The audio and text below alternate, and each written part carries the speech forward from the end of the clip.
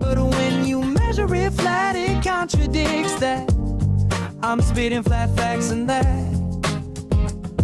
And I know you don't like that. Google Maps is flat, it presents elevation profiles like that. I'm a spitting flat earth king. Sentence has a ring, doing my own thing. If earth was a big roast chicken, factually finger licking chicken. We just got the measurements missing. I'm spitting eggs and begs, begging the question lesson. I've said it before, time after time. I'm the spitting flat earth king of rhyme. Welcome to Flat Earth Debate, Uncut and After Show. I'm your host, Nathan Oakley, and if you are new to this channel, or you've not done so already, then be sure to subscribe. Hit the bell notification icon and join button if you'd like to become a Nathan Oakley 1980 channel member and keep up to date with the Flat Earth Debate. If you would like to support the channel, there is a super chat that runs alongside each of these shows while they premiere, and there's also a coffee, Patreon, crypto and thanks button in the info box below the video. Speaking of Patrons, I'm going to do a quick shout out to all of you who do support me on Patreon.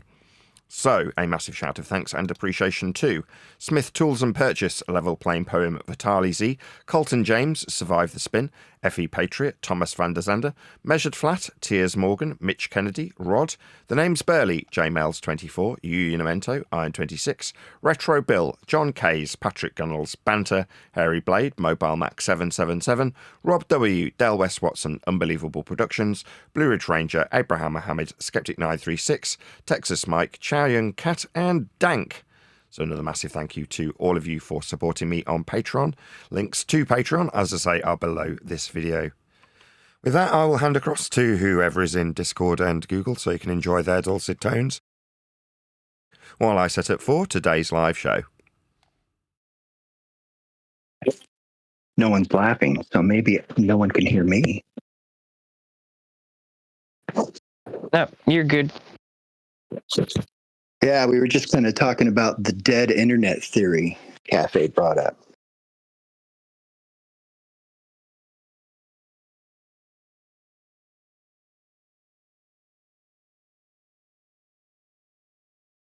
What about it?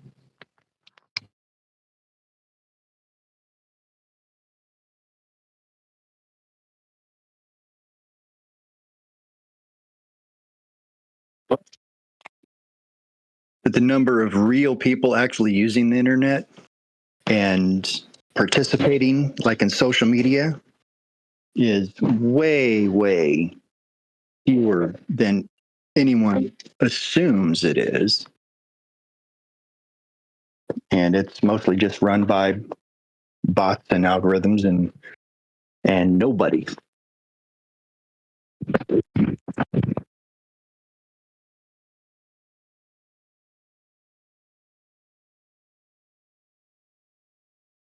On flat earthers can't stay away from conspiracies, can you?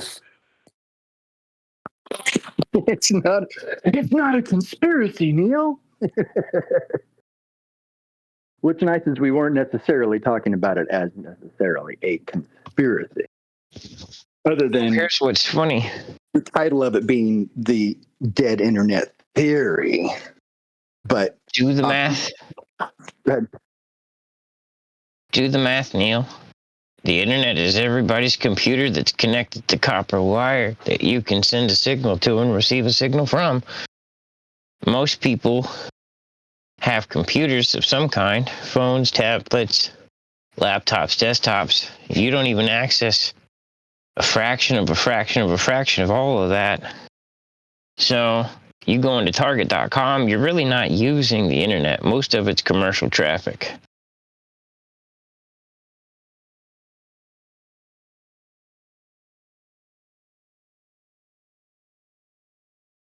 What does that even mean? Commercial traffic?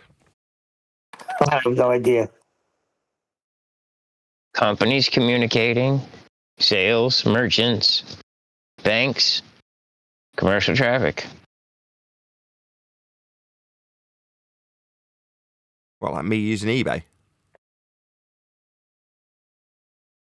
It's just eBay, but it's still a fraction of a fraction. Most people don't really use the internet. We barely use, they say 10% of the internet, and that's not even close to true. The number's way, way higher than that. Or, well, lower.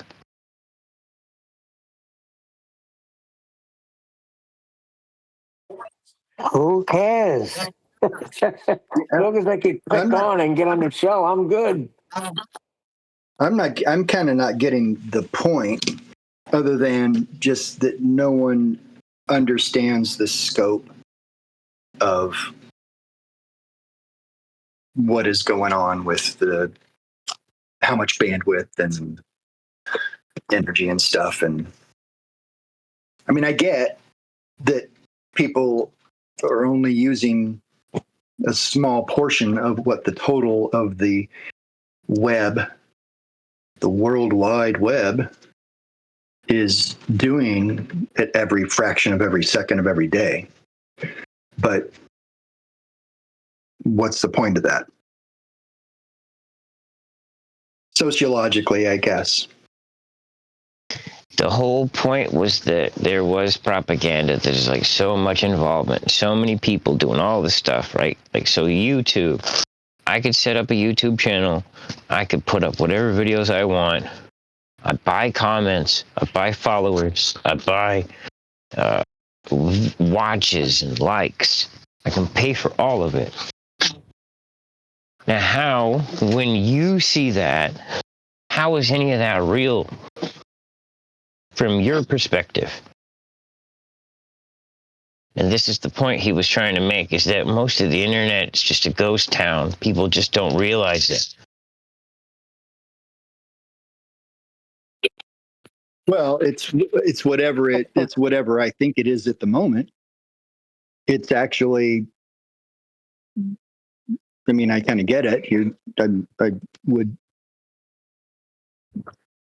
look at that site or whatever and take whatever information I wanted and whatever from it and move on. It's like walking through a ghost town. I just have the impression that there's millions of people who like that product or who are reading that article or who are watching that video. And that would alter my general opinion of that video or product or whatever. Well, I mean, if you had a new YouTube app that you could download tomorrow that would show you the real numbers of views, the real numbers of likes, the real numbers of followers, you'd see a whole different world once you install that. Yeah, validate that. You show me that. You can't validate it either way. I mean, the whole internet, It's a waste of time. everything is just where we're at by design. The only thing that's real is when you have an actual real conversation or interaction with someone who's real and who is present. Hey, now, the servers do have counters, and there is traffic. So if you got into the server, you could absolutely see the amount of traffic towards a topic. But why would I? As just a Well, Neil said validate it, and that's how you do. You get into the server and look at the actual traffic from actual users by IPs.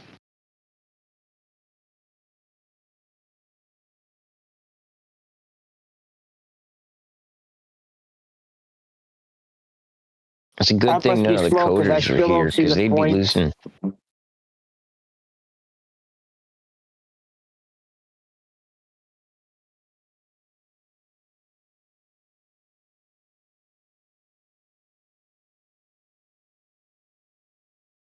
Forget about that. That's nonsense. Buck Sodbuster's going around tooting his horn. Oh boy. and nobody's Gets his listening ass, because the gets internet's his ass dead and kicked doesn't on care. Friday and goes around boasting the whole weekend. Challenging Question me to is, a debate. who's listening? Go ahead. I said the question is, who's listening? And No Hey, a one lot of knows. people responding to him. I was telling him, just ignore the guy. I get in and say, oh, Buck, just go away. You're a faceless nobody. You got what you wanted. You bragged all the time. They were afraid to meet me on Earth Awakenings. And we popped into rigs and you got your ass handed to you. And that's it. Now go away. And he challenges me to a debate on Flatzoid show the other day. I'm like, Buck, debate what? They want to bring it back to a debate that never was in the first place. I said, Buck, you have to come to terms. There is no debate. The earth is measured flat. Just get over it already.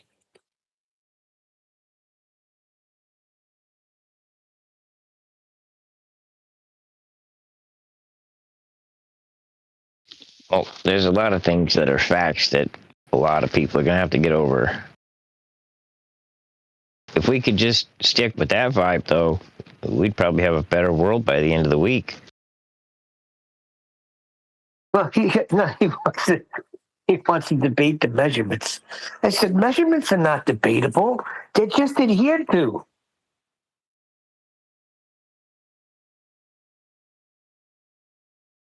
Right, like physics.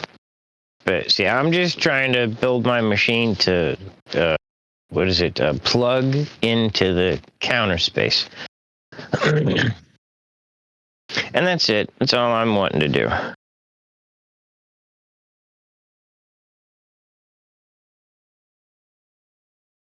I'd like to make a new counter space battery. I think that's what I'm going to call it, too, because it sounds cool.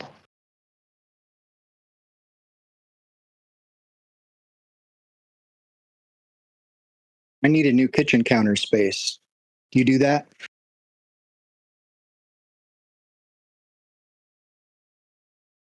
Yeah, but I'm not the guy that does that generally. That'd be Noah. You got to take some measurements first.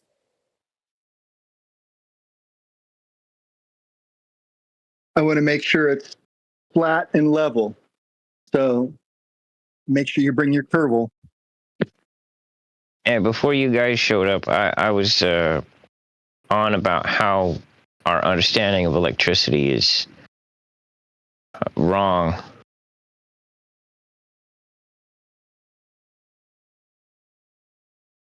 It's all completely wrong.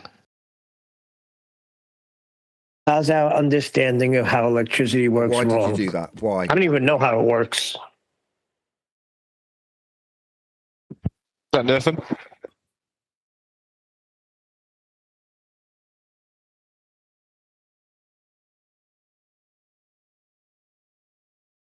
What's up, man? I think he's busy setting up the show. Not much. Just playing a few games while the show starts. You good? Everything is roses. Hey, Neil, did you get my DM? No, but I'll go look now.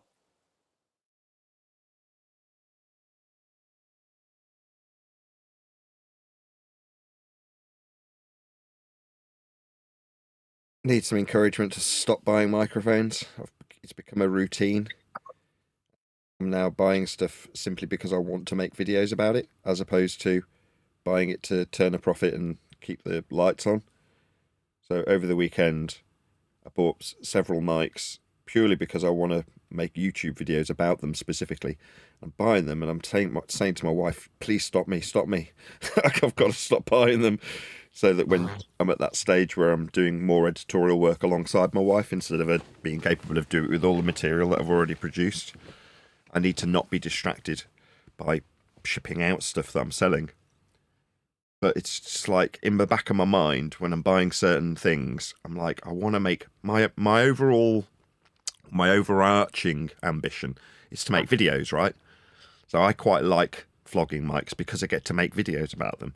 But that means that as you do it, as you become more proficient in this case, microphones, you've got an idea of what you want to make videos about specifically. For example, one of the most faked mics is the Michael Jackson mic, the SM7B, which Joe Rogan uses. there is probably 50 to 1 fakes, right? If you try and buy them on eBay, they're just all fakes. Now, obviously being interested in YouTube, I look through all of the different methodologies of establishing whether or not it's fake. Now, the most easy way is to ask the person for their original purchase receipt, and if they provide it to you, then there's a pretty good chance that it'll be real. Now, it's good because it means that this £400 microphone can be purchased if you can find a real one for pennies, because the market price has dropped so low because of all the fakes, right? So I've actually bought 3 of them, and I've bought them for a lot less than they cost or should cost second-hand, but I know that they're real. But I actually wanted to buy one fake, but I couldn't screw the price down low enough on the people flogging the fakes, because you've got 2 barriers. First, you've got to convince them that, look, I'm not trying to screw you because you're selling a fake. I don't care, but I do want it because I want to compare it to the real ones on a video and show the differences and things like that, right? So I do want a fake, but I want to pay, like with everything when I'm purchasing, as little as possible for it. So like I say, I've got to get past the barrier where they're like, oh, so you just want it. Because in their mind, they think you think it's real. And no matter how much I tell them, look, I know it's not real. I've got to be careful, because they then get scared off selling it to me at all. So it's actually become harder to buy a fake one. I mean, I could just buy one, but then I'm paying like over the odds for something that's not legit. And I just want to pay considerably less than the bottom line price for a non-legit SM7B, which I managed to find today, right? So I did buy one, and the person selling it has kind of leaned into the fact that it's not real, took the fake badges off it, and then sold it as a radio microphone, generic radio microphone, they called it. I'm like, that's a fake SM7B right there on a cheap auction. I'm like, I hope nobody bids on it, because I can get it for peanuts, 25 quid to be precise. And it's like I say, it's a fake of a £400 microphone. Now, I don't want to pay £100 for it, obviously. And the person paying £100 thinks they're getting a wonderful deal on a £400 microphone. They're not, they're buying a fake. So it's kind of in that grey area. Whereas when you've got somebody who's got one that's real, they want a couple of £100 for it, and I want to pay the top end fake price, like £100. I never get them for that. I always end up paying more, because when they are genuinely legitimate, people feel so hard done by that they're having to reduce it by like 3/4 or 2/3. It like pisses them off, obviously, as it would. But I don't care. I just want to buy them because I might be able to move them on or keep them or whatever I want to do with them. But the point is, the fake one has proven just as difficult to buy cheap, and I managed to achieve it today. But I need to stop. Like I say, I need to clear through all these microphones. I think I'm down to about 60 mics, but I've acquired about 40 of my own that are just sat there in case a rainy day comes in a couple of years. I'm looking at all these mics going, I don't need any of them. I need one, the one that you're hearing me on, maybe a spare, which I've also recently purchased as well. Again, buying stuff that's not being bought so that I can sell it.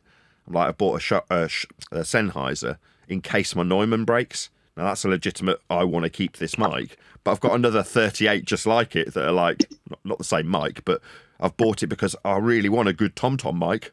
I really want a good snare mic. I really want a good drum overhead mic. And it's like I haven't got a set of drums, but I've got it covered should I ever need to record a drum kit. So those are all sort of sat behind me looking pretty, all lit up beautifully. And I want to make videos about all of them at the very least before I move them on. Someone's got their mic wide open. Birth Daddy. In the Hangout, you can't do that. You've got to be really vigilant with your mute button, because you just, for whatever reason, you're a real bad offender for feedback. So now you're in here, it'll be 10 times worse if you don't be vigilant with your mic. Oh, he's in. We're just trying to get him in. All right, you're in now. Yeah. First timer, Virgin. I'm done. I got it. Yeah, but just be aware, whenever your line particularly is open, you are either talking, in which case it's fine, or you're causing audio problems. So just be aware, if your mic's open and you're not actually speaking at that second, close it again, because it will cause horrendous feedback while you're in G+. Because you get priority, the audio priority, that is. You're less gated, there's less severe noise reduction. but by the same token, there's more severe reduction actually in the Hangout itself. But regardless, you get audio priority. So when you open your line, you cause feedback. Just so you know. Anyway, back to microphones. So I need to stop buying them because I've kind of stopped purchasing them to sell. And the whole point of them in the first place was to keep the mortgage paid. Now, I'm very, very pleased that I've been doing it for almost a year. And I can at the end of that process, I can talk knowledgeably about the subject and draw it to a close right at the time that my book comes out, because hopefully it's coming out about Easter, I would hope. But, you know, for the last couple of months, I need to be very hands-on with my wife in the editing process. I'm not at the moment. You know, she can pretty much get on with whatever I've got to give her in terms of, here's what I'm saying in a video, transcribe it.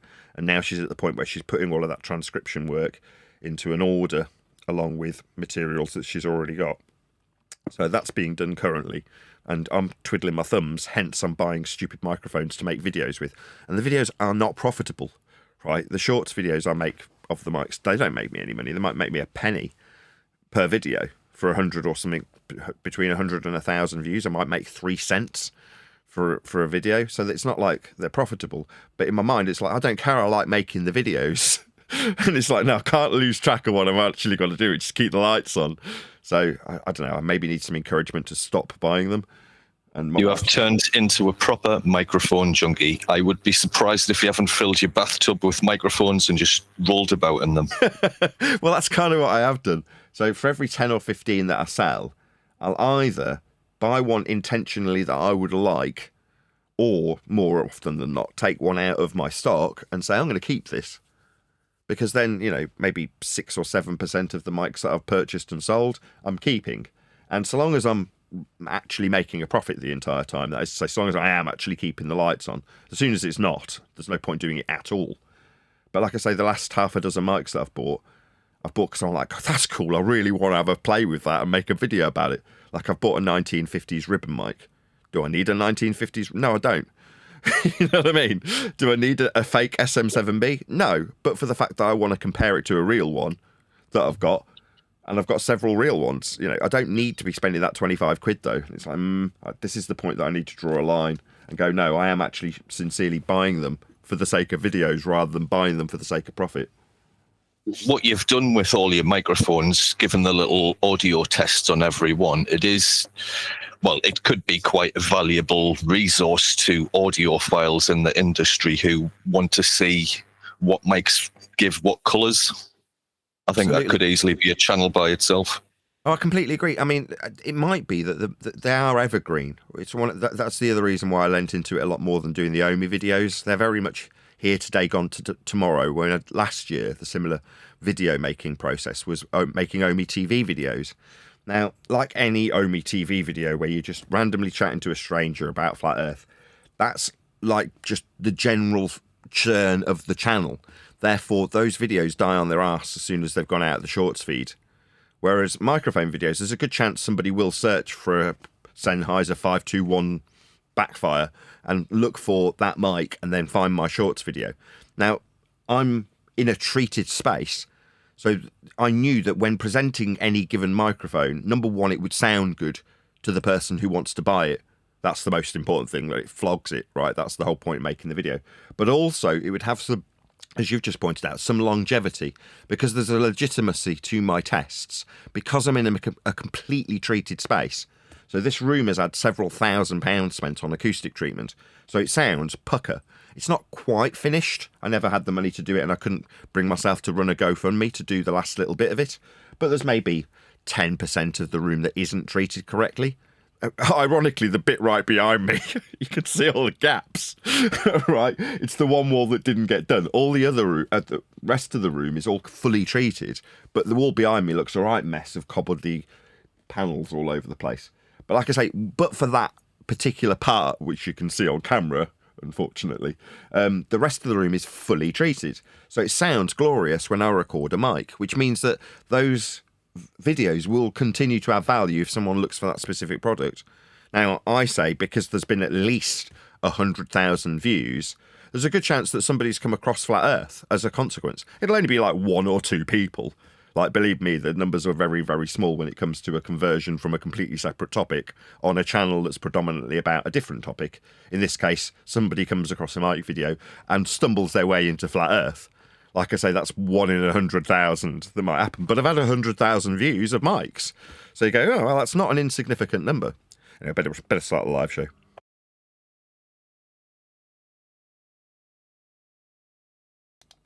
How are you? Yep. Happy New Year to you all. Hello. Good morning. Just in case I haven't said that to anybody, there you go. Good evening.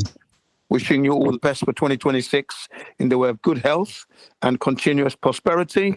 And let's hope that Nathan's book comes out this year and uplifts his family financially. And yeah, it's the horizontal constant year, 2026, the year of the horizontal constant. So keep looking and keep listening. Thank you. Yeah, it absolutely will come out this year. It'll come out hopefully by Easter. So obviously, my bit and the bit my wife is helping me with, that's to say the editing, typing and tapping and moving text around, changing its font size, all that kind of stuff will have to be done prior to it going off to the publisher. Then there may be a delay caused by that, although I doubt it.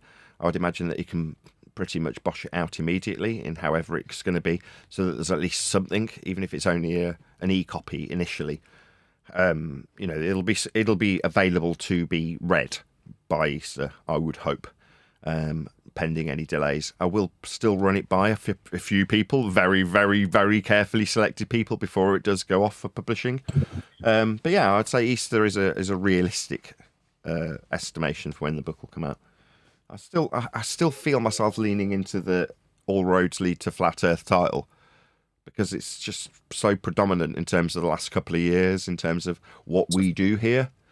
At the moment, well, I strongly support that. 100% support that title. Thank you very much. I mean, it's Great title. How about that? I like Welcome to Flat Earth. Yeah, it's gone through 4 different title revisions: Housekeeping, All Roads Lead to a Flat Earth. It's The Ultimate Reference, and then Welcome to Flat Earth. It's gone through 4 different working titles, but of the 4, I personally feel All Roads Lead to Flat Earth is enough that if it was literally on the shelf in a library or on a bookshelf in a store, you'd read the title and it would intrigue you to a degree. That is to say, Welcome to Flat Earth is a bit too confrontational. It potentially could alienate people. Calling it a reference guide, it isn't anymore, because all of the work that was being offered as help has had to be removed, so that I get sued by 2 thieving bastards. So you can't call it a reference book anymore. The original title of Housekeeping, while that does form the structure of the chapters, it isn't necessarily an accurate description of what the book actually presents. But the journey of me for the last 10 or 11 years is one of the roads, be them conspiratorial or social, leading to Earth being flat. And an unequivocal declaration of that fact throughout the pages is what the reader will get presented with. So in my mind, All Roads Lead to Flat Earth, or All Roads Lead to a Flat Earth, is the best title thus far, in my opinion. Now that you explained it like that, Neil, I would second that, Nathan, because I was born in 1961, and when I look back at my life, I've been down many roads, and when I look back, all of those roads required a flat Earth. So All Roads Do Lead to a Flat Earth is such a great title, and it's not alienating anyone. It's an intrigue. It's a beautiful lure. I'll stop there. Yeah, I Sorry, agree. Neil. well, now that you explained it like that, I agree. It's your journey, absolutely. Well, the other thing is, in a, I think, cathartic way, the description that Jin just gave is also true when he's talking about his, David Copperfield-esque, I was born, etc., from your beginnings to where we are now, in a kind of almost religious manner. I do feel like I have been led by God on certain paths. Now, that's an analogy that I use frequently, and I don't just mean in the last 10 years. I mean, as an example, I've sued various different people in courts for various different things. Very stressful every single time. And in those moments, 20 years, however, 25 years ago, say, when I was doing those sorts of endeavours because I'd been wronged by somebody, I felt aggrieved at the process. And it was distressing, present tense, past present tense, right? In the moment, it was distressing.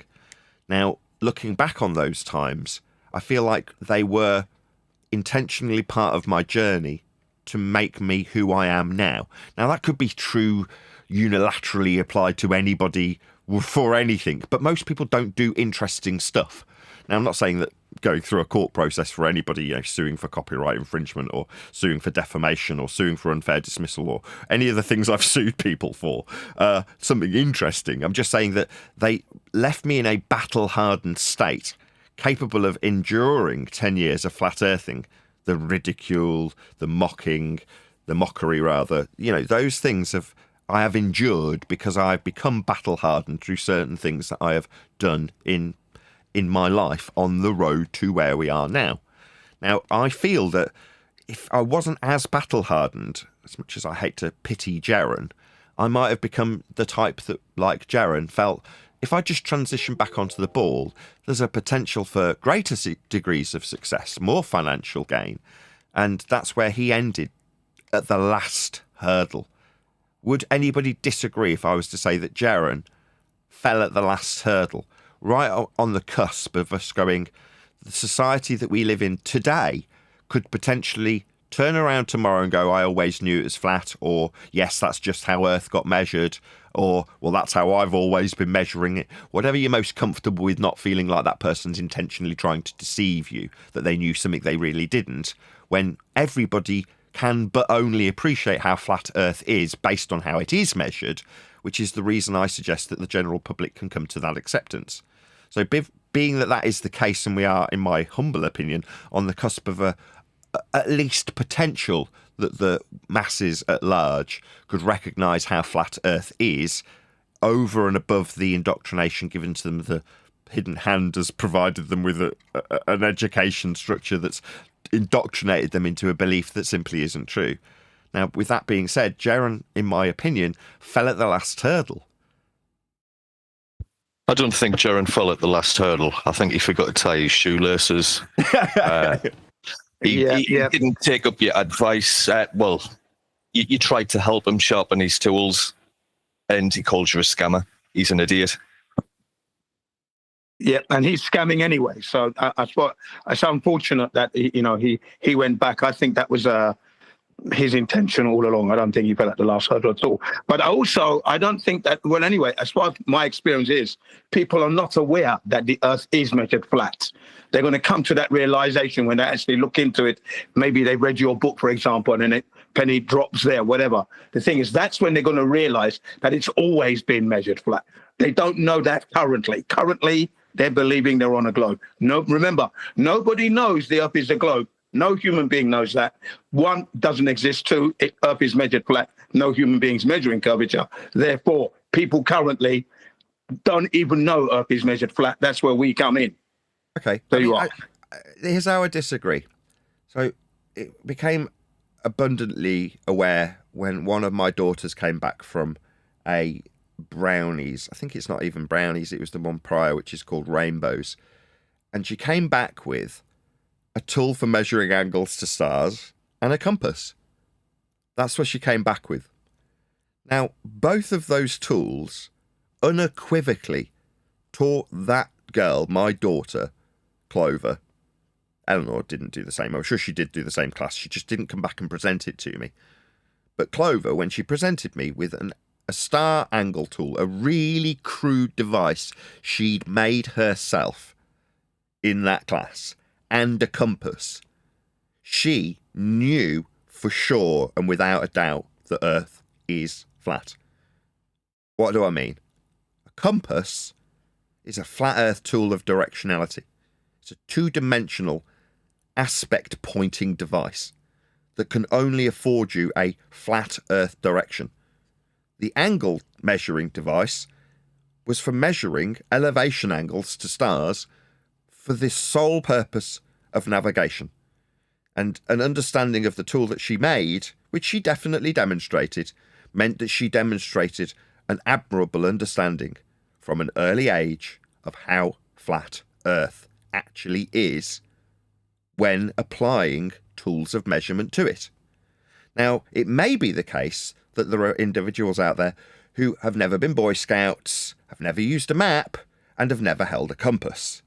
Now, it's going to be a minority, I would suggest. My faith in humanity is such that most people understand how a map works. They've been through a geography class, and it was detached. It was given you in isobars and weather reports and certain aspects of cyclical nature that would be governed by, I know it's not science, but natural law, which you would expect to be taught in the science class. It wasn't. It was taught in geography. This do-si-do of category errors that you got in school was intentional to keep you from the truth of how flat Earth is, because they're going to be teaching you the religion of how flat it isn't in the form of heliocentrism. But they still need you to know, at a very basic level, how we functionally operate on the ground in geography. So I would put it to you, Jin, that at a base level you're wrong, because people do know how to measure Earth. And it is, and has been taught to them, as flat, for them to have an, maybe you would say disingenuous, but recognition of how flat they always knew it was. Unfortunately, I totally disagree with that. That's a misrepresentation of what I'm putting forward. Ladies and gentlemen, I put it for you strongly like this. There are currently surveyors out there who are measuring Earth flat every day of the week and still believe they're on a globe. So they don't even understand the ramifications of the measurements they're making in connection to where they live. And anybody at school, when they're taught about how to use a map and a compass, I learned at school, I also learned in the cadets, also learned in the army.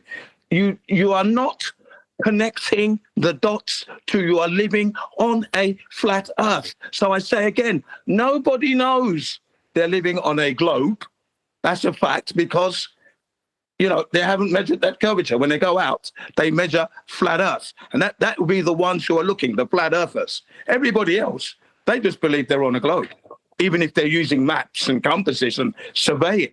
Okay? They all believe they're on a globe. That's my point. So they can never get away with, I always knew it was flat. No, they never always knew. They never knew it was flat.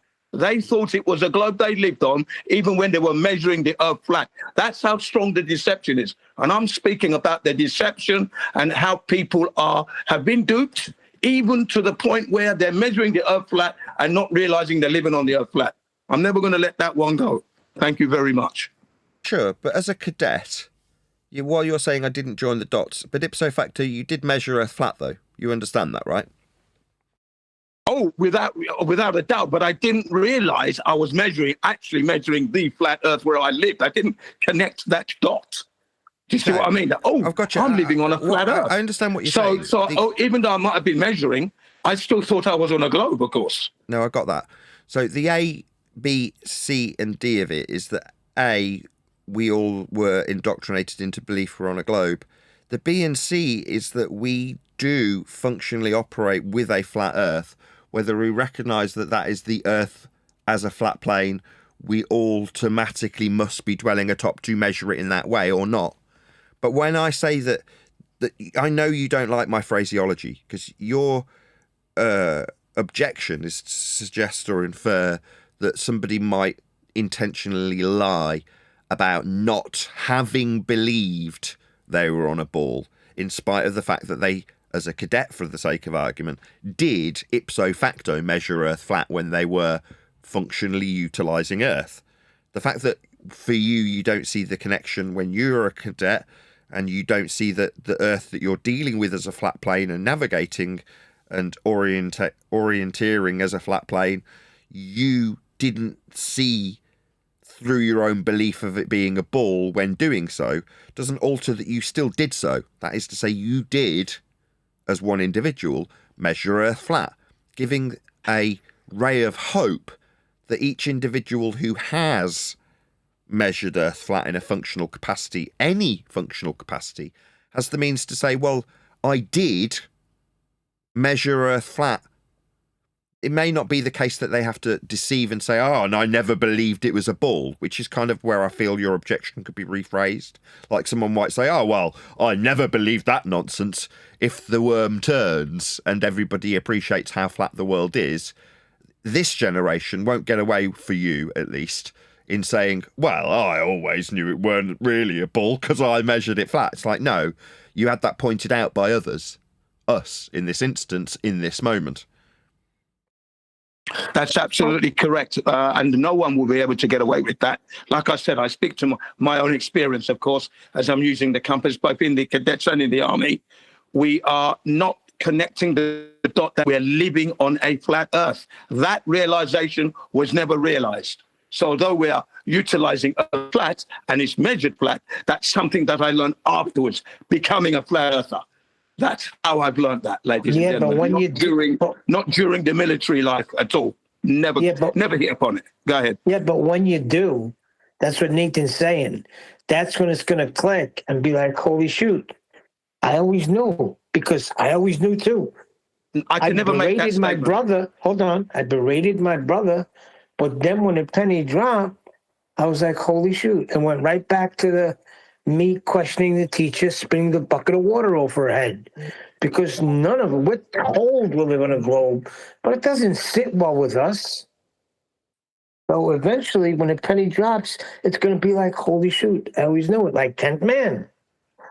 No, I can't make that statement. You said that, Jim. Hang on. I was always measuring Earth flat, but I didn't realize that the Earth was flat. That's going to be always going to be my statement. It's never going to be, oh, I always knew it was flat. No, I cannot make that statement. I always measured the Earth flat, though, ladies and gentlemen, and I didn't realize that the Earth was actually flat. That's what you have to say. That's the honesty and the integrity of my situation as a human being on the earth, measuring Earth flat without realizing I was living on it. That's how it has to be delivered. So people get to understand the depth of the deception itself, the psychological effect that happens to me and to everybody else, because no one else can escape this.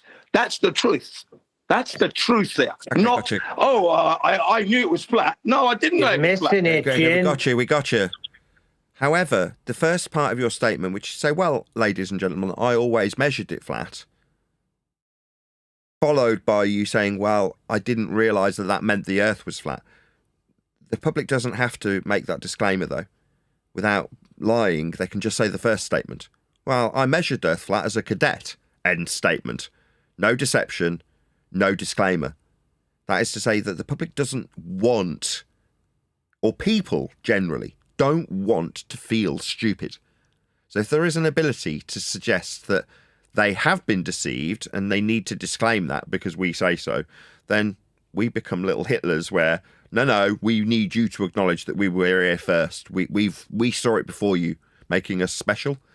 But when the public can say, well, I just measured it flat already, without adding on any disclaimer about how they were deceived into the indoctrinated system that we all found ourselves in. As long as they don't have to do that, there is a gateway for the public to accept this. Nobody wants to feel stupid. Yeah? Now, it's been made such that we, as a public, ridicule flat earthers, instinctually tell them that they're wrong, because we've been taught better, and we know better, therefore we feel smart. But if we're to have that as an antithesis, situationally, we need to give the public the opportunity to just say, I did measure Earth flat anyway, without having to disclaim that they were indoctrinated into being on a ball. That does two things. One, it takes away the power of the person who's trying to brainwash you.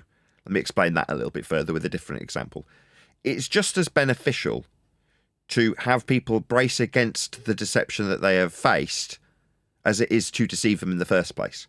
For example, let's pretend that you invented an invisible boogeyman that floated through the air and you'd have to, I don't know, take a magic pill to stop you getting infected by the invisible boogeyman.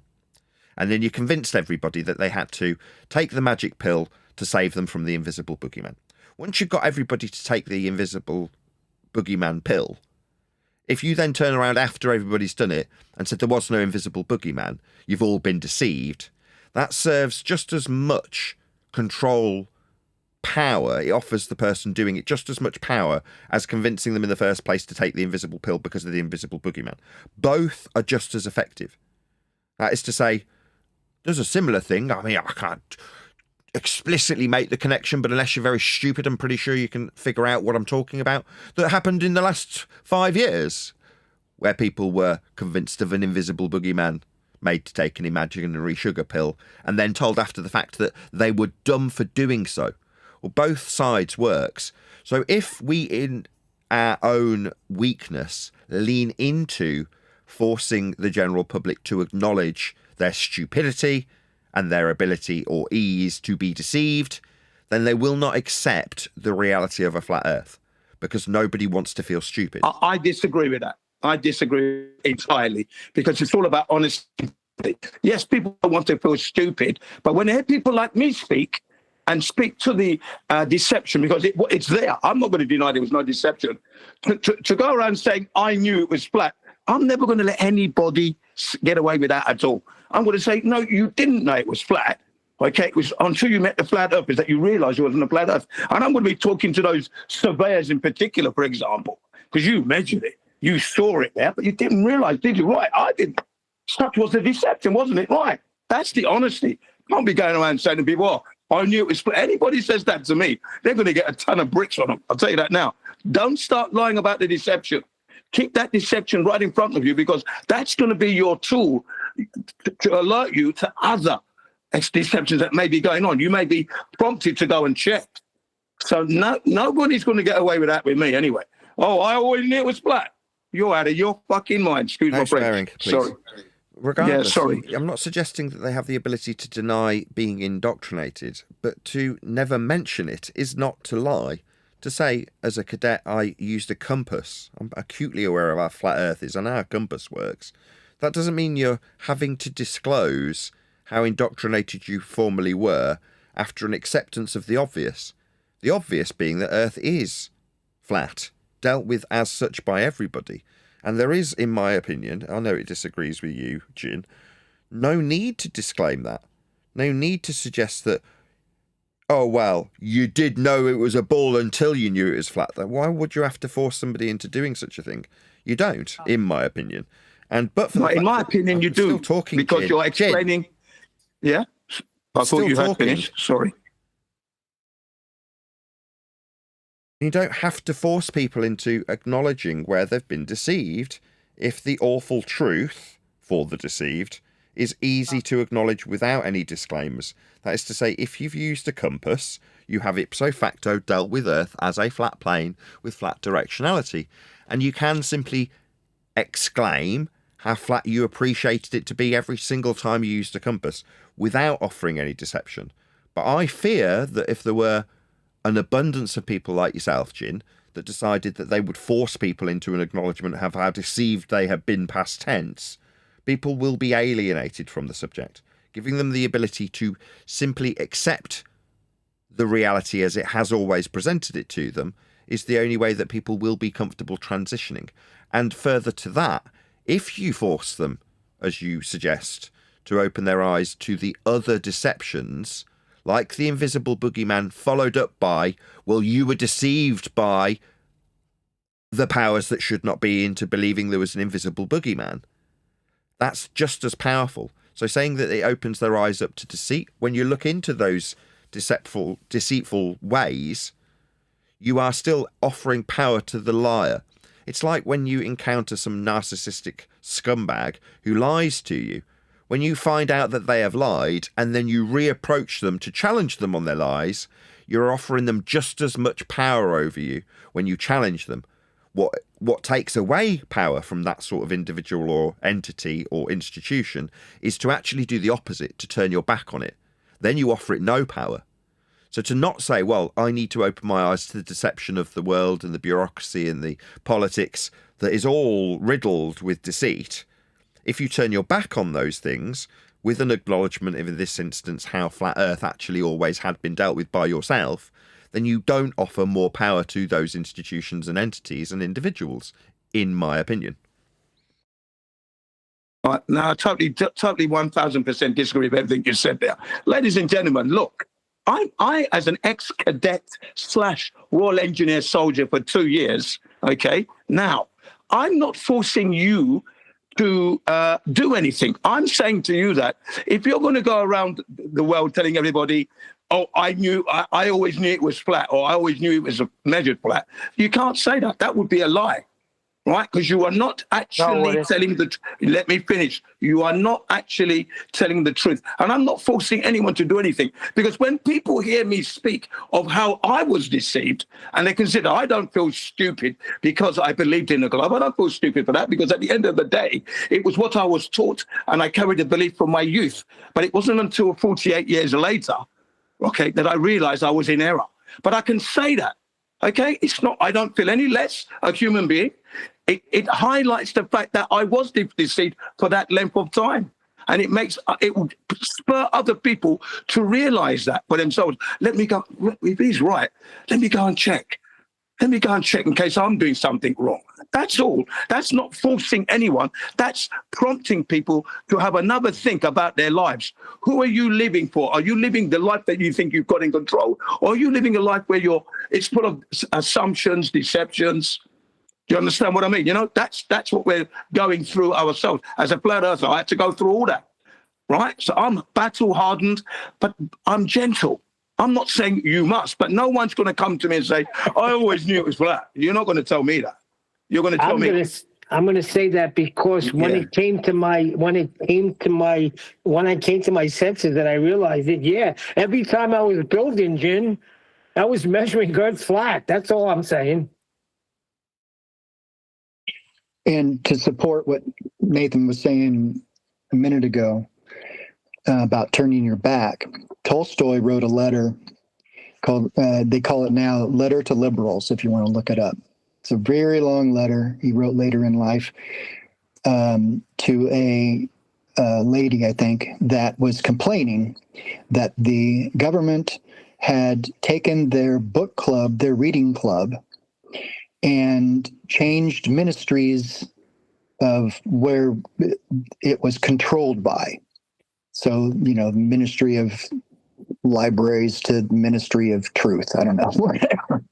But she was complaining that they were now saying that they can't read books. You can't read this book. You can't read that book. What shall we do? And she was asking, you know, Tolstoy what any advice he had. Very long letter, very well worth reading if you want to get an idea of his communications with people just outside of his books. And he said one thing that has stuck with me ever since then. It applied to me when we were homeschooling. And people were asking me, you know, well, what about registering your kids for school? And what about doing this and doing that with the government? And will the government be okay? Will you be arrested? Blah, blah, blah. He said, basically, you cannot do anything with the government without being part of it. And to be a part of it, you must lie. At some point, you must lie about something, and you will justify it because it's for the greater good. And then you will become a liar. If you're going to deal, when dealing with anything like this, and not just governments, he said, ignore the state.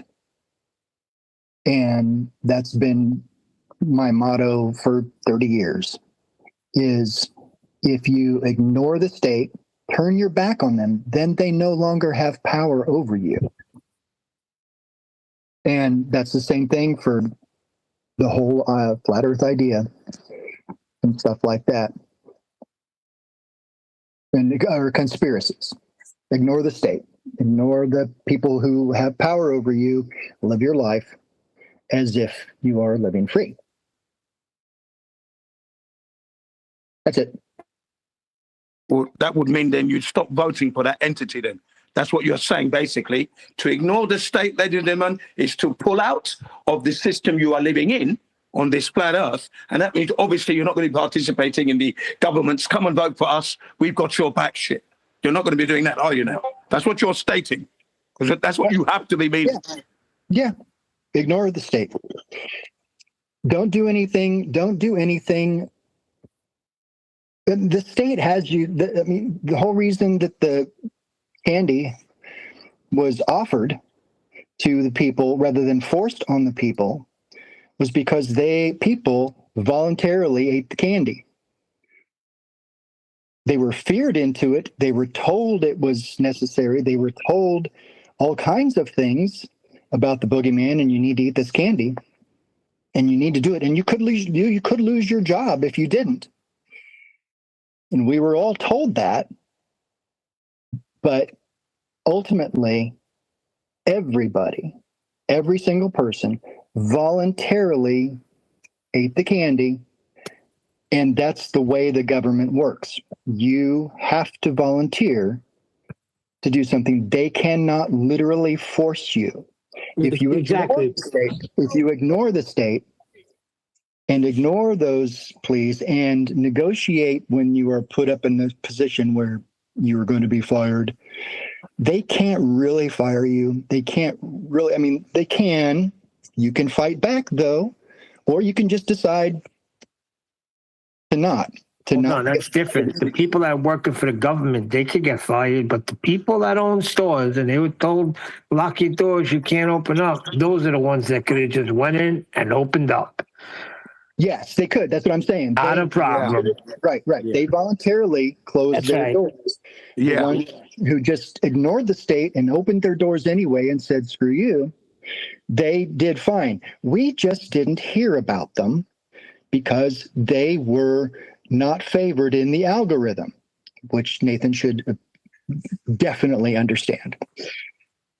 Yeah, that's true what you said there. Same thing happened here in Japan, ladies and gentlemen. Been in Japan 26 years. When we had that 5-year nonsense that the government was pushing out, we didn't have any lockdowns because the government really couldn't. Prime Minister Abe stated that he didn't have the laws in place to do that. So he was asking for everyone's cooperation. But in the end, people stopped cooperating because they were losing money. You know, they couldn't. The government subsidies wasn't enough to help them survive. So they just went back to work. They pushed back. That's a good thing. I myself have never voted for the state in my life because I never saw anything there that was going to be benefiting me. That's why I never voted. Okay, so I've always been against the state, and I'm with Daddy when he says, "Yeah, you got to do that." I'm with that 100%. So there you go. But I'm never going to let anyone get away with, "Oh, I always knew it was black." No, you did not, sir. Sorry. Don't give me that crap. I will add that no one, I think what the little part that we're missing here is that no one wants to be told or no one wants to be suggested to that now they're a flat earther. I think welcome to flat earth, as it was used throughout the show life, was perfect for the show. All right. For who we were debating.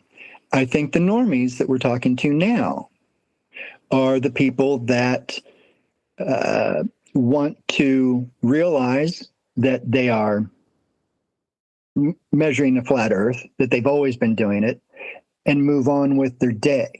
Yeah. They don't generally want to be labeled as a quote unquote flat earther. I don't know where you're getting that from. I don't know where you're getting that from at all. That's a very wild, sweeping statement there that people want to fall into this kind of frame of mind. No way. I don't accept that either. That's too assertive. How do you know that? No, they don't. Because now most people don't think about flat earth. They don't think about any of that in context of the flat earth debate, you know, the pancake in space, the whole conspiracies, all that stuff. No one wants to be a flat earther. No one wants to be called a globehead either, or a glober. No one thinks about this stuff in this context. Right. If we are going with the idea that enlightening people of how they've always measured the earth, then they just need to be taught that and see that for themselves. But if we are adding the context of now you're a flat earther, or you know, now you're off you the were globe, previously you know, deceived. To suggest that they were previously deceived, as Jin is saying, I'm not going to let them not get away with not knowing that they'd been previously deceived. It's like, well, then we will have limited success. Offering them the opportunity to recognise how they always functionally utilised Earth isn't forcing any member of the public into an acceptance that they were previously deceived, or in a divide and rule mentality where we've got a category ascribed to them as a flat earther or a globe believer, as Surf Daddy's saying. And I agree. You've got to just give them the opportunity to what is it that he says in the Matrix? You just show them the door. You don't make them walk through it. You just show them it. Don't brandish them I'm as not they doing walk that through. though, ladies and gentlemen. I'm not making them walk. I'm not forcing them through the door. All I'm doing is to make sure they understand that if you're going to go around and say, "Oh, I always knew it was this," no, you didn't, and I'm going to say, "No, you didn't do that." No, you learned as we learned it. You were deceived just like everybody else. Okay, that's the honest truth. And people don't want to be called flat earthers. They're not looking into it. And even if they find out that the earth is indeed flat, they don't have to call themselves flat earthers. No one's forcing any individual to do that. They can say, "I live on a flat earth," and I'm a human being who lives on a flat earth. Okay, that's fine. Right, but I am not responsible for forcing anyone into any pigeonhole. I've had great success in talking about this topic matter to people because the way I speak about it, and it's always from my own experience first and foremost. So when they realize me speaking with passion and it's truth, they look at themselves, well, if Jim's not bothered about his deception, but he's highlighting the fact that he made an error for 48 years, that's honesty. That's integrity. Yeah, That's but Jim, how value. can you tell somebody if they turn around and say, "I always knew it was flat"? Who are you to say no, you didn't? Oh, You can't quite say easily. that. Quite easily, because I'll ask them, how did you know it was always flat? And he'll say just like I said, Okay, I was let's always just- measuring it, but I didn't Yeah, realize but you it. didn't know you was on a Hold on, flat both of you earth, stop though, a because I second. know that. Stop a second. I know you didn't Hold know. on. What if they turn around and say, Thank "I've you. used a compass"? They won't be lying, will they? And I got a tool. I measured it when I They was didn't building. know they were living on a flat earth, ladies and gentlemen. Final statement. They No, did not it's the know they were living subconscious. on a flat earth. And if they were going to try and say they did always knew they were living on a flat earth, because they were measuring it, then, the question's definitely begging the question there. Come on. When I came to realization, I was like, dude, I always knew it was. You knew the earth was flat then. Chill. So you knew you were living on a flat earth, Neil. Once I Is that realized right it now, was Neil? flat, then I said, Neil, I did realized. you know you were living on a flat earth Jin, when you you're were just making your rumpusing measurements, now. Neil? Please, Yes. Jin, chill. Yeah, I don't know Yes, what he's getting so tight about. Yeah, Jen, when I realized I was living on a flat earth, I said I always knew it. I even challenged the teacher. You are not answering my question. You are not answering my question, Neil. I'll ask it again, Neil. Neil, did you know you were living on a flat earth? When you were measuring the earth flat, were you not still living on a globe? See how Wasn't that silly it not your sounds? frame of Yeah, mind? but you're missing the point, Pause, so I'm not pause. going to Hello. explain it again. I'm not Jim. missing Pause a any second. point. Hello, No, I'm hello, not hello. missing any point. Can you hear me? Bloody Hello? hellfire. Hello, yeah, I can hear you now, yeah. Go ahead. So you're saying, how dare you say just because you always measured Earth flat, you knew it was flat? It's like, if you've used a compass, you know it's flat. Now you're saying that you simultaneously have something called cognitive dissonance, where you're holding simultaneously two positions that are in contradiction with one another. In this case, you're measuring Earth flat, you're using a compass to do so, but you simultaneously, that's cognitive dissonance, believe something contrary to how you're measuring it. You don't have to force the person into a recognition. If they can acknowledge that, yeah, I've used a compass, that's where their statement should be allowed to end. Now, you feel aggrieved and like, well, I had to learn how flat it was. And you're just going to turn around and say, well, you always used a compass. Yeah, you should be able to allow that. Why not? Just allow them to because it's not relieve accurate. themselves of the second part of their cognitive dissonance and retain the true bit, without having to acknowledge how stupid they were, without having to acknowledge that they formally believe something different. That isn't necessary, in my opinion. It is very healthy to acknowledge one's stupidity, so you don't make that stupid mistake again. Very healthy. To deny the fact that you were deceived in this case is absolutely wrong in your cognitive development to carry on with your life. Okay, and then to be able to bring up your children properly and teach your children. So if you make a mistake, you acknowledge that, and it's always part of being honest. So I'm always going to be that character. I'm never going to be the guy that's going to allow anybody to say, "Oh, we always knew it was flat." Well, how did you always know it was flat? By that I mean you knew you were living on a flat Earth and not on a globe spinning through the universe. Yeah, that's what I mean by that point. Okay, let me just Thank respond to you. So if I say, yeah, I've used a compass. All right, yes. So you've used a compass. So what? Does that prove that you were not living on a globe, sir? Did you actually connect? Now you're forcing me. That you were not living on a globe when you were measuring this flat. That's the question I'm going to ask. I heard you three times. Heard the same question 3 times. Thanks. Yeah, now you're forcing me to acknowledge that I formerly believed something else. That seems very unreasonable. Your question was... No, that's very reasonable. Finished. Sir. I heard you ask 3 very times. Reasonable, sir.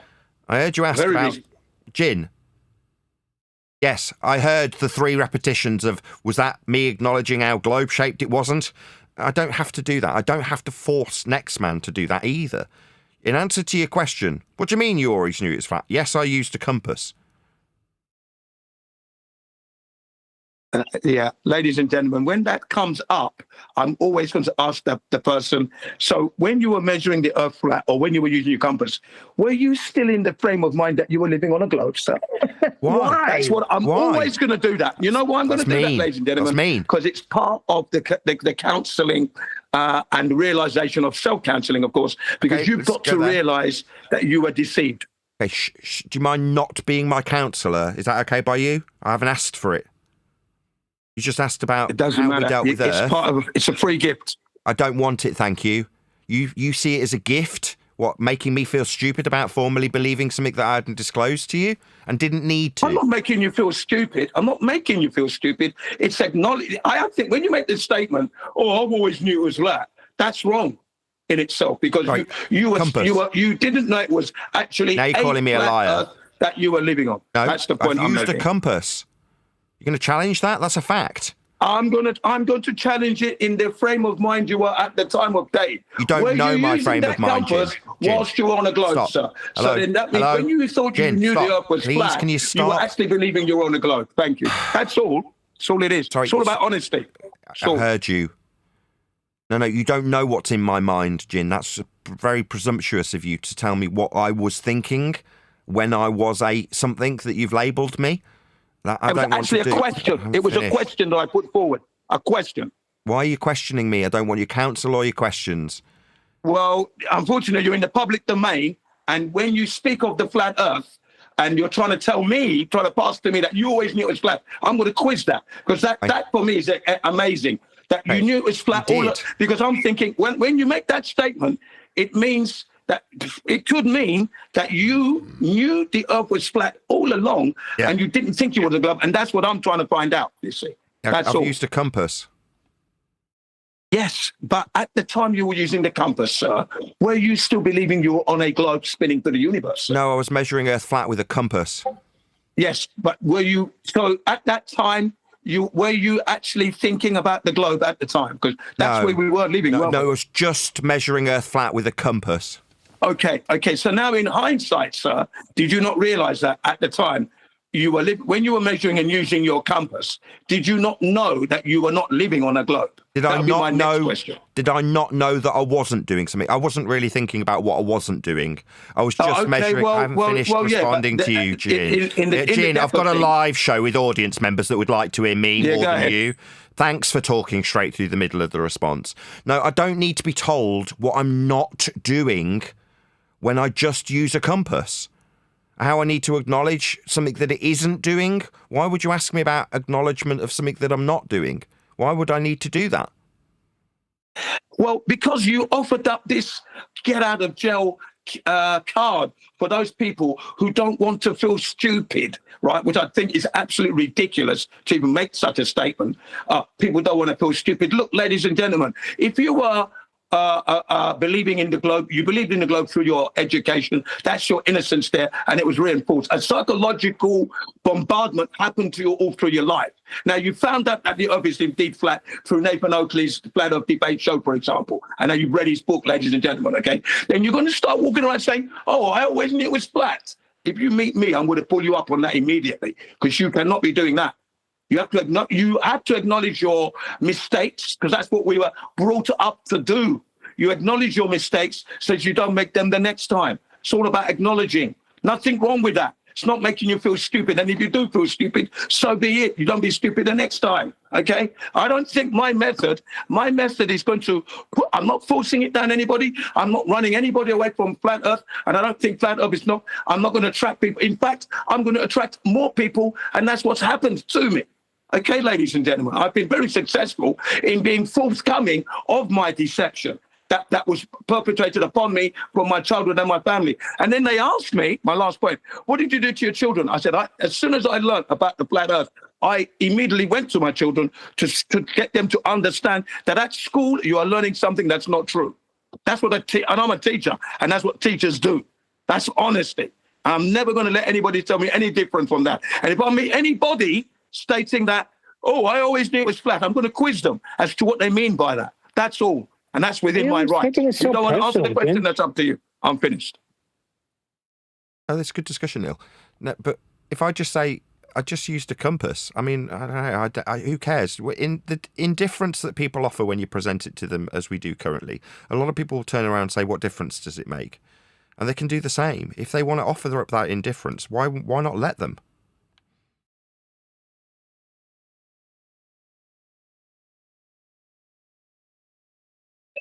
I mean, on another note, you've got people in the arena where we are now. Now we've just nailed it down to measurements. Like, for instance, you've got Simon Dan measuring Earth flat. He knows he's measuring Earth flat, not just locally. But he will still tell you that's happening on a globe. You've got Dave McKeegan showing us elevation profiles horizontally, 0 degrees sea level, and just saying he knows that's flat and horizontal, but it's just easier to do that. He also knows the Earth's flat, but he won't admit it for some reason. And then even when you throw two examples, Dave McKeegan was asked 9 times from me to discuss Eratosthenes, how he measured the circumference of Earth, and he didn't want to approach it because he'd said, I'll just go back to Nathan and the crew and say, and welcome into Flat Earth. That's correct. And I've just put that question to the guy Nathan was debating on text the other day several times. Let's talk about Eratosthenes and how he measured the circumference. That's a Nathan Oakley tactic, and he won't answer it because he also knows the Earth's flat, and it's always been measured flat, and the Greeks all knew that.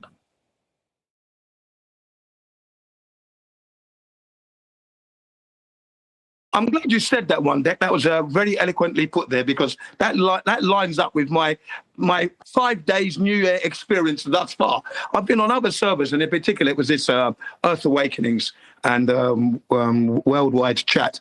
And ladies and gentlemen, I had to drive home the point because they were making me look like the criminal here.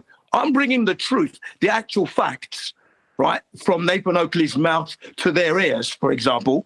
Okay, Earth is measured flat, utilized flat. Nathan Oakley's where I heard that first, by the way. Now I'm bringing those words to them, and they're making me look like I'm the criminal. I had to drive home the point, but I drove it home, and I drove it home good, ladies and gentlemen, and I was very successful in the end. Okay, so sometimes you do have to drive it through to them because they're making you look like you're the one that's incorrect with the statements you're making. Earth is measured flat and utilized flat, always has been, always has done. And then I backed it up with some of the material that we were looking at last year in the latter months in October, November, December. Okay, and I gave them that material to look at these individuals in their jobs. Okay, so don't tell me that I'm incorrect or Nathan Oakley is incorrect when he makes this statement of fact. Okay, so that's me. I've been very successful. I can do it softly, which I do generally, but the past couple of days I've had to drive home that point because it's the truth. That's why. Thank you. Are you talking about the Simon Dans and people like that, worrying about them having to get out of jail free card, or just a regular person? I'm talking about anyone who wants to go down that road. And so, the Globers that have been abusing us, for example, calling us tinfoil hat wearers, even the newbie people, they're out there thinking flat earth are stupid. Those people, as anyone trying to get away with, I always knew. No, you didn't not always know, sir. What do you mean by that? And I will quiz them to understand where they're coming from. Yeah, because subconsciously I did. It brought me right back. When I looked and I couldn't find globe proof, I was like, shoot, I knew it. That's why I challenged the teacher. Every time I went to the beach, I knew it. Well, ladies and gentlemen, as I said, I will always question anybody who's coming from that particular route. He's putting it into public domain. I'm there. I'm going to question it. I've been a 10-year proponent of heavily scrutinizing this particular situation. We've come across a lot of abuse and a lot of deception amongst those who are abusing us. They're deceivers as well. So anybody coming with that, I'm going to question it for their genuinity. That's all. Are you sure? Because I didn't hit upon it. So, I mean, what was it that I want to understand that individual, you see? And that's all part of learning. That's why I'm going to quiz them. I'm not going to let anyone get away with it, though. They're lying about it. I'm going to say, well, so that's not true. Not getting away with anything. You're telling you the truth when they said I always knew it. Well, to always know it was flat, ladies and gentlemen, but for me, is to know that you are living on a flat earth. And that means you've acknowledged it and you are not living on a ball that's hurtling through the universe. That's what I mean. If you're making that claim, I would say, and how did you come by that? Oh, because you were measuring flat. So you knew it was a flat earth. You didn't really need to come to flat earth. You knew all along. There's a difference there. And remember, the statement was made to not let people feel silly, not feel stupid. That's why it was originally coined, that statement there. I remember it very well. And that's what I said, that's giving them a get out of jail free card. Never going to let them get away with that. Why do you want them to feel stupid? Go ahead, whoever that was. Feel free. I'm just trying to get the conversation going. Yeah, I don't want to make anybody feel stupid at all. No, there was someone else. Hold on, Jin. Someone else was trying to get away. Yeah. Who was it?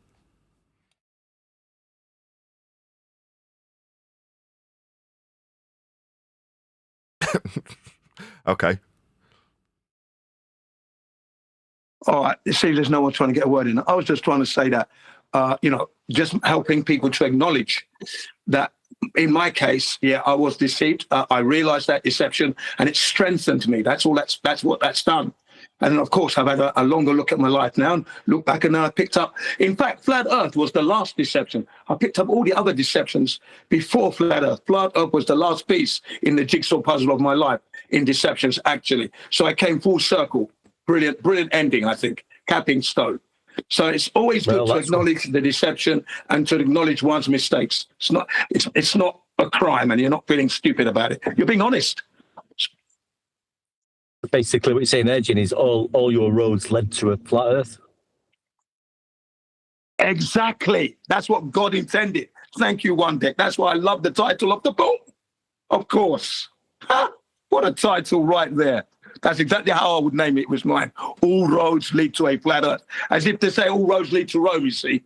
I love that title, man. Wow. Thanks. It's been a good discussion.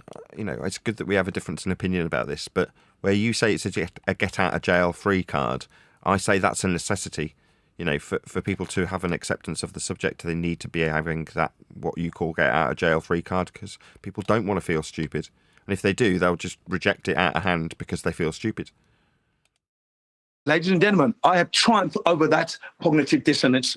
And when I say triumph to the good in the way that I'm helping the individual, because I always lay down these foundation disclaimers. As I'm talking to you today, don't think that I think I'm better than you, because that's not what I'm about here. It's just that I'm carrying the knowledge that you have not actually gleaned yet. And it could be that in the end, you could articulate this topic matter better than me. That's all. So don't think I'm better than you here.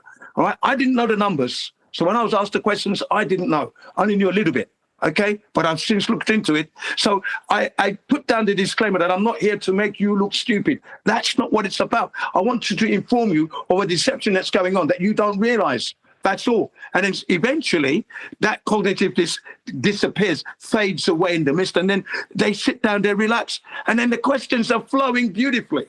And before they know where they are, they're investigating, they're coming back saying, it's all flat, bloody, I didn't even realize that. And they're enjoying it, and now they're joining the server and whatever. So, Jin, you want to share your knowledge, in other words. I am sharing them the truth that is out there. That knowledge is waiting for anyone to pick up. But yes, in that sense, yeah. If they already knew, like if they used a compass. Yeah, they knew. I worked on construction sites, and I went to the beach, compass, and I said to myself, it's got to be flat. It's got to be flat anyway, no doubt about it. There's no doubt about it. Ladies and gentlemen, those words that Earth is measured and utilized flat, it's without it, you can't be even using your compass. I mean, that's how straight truth it is. So there you are. I think for most people, they're fine learning that the earth is measured flat. I don't think they want to become an altar boy for flat earth or for even spreading the truth of how we've always been measuring stuff forever. We need to give, when we have our personal interactions with people, which is what we're talking about, one-to-one or as personal as it can get, I like to just lightly tell them, yep, it's measured that way, giving them an example, height, elevation, miles distance, measurement to Polaris, your latitude, and then move on. Give them an opportunity to take their golden drawbridge away from the situation and make of it what they will. You're planting seeds, not proselytizing and street preaching in the majority of the cases. And you let them. I'm not doing that. I'm not doing that at all. That's not what I'm doing. I'm sitting in a place where people come to me. You know, the timing would have to be right, and I select that timing perfectly well to engage people on the streets quite easily, and that's when I'm on holiday on the beach, snowboarding, wherever. You know, it depends.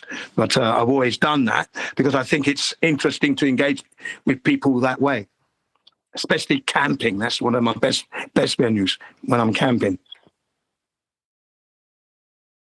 I think you have lots more opportunities like that, Jim. I mean, I personally haven't, you know, apart from close family and friends having the discussion, which sometimes has ended a little bit heated. So don't really do that anymore unless it just pops up for some reason unknowingly. But there's been very rare occasion where actual normie Joe who lives down the road who's come to me and just wants to say, well, can you tell me all about this subject? Really interested. I've never had that. The only and then it's just usually been arguing on servers with anti-flat earthers talking nonsense. Yeah. Well, I'll give you an example of what I did. You know, my avatar, you can see me. That was me in 2018 at the top of Diamond Head, which is a crater in Hawaii, okay? I climbed it at 25 minutes flat, the fastest I've ever done it. I've been there 6 times with my family, and I climbed that mountain, that they call it a mountain, but it's not. It's just a crater, 25 minutes, okay? And I'm at the top now on the pillbox, shouting out, it's a flat earth. I've got the flat earth t-shirt on. But look at the horizon, people. Look, where's the curvature? How many of you have heard of the flat earth here? And a few of them put their hand up. I was like, okay, well, it's flat. It's true. Look at it. Take my picture. Don't forget this day, the day somebody told you about the flat earth. And then I said, what are the odds that a guy born in London, living in Japan, comes to Hawaii for his holiday with his family and he's informing you about the flat earth? There must be something in it, don't you think? Go ahead, take your picture. And then investigate flat earth. And then I went back down and I got outside the hotel, and then you got the Jehovah's Witness there. They called me over. Their reason for calling me over was to try and sell me their Watchtower book. And I said, look, I know about your organization because they used to come to my house in London every Wednesday as a kid. His name was Frank. So I know that. But what I want to tell you is, do you not realize you're living on a flat earth? So I flat smacked them.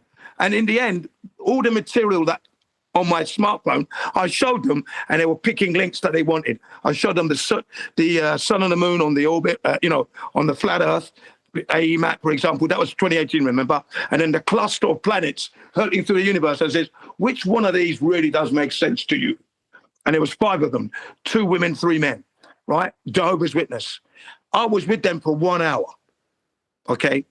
And they were very, very receptive. So it just depends on your approach, how you do it. It was a great experience. Oh, you know why, Jen, right? Yeah, go ahead. They're big heliocentrists, Jehovah's Witness. Yeah. Big time heliocentrists. Right. But that didn't come out of them. You know that the heliocentric. No, but if you were intriguing them, that's why, because they're deep-rooted in heliocentrism. So if you're saying something that's piquing their interest, that's why you had them there for a few hours. That's right. I said to them, you should know your earth before you start doing all this Jehovah's Witness. Know where you are first, fundamentally. and it's not a spinning ball hurtling through the universe. The oldest one was 45 years of age, because I asked him, I said, so for 45 years, you've got the cluster of planets hurtling through the universe. Where are we headed? And he wanted that link. I goes, here's the link for you. Anybody else? Yeah, there you go. Yeah. And yeah, it was brilliant. Engaged there. I engaged with them beautifully. Loved it for 1 hour. 1 hour and so. And then I helped them translate some English into Japanese because they wanted to meet some of the Japanese people. But I said, really, they're the wrong target because they have Jehovah's Witnesses in Japan. These are the very wealthy of Japan who come on holiday here. Look at the shopping bags. Look, you're not going to help them. You're not going to help them. Not here. They're on holiday here. What you want to do is help the homeless in Hawaii. Go help the Hawaiian people, the ones who are actually homeless on their own land. That's what I said. There you go. Hey, was he a trig point on top of that mountain, Jim? Remember? Yes. Oh, well, that was perfect opportunity, wasn't it, to tell them what the trig point is and show them how it's in reference to sea level. Yes. And how it's got a level surface to level your theodolite when measuring the surface of Earth. That would have been brilliant. Now you know. You wouldn't want to give them a get out of jail free card. I'm going to do that when I go back up there. That's what I was going to say. The next time I go back up there, that's exactly what I'm going to be saying. Sorry. What if they've already seen it and say, look, we always knew it was being measured flat? Well, if you always knew it was always being measured flat, did you actually connect to the actual you were living on a flat Earth and on a spinning ball? Which is a fair question, sir. Aha, thank you. That's all I want to know. Thank you very much.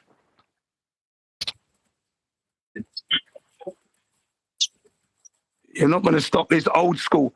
Old school is still very relevant, ladies and gentlemen. We have the knowledge. Well, I would have taken it, that's you, but I would have taken Jehovah's Witnesses right to their book where it says that he set his line across the earth, upon the breadth of the earth. That's all measurements there. Indeed. I'm going to round out the live show on that note. So with that, I'm going to say a huge, massive, enormous thank you to both Discord and G+ panels for making today's live show possible. If you are watching this on either Nathan Oakley 1980 or Nathan Oakley Premiering streams, then stay tuned as there will be an after show to follow. But the water's on the inside of the bucket.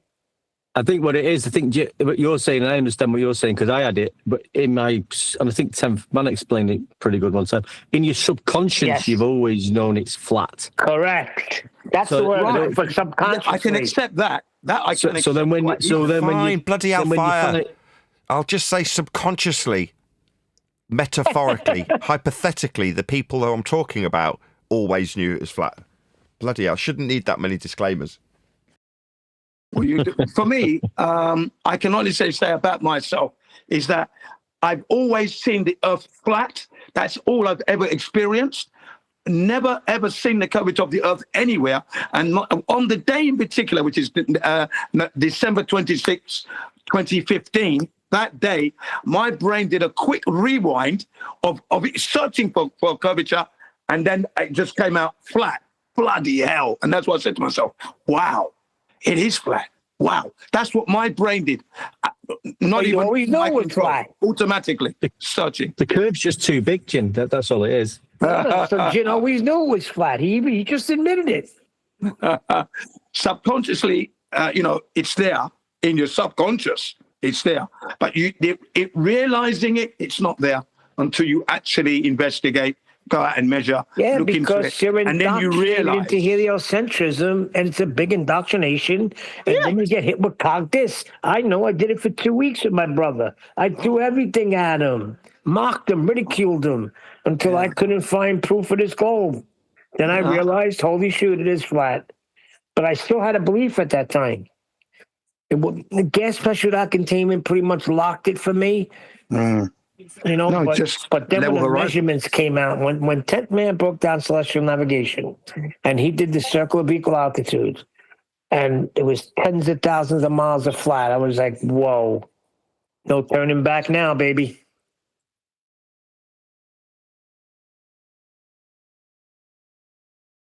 Yeah, I always knew it was flat, Neil. Yeah, right. Yeah. I knew 2 weeks before you. I want to be there. I want to be there when Sideman Dan says it, or fight the tight shirt. Yeah, I always knew it was flat. Yeah, I'm going to say, yeah, really? Jim. Yeah. I'll run him down and reverse over him again to remind him. Don't be lying here, mate. It's true, don't it? You know, they all know it's flat, all these anti-flat earthers now. And they're telling us that they do know it's flat. Because that's how they measure it. They're demonstrating and telling us that's how it's flat. And when you ask them to go over their so-called globe proof of a Greek measuring the surface of Earth, they don't want to talk about it. And it's just so telling, isn't it? And they're the only ones that are going to really have to admit that they've always measured it flat and stuff like that. They're the only ones that have come forward and have been the anti-flat earthers. They're the ones that are going to have to graciously turn around and make themselves look good and stuff like that. Regular people aren't going to do that. Yeah, but they'll show you it's measured flat. They'll tell you it's measured flat, but they'll just say because that's just the way you have to do it on the globe. I mean, this is how stupid it is now. That's a contradiction. Exactly. There is no measuring flat in the globe. We got to hold them to that contradiction. No. I don't want to hear. I don't want to hear it's easier. It's impossible. Then I'll accept what you say. Say it's impossible to get these measurements on a globe, and then I'll welcome you to flat Earth. Yeah, just give us a globe measurement. We don't have to measure it flat. Just give us the actual measurement. Everyone knows that sextants only work because it works with the globe math. Get over it. The Earth's the globe. Stop with this sea level nonsense. I literally had someone tell me to stop. Please stop with this, with this sea level nonsense. I was showing them the elevation profile from Google. It's my new favorite picture. And I'm just saying, hey, it's measured flat. And he's like, stop with the sea level stuff right now. It's all flat. Get over it. And it's like, dude, yeah, they did it with elevation angles, didn't it? Because when we was pounding that, and we still are, it was like, oh, well, you're still going on about them elevation angles. Is that all you talk about? Yeah, that's the elevation angle guy. I remember with 10, say 90. When I used to go in politics quite a bit a couple of years ago, they used to say, here's the elevation angle guy again. That was me. Oh, this measurements. What do you mean measurements? Big deal. It's just measurements doesn't. It's like saying that just because it's level doesn't mean it's flat. It's like just because you're measuring it doesn't mean it's flat. I think Len wants to say something. Len, you want to speak, mate? Hey up. I'd like to show you something. It's very funny. I've been messing around with a little bit of AI, and the pre-show microphone talk, I came up with something, and the first thing it rendered is just ridiculous. I just mute. I could not stop laughing. Are you ready for this, Nathan? Oh, I should hold off until Nathan's there. Anyway, continue. Probably going to get a brew. See my screen at all by any chance?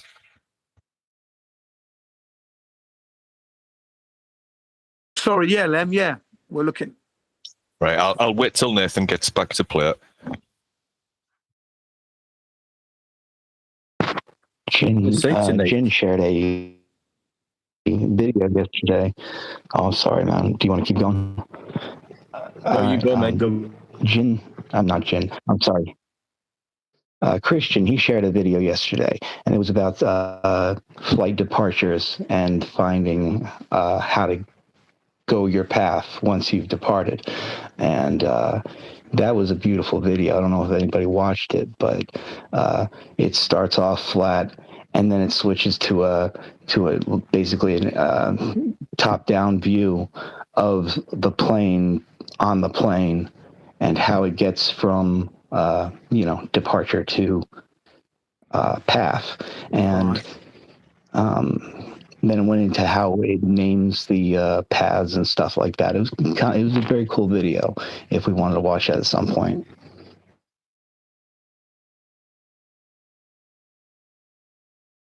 Also, just in case you didn't know, Divergence put a tab in the in the server for newbie videos.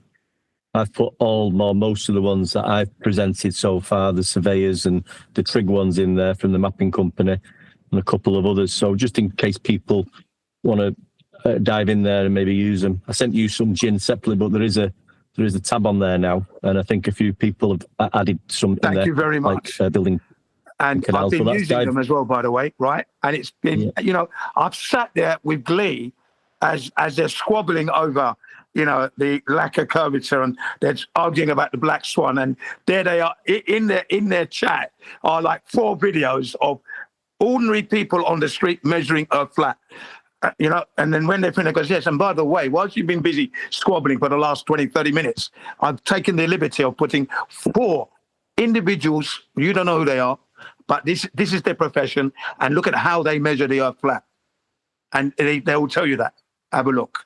Yeah, I've bloody been enjoying it past 5 days. The only thing I said to Divergent was it might be, I don't know if it's listening, it might be worth having 2, because if the ones we've viewed are in there, plus the new ones that we've not viewed and people are putting them in, might be confusing. You have to put up new videos separate, I think. Yeah, viewed, not viewed. I don't know, something like that. I did. Is that AI Nathan text him, but it looks like an AI version of me on screen. Is that me?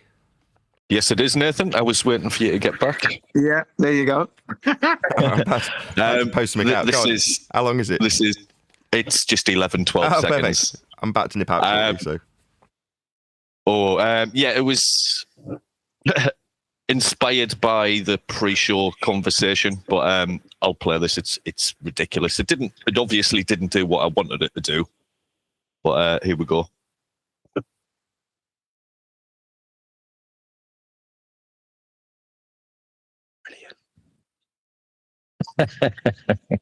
It's brilliant. Both brilliant and sickening all at the same time. Well done, that man. Well done. Oh. Very good. Yeah. Right, can you all be trusted if I disappear Excellent to my work. parcel shop? I've got to drop off a mic clip. yeah, man.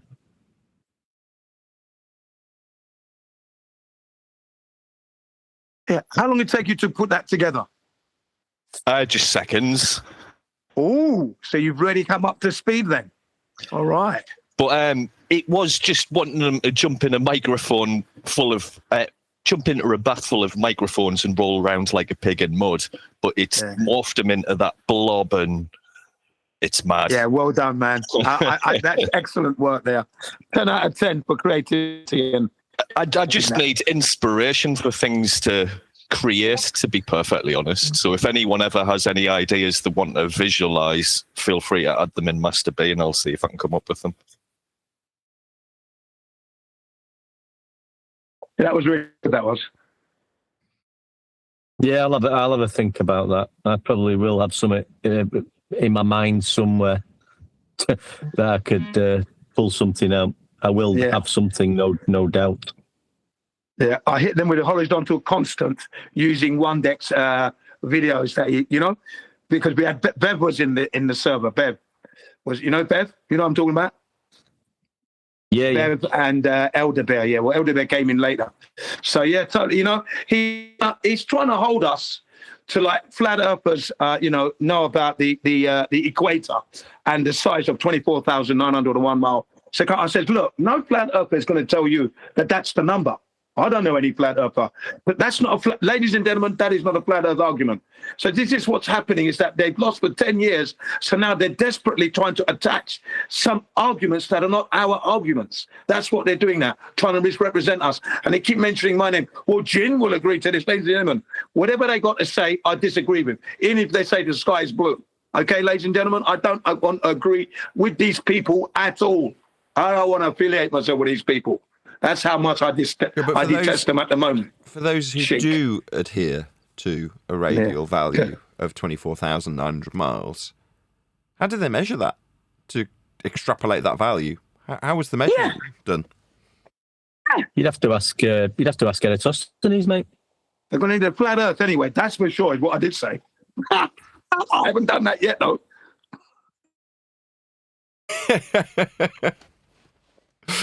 Right, I'm going to disappear now. Made me more handsome in that one. Very good.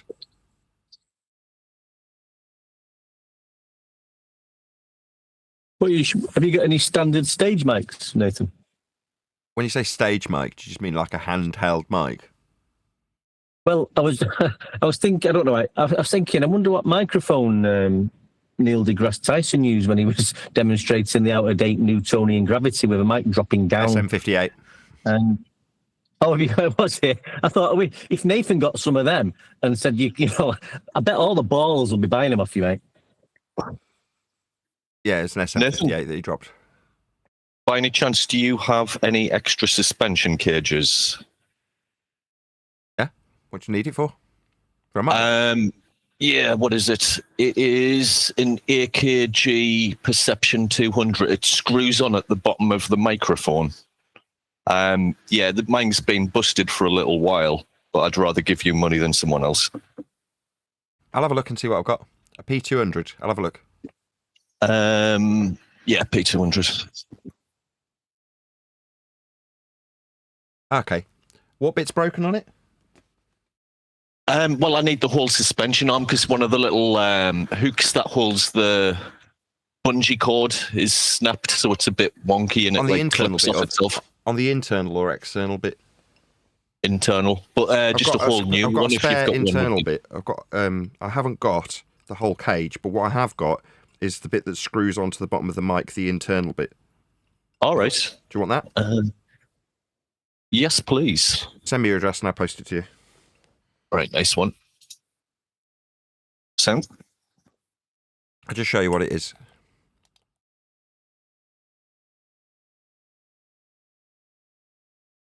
See me? That. That's the thing. Yeah, that's from a P200 specifically. I just happen to have half of one. That's fantastic. Let me know how much you want. I'll pay for I it. don't. Just send me your address and I'll post it to you. Kind of you, thank you.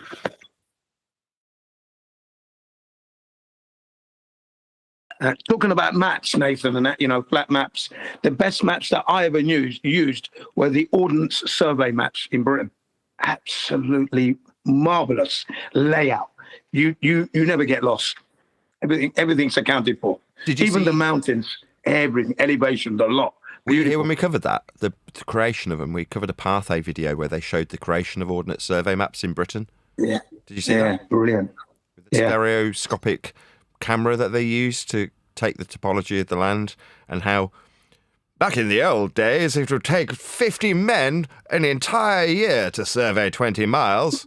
Now we can draw a cord over this duration with just 12 men in 2 months. Yeah, brilliant. Have you got a link to that one? I can't remember I what the don't show is remember called. that. I'll have a look. I've got to disappear. I need to go to the parcel shop. Yeah, I'll be back yeah. shortly. No, I'll look for it myself anyway. But yeah, the Ordnance Survey maps, best maps I ever used, easily. And I'm going back to the 1970s and 80s. That's when I used them the most. Whilst I was in the Army Cadets, and then on to the Territorial Army, TA, Royal Engineers. Have you sent me your address? Not you. Len.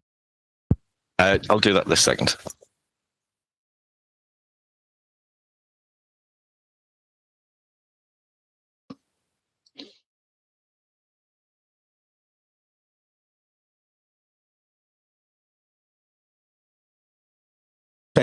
They actually come alive, those maps.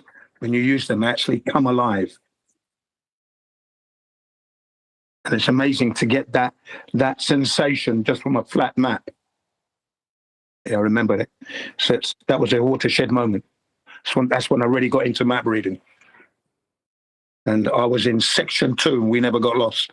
We always won and got into the 4-tonners to be given the lift, because whenever there's a competition, the one that gets the group that gets there first, the section that gets there first, they get the free ride to the next test, as it were, right? And the rest have to march.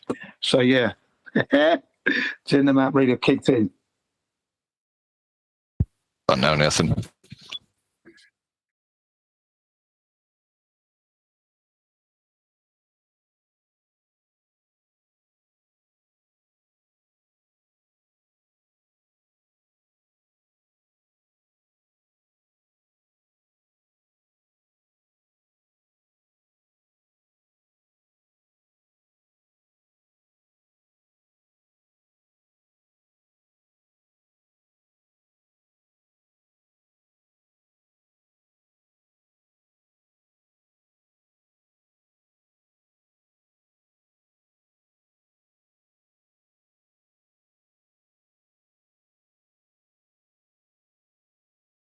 First time in here and first time using Teams. So is there a notice that goes out every morning for joining the Teams?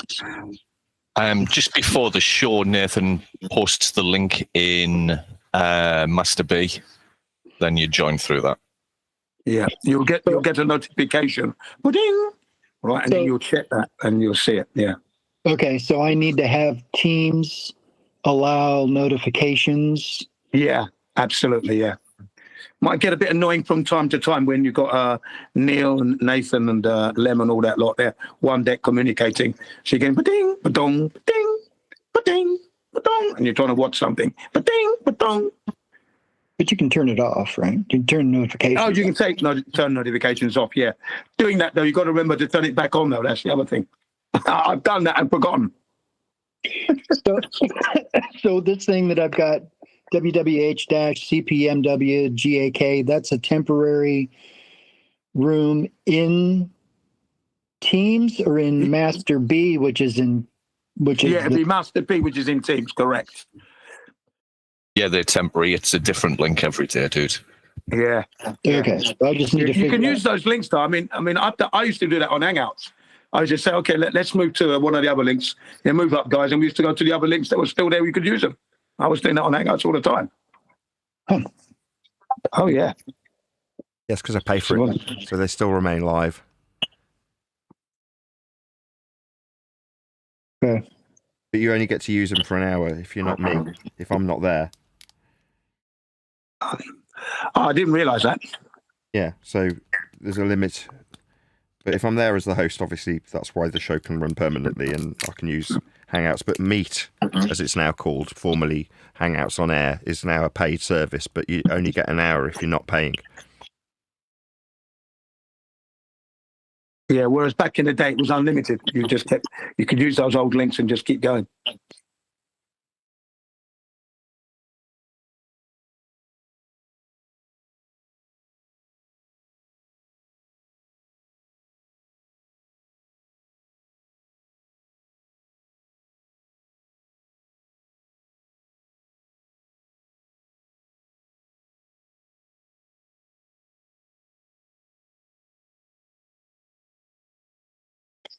Yeah, I think the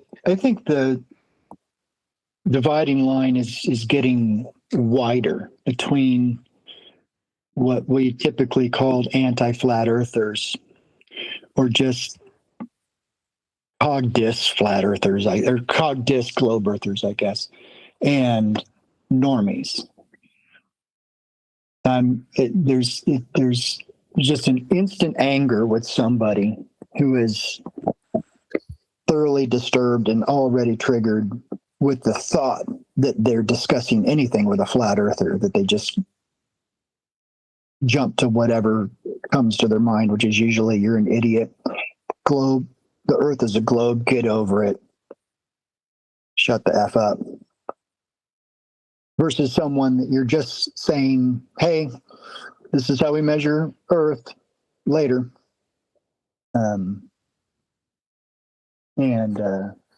Well, I've been enjoying great success, especially in this particular server called Random Topics. Last year they were very hostile to me. The owner, his name's Doug. He was very hostile to me because I'm a flat earther, okay? And I said to him, well, let's have a rational one. Can I post some memes? I started posting some memes. And he tried to post, the NASA stuff, and my memes were just totally trashing him. He stopped me from posting memes. Then when I'd go in there, he'd mute my mic. So that went on for like 3 months. And I thought, okay, obviously he doesn't want me in the server then. Right. So I left. And then it was the beginning of this year, around about February, March-ish, another flat earther said, Jim, that they're asking for you at Random Topics. They're asking for me. Let me go and see who these people are. Oh, it's you again, Doug. Yeah, what do you want? Blah, blah, blah. And now he's more receptive to flat earth. He wants to see what we got. And then he's calling me a premier or premium flat earther, because this is the real one here, the real deal, guys. Yeah, a real life flat earther in the server. Listen to what he's got to say. Don't over talk him because you won't win. Blah, blah, blah, blah, blah. And now he's slowly warming up to the idea or the truth that Earth is flat now. He's practically arguing our arguments now. So that's pretty good. And that's taken like 2 years. But that's okay. I'm quite happy with that. And then you had the other individuals who are there. They know the flat Earth position, but they're still remaining on the globe. And I said, well, that's obviously you're carrying no knowledge there because you haven't investigated it. That's what you're telling me. When you say you are going to believe the globe, you're telling me that you haven't done any investigation, right? And you're accepting this knowledge without any investigation. Okay, good luck. Good luck with that. That's what I said to them. Good luck with that. I can't stop them doing that. But that's their position. Yeah, got to put to them what their position is.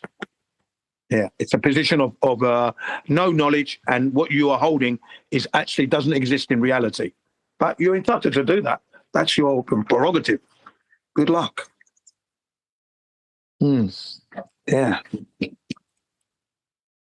Always be sure that the truth is sitting there properly, polished, cleaned up, staring them in the face. Yeah, that's the truth. Yeah, yours isn't. Okay.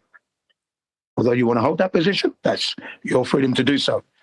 As in, Alan, is it Alan West? Was it that guy we were watching? Adam West, was it, or something? No, Adam West is the actor. The original Batman. Watts, Adam Watts. Watts. Yeah, the original Batman, that was it. Watts, is it Watts we were looking at the other day? The psychological breakdown of discussing and engaging with people. Was that Alan Watts, was it? I think it was, yeah. And Nathan also said it as well, like let them have their belief. Yeah, fine. I've always been like that. I've never ever, rammed down their throat to the truth, except for some Globers, some were being very rude. I've had to do that. But in general, I'll just let people carry their beliefs. That's up to you. Don't say I'm wrong, though. I won't allow you to say that. I'll allow you to have your beliefs, fine, but don't be saying I'm wrong. Especially on the live stream as well. That is the perfect venue to ensure that people who are listening in the live stream get to understand that this is what happens in debates, that they try to put forward that we're wrong and we're carrying the actual truth to the situation through investigation now. We're not giving you a belief system or any theories here. So that's why it's important to get that point across to the listeners, that those who are carrying a belief are in the weakest position. It's not a position of strength at all. It's a position of no knowledge.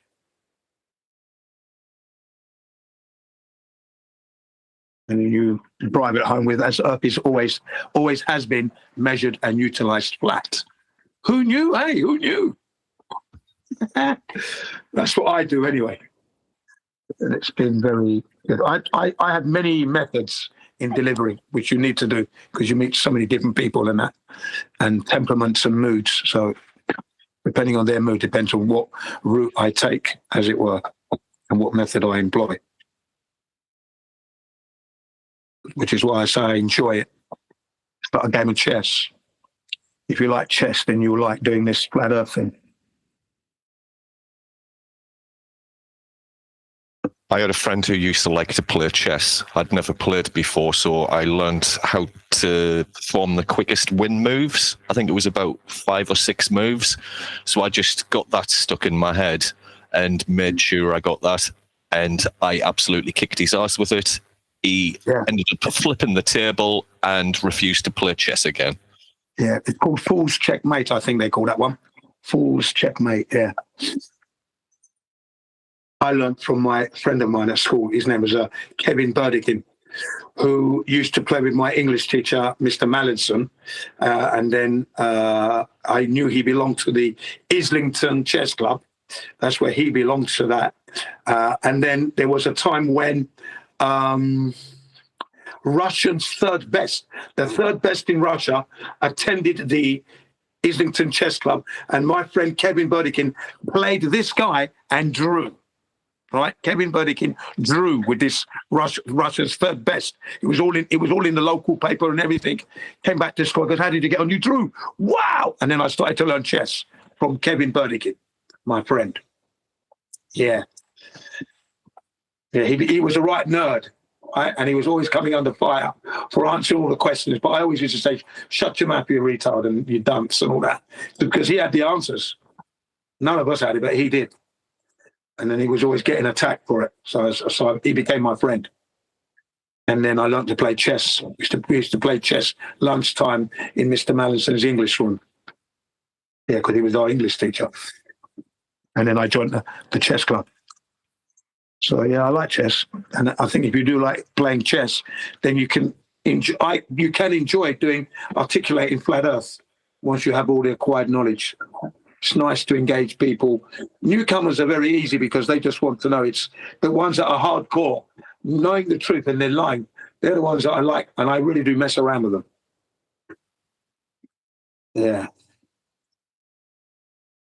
I let them know in no uncertain terms that you have nothing. Jen Panda has been very instrumental in helping me achieve that, because it's there where I do my most damage. And he'd call me a moron, call me all this and this, that. But yeah, but is moron proving globe Earth, ladies and gentlemen? Is it? No. Do you hear me calling them morons? No. How's that proving the globe, ladies and gentlemen? Why does he get so upset? And ladies and gentlemen, don't forget, I include you in that. Did you measure the curvature? Did you, ladies and gentlemen? When did you do that? Ah, yeah. Don't forget yourself. So that's it. That kind of psychology, I like doing all that. I've thoroughly enjoyed the 10 years. Here. Let me throw this guy at you. Go on. There's a thread I'm working on. That's it's funny. The text of the post is whatever a globie says will not make the sea water round. All right. So it's a flat earther that's saying it. Yeah. And this guy is getting hundreds and hundreds of comments, mostly from just bots, I assume, or paid people. I don't know how that works. But this one guy we're talking about, a friend of mine says celestial navigation is how the Earth is mapped, and he shows a meme, and we don't know how it works. This guy replies, a sextant measures angles to the local horizon, not a flat Earth. Celestial navigation was developed assuming a spherical rotating Earth, and it works precisely because of that. Polaris's angle matching latitude actually confirms the globe, not a flat plane. So it's to the point where everyone is saying it's flat. We measure it flat. It's locally flat, and elevation angles to Polaris prove that it's a globe because a sextant was, what did he say? Measures local angles. And was developed assuming a spherical rotating Earth. Yeah. And I asked him, local horizon. So the Earth is locally flat for the purpose of measuring angles, but in reality, the local flat curves. How does the second sextant work? Quote, assuming a spherical curved surface rotating Earth? Question mark. Yeah. And of course he dodges it. And then he says, his next comment is, an angle measurement does not require a flat Earth. It requires a local reference plane, which on a sphere is the tangent plane defined by gravity. Every curved surface is locally flat. You should write these down. Every curved surface is locally flat, and that's basic geometry, not a concession. You see how you can just destroy this guy with his double speak and everything else. Yeah. It's embarrassing, isn't it? It's just embarrassing. I don't know that people like that can be destroyed, and I don't know that. I mean, destroyed. Yes, they can. Okay. So of course they can. Yes, they can. Of course they can. Yeah. Their argument can be destroyed. Right. Yeah, but that's just it. Is that for the purpose of these Facebook threads that are just hundreds long, I don't know that there's a worthwhile point other than for practice, which is basically what I do, And Yeah, no, I'm glad you said that. Yeah, practice is fine. You're aware of the arguments, and in the Facebook, you don't have to sweat it. It's when you're engaging properly, one to one with someone really in person. right. Or you're on a server where you've got people coming in from the streets, sitting down, and now you're engaging them one to one, one on one, or 1-on-4 even. Yeah. And that's mainly my point about normies are not in this arena. And really, the best that can come out of this guy, he's one of the first guys that actually, I almost want to copy this stuff. That's like gold, It is. It is what you said there. Yeah. The sphere is a tangent plane defined by gravity. Every curved surface is locally flat. And that's basic geometry. Yeah, you should click. Anyway, you've got it anyway.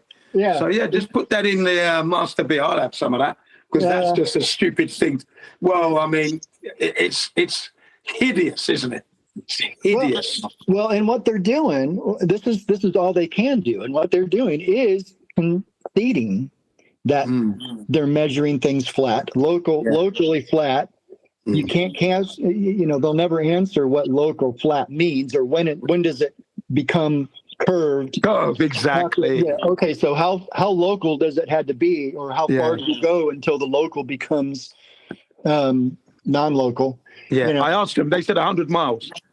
Yeah. He also here you go. Here's the rest of his answer. He said, this is addressing me specifically. A sextant does not, quote, assume a. Hold on here a second. A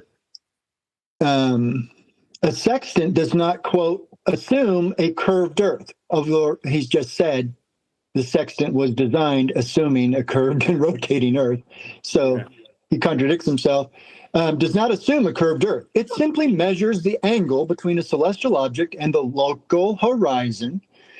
The Earth model is applied afterward, which is true, when converting that angle into position using spherical trigonometry and nautical almanacs. If the Earth were flat, those reductions would not work globally, and yet they do with high precision.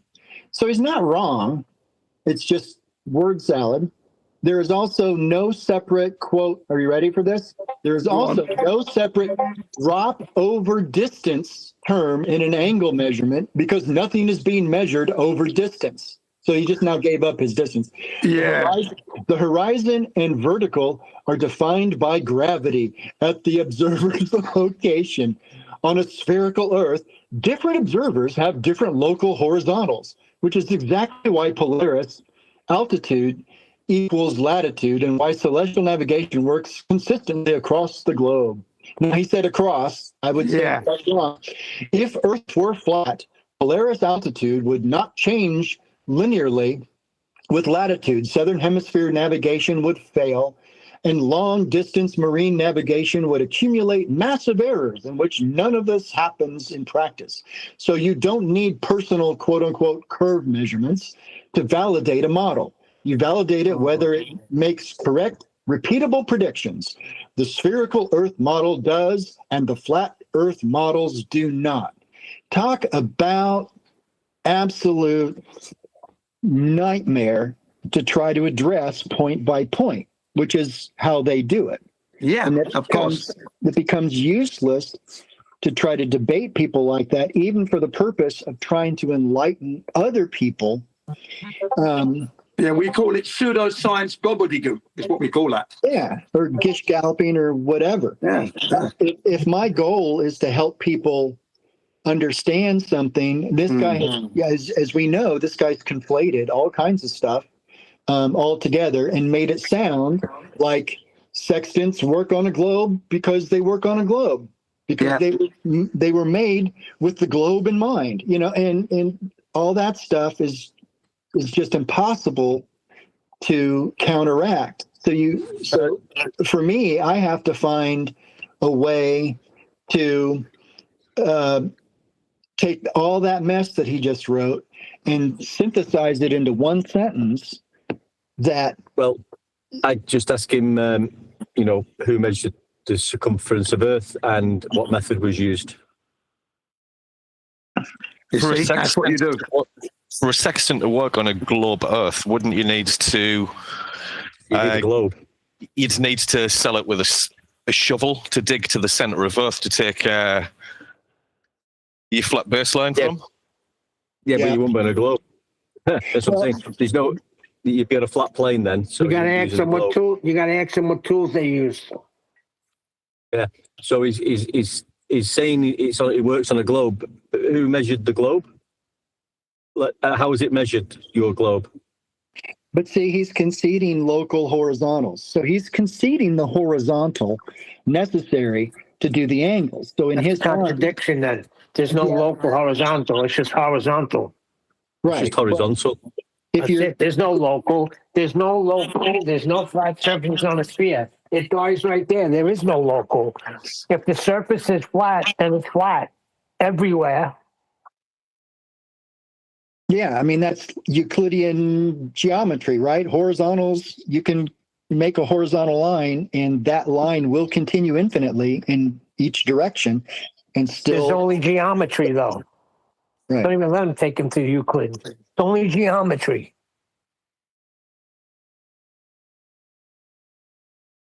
Well, yeah, geometry is horizontal line continues infinitely in each direction once it's established. Any line, actually, between 2 points, that line continues. There's no such thing as infinity. That's another bullcrap thing they came up with. Well, Infinite what? For the purposes of the geometry, if you've got parallel lines, they will. The whole point of They'll just keep going. Is basically what you're saying, and that's fair enough. Yeah. right. Yeah. You can't have a local horizontal. That line. That's correct. That line, if it is horizontal, It's going to be continuously horizontal constant. Yeah, there's That's no what we're going local. to say. Exactly. They try that locally flat, local horizon. Nope. No. if it's horizontal locally, it's horizontal for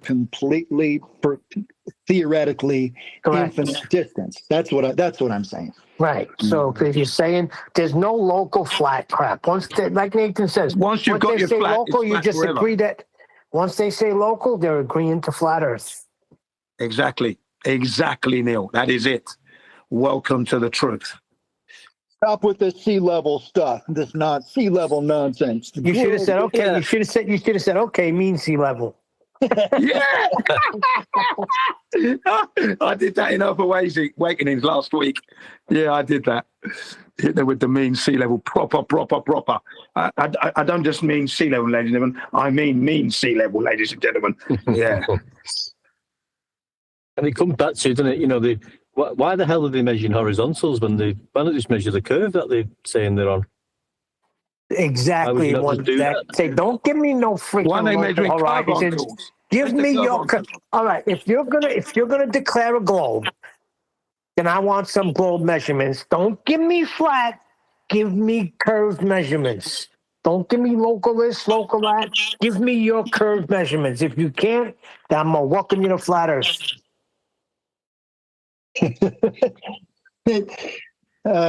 Statute mile, nautical mile, your kilometer, these are all horizontal linear units of measurements, flatness.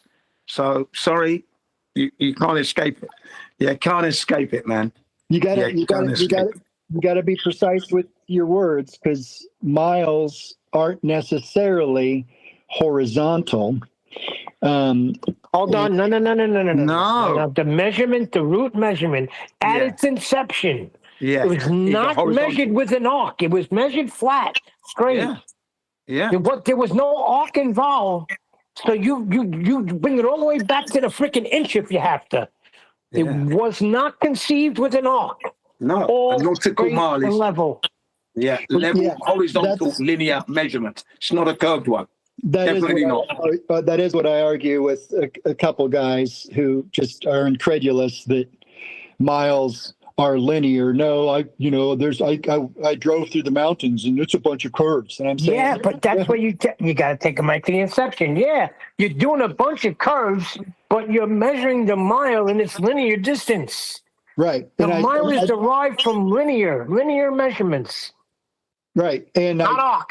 point out on a map, you draw a line and you look at the scale and it says 200 miles equal an inch. And if you draw a 1 inch line, that's 200 miles as the crow flies. That's straight. And they argue, oh no, that's not. And I'm saying, dude, if it was curving like you say it is, that means it's arcing. We'd measure the miles in arc minutes Correct. instead of miles. Are we measuring in arc minutes or are we measuring in miles? But they're the same person that says level means curved. So you can't. Yeah, those people, they're not even worth your time. Yeah. When I they always can't used to use agree- a piece of string as well. When I'm measuring those bendy roads and that, on the map and the curve, you take your string and you measure using the string and then you put it onto the scale. And then you know how far you've got to go roughly. All right, hold on 1 second. Jen, listen, here's the thing.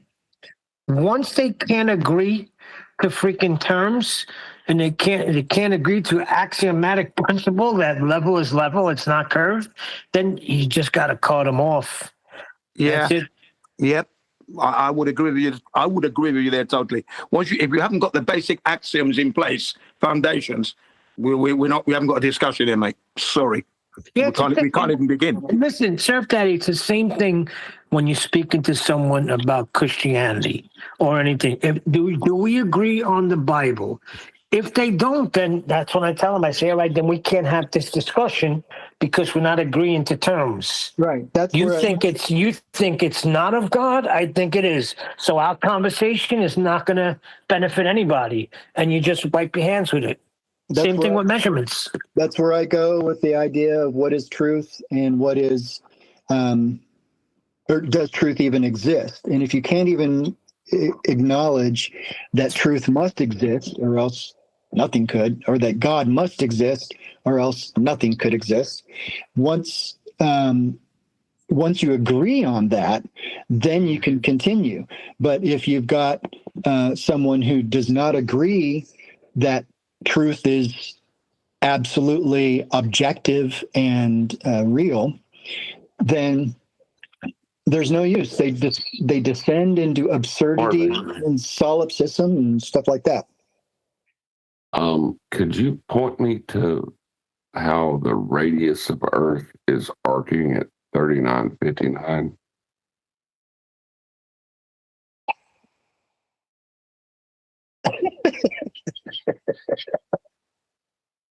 I love you, man.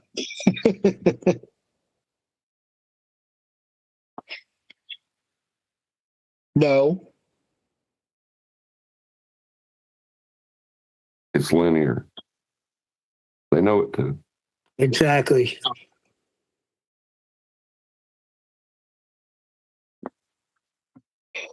Yeah, so when somebody says I drive around curves and mountains, what are you talking about? The miles flat and linear.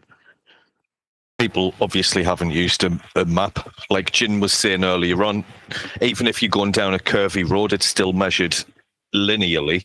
You just use a bit of string or a paper to work it out. But that's where they want to go. Look at the bug Sugbuster, it's bloody called, and all that. They don't want to get away from the actual measurement of their so-called globe, the circumference, and they measured that. They want to talk about tangent lines, spherical in surveys. What else? What else? You know what I'm saying? They take it away from the actual the crux of the first measurement that they're claiming. They don't want to talk about that. Yeah, they're squabbling a lot now, ladies and gentlemen. They are squabbling, and that's good. It means that the arguments are coming to an end. When they're squabbling over the bits of nonsense, it's coming. Their numbers are dwindling. I'm looking in the servers and not having many people as they used to have before. Numbers are dropping as well. So, and I'm hitting them with the horizontal constant. A little annoyance, like a little fly. That's me. The horizontal constant constantly coming at you, ladies and gentlemen. Stay tuned. It's coming every day. Go out and look for it. You'll see it. So, yeah, this is the psychology we got to bring to bear to these people. And I'm loving it. To the newbies, of course, no, it's the opposite. Come in, has a cup of tea there. Want some milk, some sugar? I'm giving you my best china. to the silly little idiots on the server. Now I'm just going in with a steel gauntlet, give them a slap round the face and say, okay, I challenge you. There is my challenge. Where's your globe? Measurements. Let's see it. But to the newbies, no, it's softly approach. You sit them down, you give them a scone and a cup of tea, best china there, and say, okay, now what queries do you have? What are you having problems with? What is it about flat Earth that's actually disturbing you? You know? Yeah. I like those kind of conversations with the newbies. Hey, is Refracted still here? Yeah. Refracted. So Buck Sodbuster's running around tooting his horn like he won some victory the other day. How is that possible when somebody gets hammered so bad and they declare victory? That's like Brenda. I'll challenge you to a debate one-on-one after you just got reamed. Is it possible to lose for 10 years and then to win one battle? Not in this arena. Not in this. The only way not in this topic matter. Not on this flat Earth. The only way not they on this flat Earth, ladies and gentlemen. The only way they can win a battle is if you allow them to take you into heliocentrism. Because Extra Fracted, he used to get the Morgile all the time. He'd get the Morgile talking about space, and then he'd slip up somewhere. Yeah, once you can get them into the unknown, you win as a heliocentrist. Because as long as the conversation ends in ambiguity, you win. That's correct. But when it comes to the measurements, if you hold them to that, yeah, there's no losing. It's over. That's why it's over. That's why we say there's no more debate. There never was a debate. As soon as we came to a realization that, wait a second, we're talking measurements here, as in measurements. There never was a debate. But whoever set this up, they set it up beautifully, because they set it up and they taught us how to debate, what to look for, instead of just going, hey, wait a second, that's mean sea level. Oh, no. But you got to use this calculator in there. You got to see what a curvature is. So the whole time we're looking for curvature and not realizing how many flat Earth groups we went right by.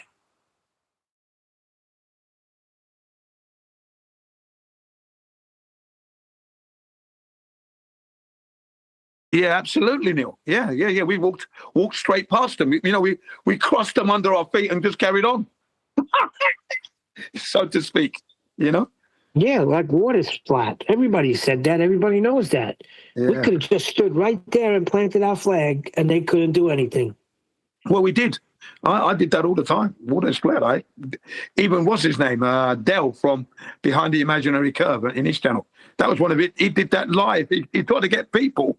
He tried to get people on the street to bend the plastic water bottle, the PET bottle, the plastic one, and bend it to a curve to bend the water. And it was really making me laugh. Really? Really? Yeah. Fucking hell. Jesus Christ. Yeah. In Scotland. Yeah, but now he's talking about freaking accelerating Earth. So what happened? Yeah. Obviously, he's hanging on to the money there. Creating revenue. That's all he's doing. Come on. Clearly obvious. Is there revenue to be made from upward rise on Earth? I don't know. But Einstein did it a long time ago. I don't know if he thinks he found something new. He's all about the mechanism. But what's the mechanism? What's the mechanism? Things just don't move. I know they don't move. I'm looking outside, nothing's moving. You're right. Yeah, it's keeping the viewers coming in and keeping his revenue coming in. That's all that's happening now. Whatever revenue he's making. What is that mechanism of non-movement, Neil? What is that mechanism? Well, no, you got to tell me. There's got to be a mechanism. The sun and the moon, they don't just move by themselves. That's where you put your hands up and you say, I'm not creator, I'm created. That's for the knowledge of the creator. We may never know what causes the sun and moon to make its circuits the way it makes its circuit. All I know is at night, the moon is just there.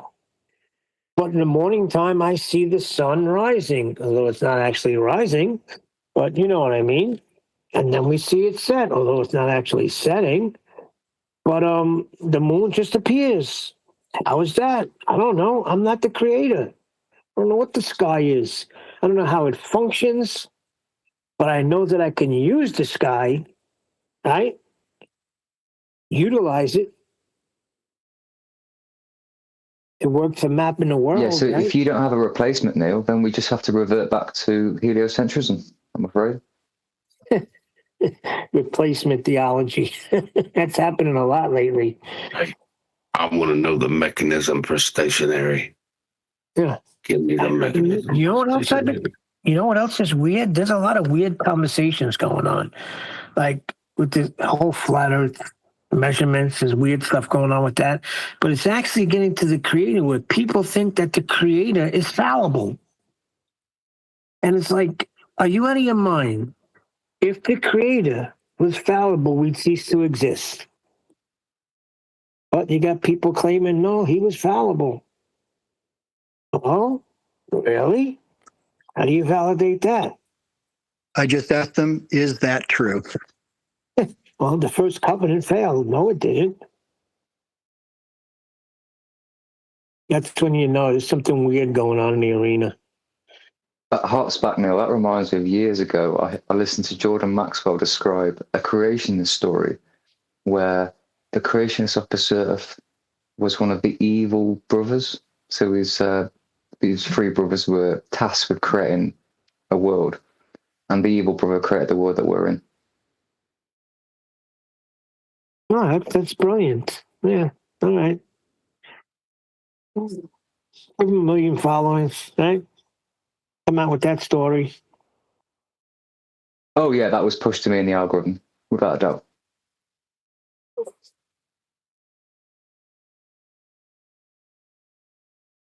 And all it does is just leaves me with confusion. Well, Bible says that God is not the author of confusion. Everything is, if you read the Bible, everything is cut and dry, plain and simple, especially with where we live. I mean, just read Genesis. It lays it out beautifully. Yeah. No. There's no God doesn't make heliocentrism in mistakes. God Genesis. doesn't make mistakes. That's what you've got to say to them. Shut up. God doesn't make mistakes. So shut your mouth. Can't That's what make I say to them. mistakes. Yeah. Yeah. Did you like me playing my role of Mr. Old School today? Very well, yeah? Stick in the mud, Jin, yeah? Did you like it? You got to go back, Jin, when he puts it on and look at the live chat. The people are upset with you in chat. Who gives a toss? Yeah, I was laughing. I was reading the chat and laughing. I wrote down, I said, it's Jin way or no way. That's it. Wicked. Yeah, I'm glad I'm getting him riled up there. I figured that anytime I have any kind of problem with you, Jen, or I'm getting irritated and stuff like that, I have to step back a bit and just say, you know, my buddy Jen, he's just a loud talker. And that's a loud, forceful talker. And that's really just my only problem. It's not with what you're saying. It's just you're a loud talker, dude. Thank you. Yeah, that's it. I'm talking facts. I'm talking facts, pushing out the truth then. Nothing is incorrect about what I say. But when people start to not hear, I get louder. That's it. Yeah. Well, Jin, what's your best proof that the moon landings didn't happen? We're living on a flat Earth, ladies and gentlemen. No curvature measurements. That is my best proof. All right, sat down. You're just amusing me now. Can you hear me? I've not even got my coat off, right? And as soon as I've sat down, literally, I've still got my coat on. Somebody's bought something else. So I'm going to go out again.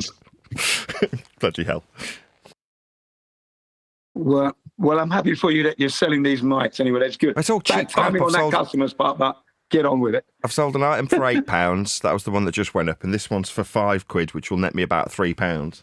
But on the other hand, I'm glad that I got Len's little cage out. Just that, if it doesn't fit, that is to say, the older perception mics might be different to the new P 120, 220, 420.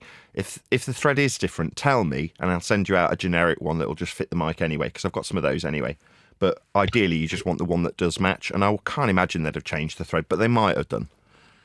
Sound. Yeah, it should be a standard size, but thank you very much for that. Much appreciated. Yeah, I'm quite surprised at the trade you're doing, though, Nathan. I mean, how do you compare to the shops? Because you're really knocking them out, I feel. By the time I'm no finished, overheads. Although I have bought 3 mics in the last couple of days, but I don't think I'll sell them. I'll probably end up keeping them. But of what I've actually sold by the end of February, which will be 12 months, because I started, the first one I flogged was a Neumann that Adam went and picked me up from his neck of the woods off Facebook. That was the first mic, right? From that point to this, it'll be 12 months, 500 mics I'll have bought and sold total, not including the ones that I'll keep. Well, that's bloody good, isn't it? That's bloody good, man. About 1 and a bit mics every single day, right? Yeah. On average. That's bloody good.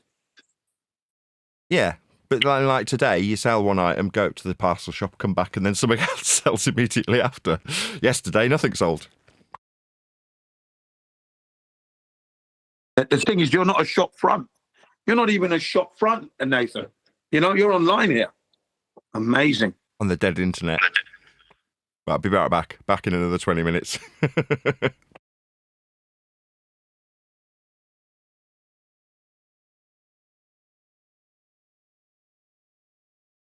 Yeah, my best proof that they didn't go to the moon landing is because you can't go to the toilet properly. It will fucking kill you. Excuse the French. It could kill and end your life, ladies and gentlemen, having to go to the toilet in space. Okay? That's it. Just the simple things like that shut down the moon landing hoax completely. You don't even have to go technical here. Let's go biological, ladies and gentlemen. How does your body work in a weightlessness environment? And now you've got to do a number 2. Come on. Yeah, and I broke it down for them really well on many occasions, on many a server, ladies and gentlemen. The problem with having to go to the poo, with the method that NASA employed the astronauts to use during the Apollo missions. Yeah, it would have been a nightmare if they had to do what they said they had to do. And I actually tried to simulate it whilst I'm trying to tell you it, okay? And that means that, you're in a weightless environment and you've got to attach a bag, a transparent bag with the gorilla-type adhesive sticky seal that you peel off, and you put that onto your buttocks, but all the while your genitals are hanging out, your penis are hanging out, because NASA didn't include that, right? And then you've got to somehow then defecate in there. And if it's diarrhea, liquid, because you're not feeling good, because your stomach's always loose, because you're not used to this in zero-G environment, okay, weightlessness environment.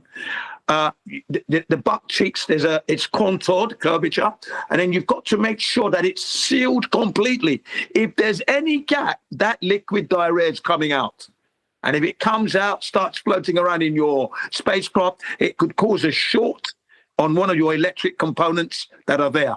Toggle switches, whatever you got going on, could be shut down. Liquid, get out of here. Huh? I thought it just makes it flat. It is. That's the one. But I'm saying if you want to go more extreme, is the having to go to the toilet shuts down the moon landing hoax. You could never go because you can't do the toilet business. I always thought you couldn't go because it was a violation of natural law. Well, yeah, it is. It is a violation of natural law. Of course it is. But let's try and do the actual action itself. I'm taking you through try and do the action, ladies and gentlemen. You could never do it. All the while violating second law thermodynamics violation anyway. But I like to take them through graphically. I'm that guy. I'll take it very seriously. As a plumber, I'm taking it very seriously. Yeah. The human plumbing doesn't like to be in weightlessness environments. That's why you've got that aircraft called the Vomit Comet, notoriously named like that, because after people embark onto that aircraft and take some training, they want to be astronauts and that, okay? They end up chucking up, vomiting, okay? Yeah, because the body is not used to being in such an environment. The stomach isn't. Anyway, imagine you've got to do that on an 8-day mission or a 12-day mission, all the way to the moon, land on the moon, do your business on the moon, and then come back again, if you could. Yeah, you would never make it. Your stomach would be, you'd be off your food all the way through the missions because your stomach would be just loose, fighting to suppress a vomit or clenching your butt cheeks because you don't want to do a verbal, you don't want to do a diarrhea. It's that bad. Remember, the human body is not used to being in a weightlessness environment. Bad enough just going to the amusement arcades and going on the rides. Yeah, some of them test the resolve of your stomach. Yeah, right. Are you telling me that the Americans did not conquer space by being the first country or first man to step on the moon? That's historic, Jim. Yeah, I know. One small step for man, one giant leap for mankind. One small life for man, one giant big bull fight for mankind. That's what that was. Wait a minute, Neil. Are you trying to talk down Brooklyn and Coney Island by saying Astroland doesn't exist? Exactly. Without the moon, you ain't got Astroland. You ain't got the Cyclone. Which, by the way, was the best roller coaster in the world at one time. Yep. The wooden ones are always the best. Even the short, small ones, it doesn't matter. The wood ones will never be replaced. Eli, you will not catch me on a roller coaster. I do not like amusement parks. I don't like being at those speeds and those heights. Things happen, you know. The world is subject to entropy. Yeah, I do. I do it with the kids, and I go into the biggest one we have here in Japan. I love it. Yeah, man. Loop, barrel rolling. Yeah. I'm into all that, man. Listen, Happy New Year to you, Elijah. Say again? I said Happy New Year to you and your family. Oh, yes. Happy New Year, everyone. Happy New Year. Hopefully you and your family do well. You can't send a couple of guys from Brooklyn, right, down south on one of them nice beaches, because what happens is you see your cousin running out of the water like a fool screaming shark when it's a dolphin, and everybody's just looking at him like, what's wrong with this guy? Running out of the water like a nut. Shark! Everybody out of the water! Everybody's looking at him like, what's wrong with this guy? Dolphin. Well, you can die by a shark, or you could die by a shark or live through therapy after meeting a dolphin.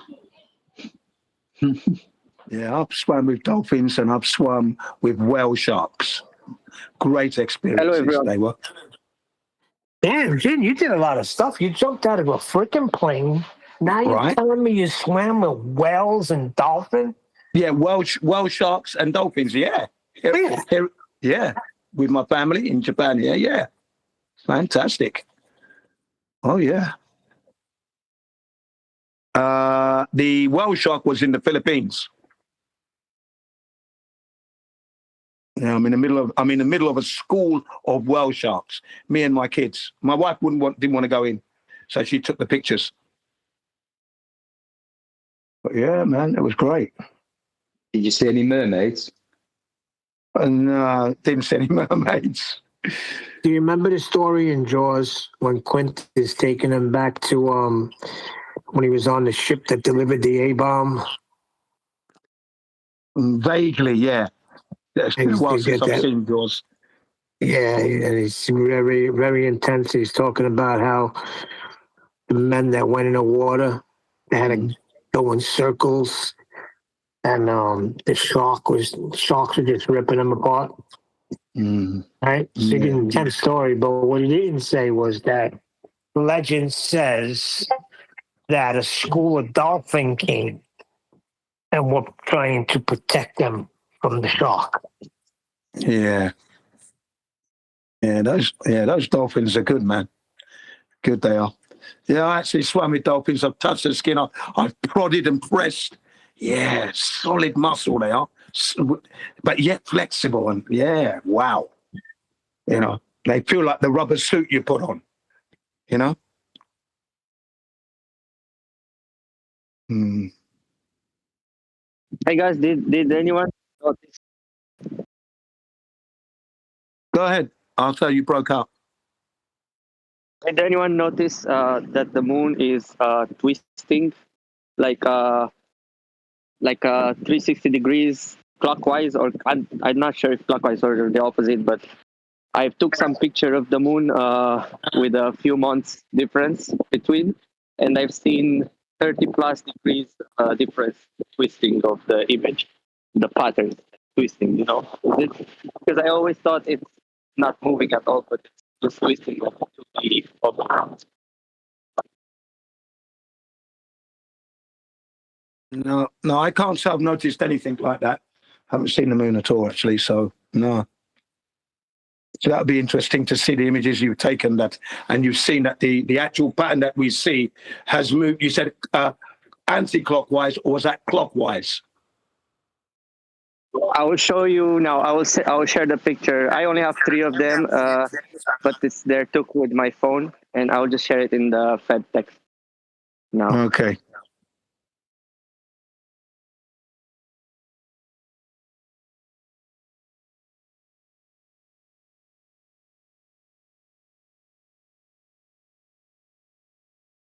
Are you sure that was flat Earth?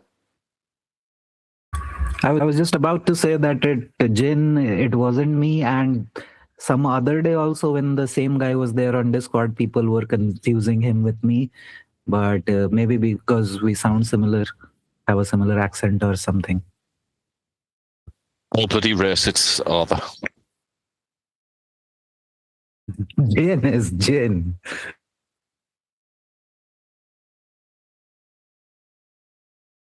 And he lives in the East. There we go. I share it there. 3 photos. I draw the red line to understand the twisting. No, here's what you gotta do. You gotta tell Jin. Also, you gotta say, Jin, I always knew Earth was measured flat.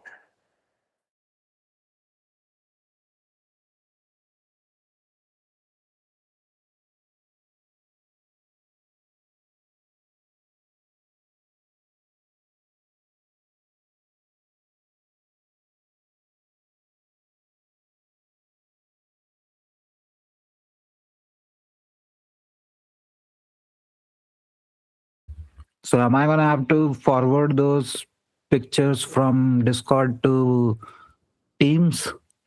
Let me know. Because the guy has shared a few photos, but I'm not sure what his point really was. Some pretty neat photos.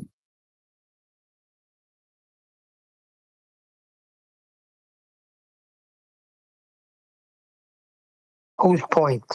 I missed that. I mean, I just thought that the moon, it's always the same, like the patterns. I thought they're always the same, but it's actually, it looks like it's twisting like a 2D shape.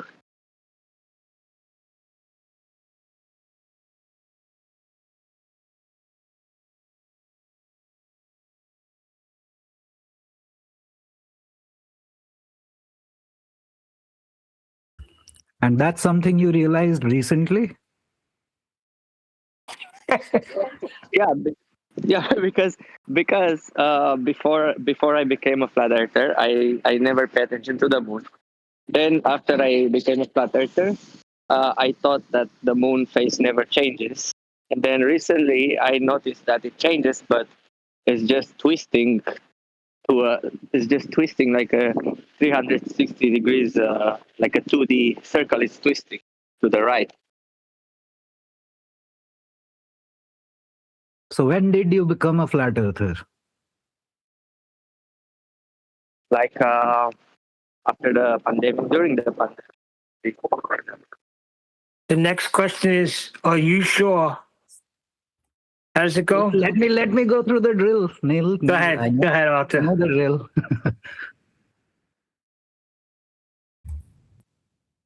But the guy just broke off, I think. I'm listening. Roboting. Yes, I did not get you. When did you become a flat earther exactly? Or approximately? Like during the pandemic. During the pandemic. Oh, so about 5-6 years now. I think it's 7 years. 6. Okay. 2019, So, like that, something like that. Okay, I would like to ask you. Yeah, hang on a second. Something's wrong with that date there. The Hold on, pandemic let's is only start out to 5 get him. years. Yeah, go One ahead. second, Jin. So, 8 Queen, do you know for sure and without a doubt that the earth is flat? Yes. How do you know that? Yes, for sure, I know. You hear me? How do you know that? Well, I've studied all this other stuff besides the measurements.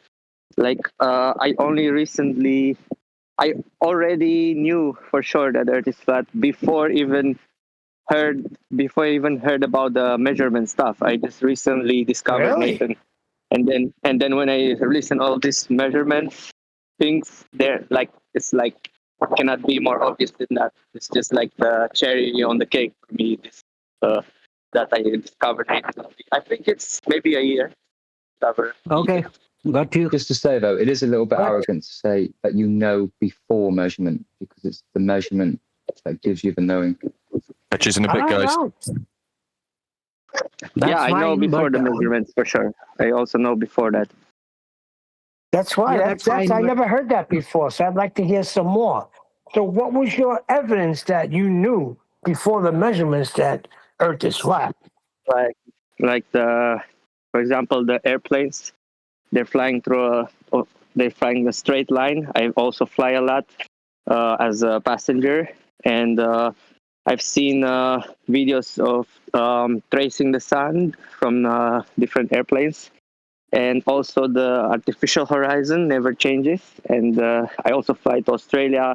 I also fly to the Philippines.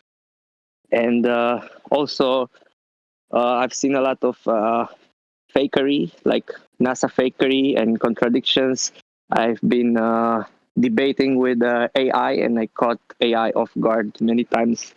And I've gone so deep even about the telescopes and how they work. And also the basics, like water is always level, and many just the basics basically. And also I never feel like I'm spinning or going in infinite galaxy twisting around. This just makes, like, when I'm thinking about now, it's like so I want to laugh about it. I cannot believe that there's people who believe that. Talking about aeroplanes, well, aeroplanes is a kind of measurement there. That's measuring, isn't it? Because you're going from point A to point B. You're not taking a curved trajectory, and you're flying horizontally for a duration of time over a duration distance. So that would be good measurement there for you in a way. Okay? Yeah. It is always with the observation. measurement. It's just that I've never dig in these measurements because I'm not good at maths. I didn't even do mathematics in my art high school, only when I was like 8th grade. And then from 8th grade, we canceled doing maths. We're just doing, replace it with arts. So I'm not good at maths. That's why I didn't go in this measurements things. Even though it's just simple geometry.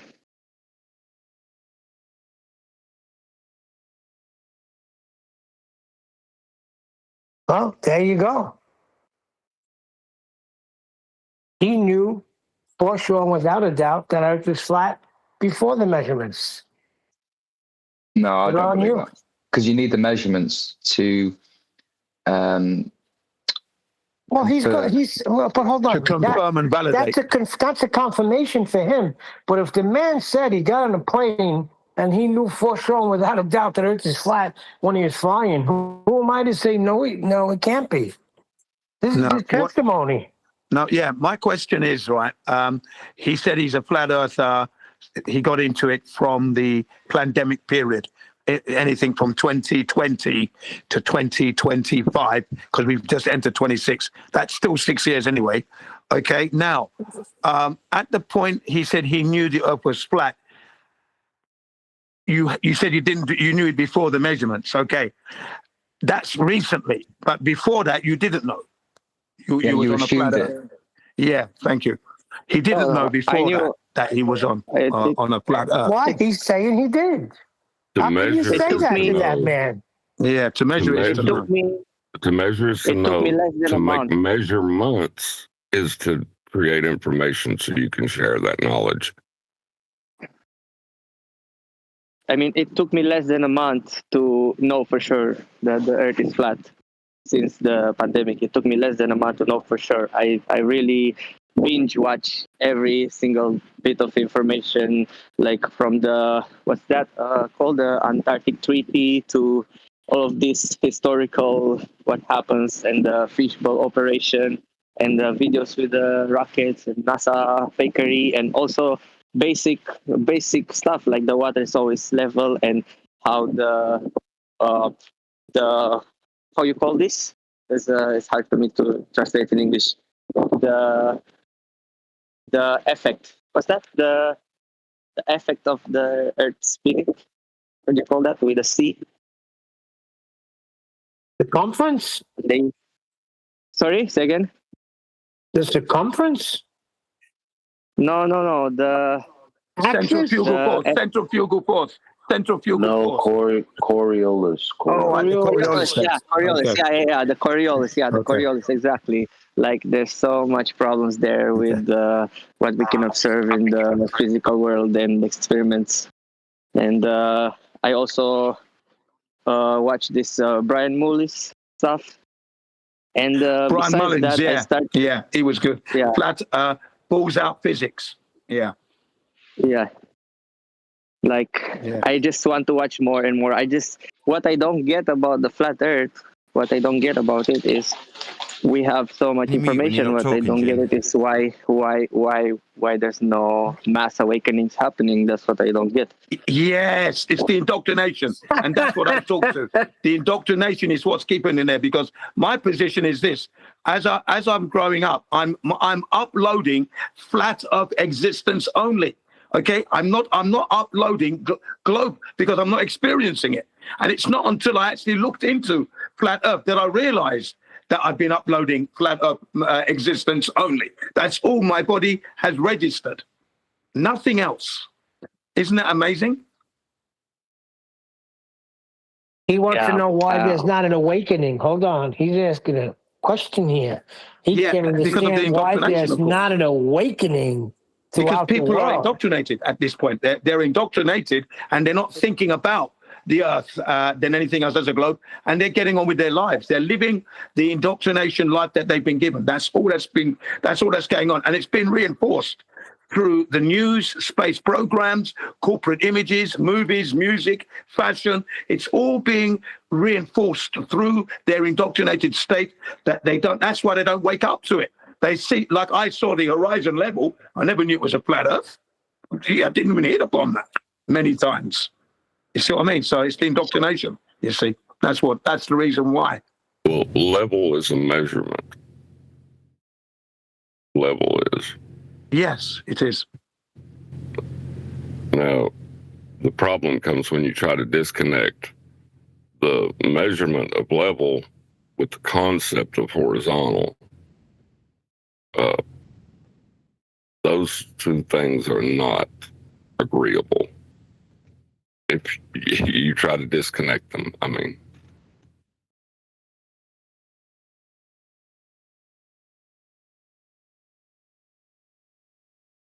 So what are you saying? When he was flying level, he was measuring?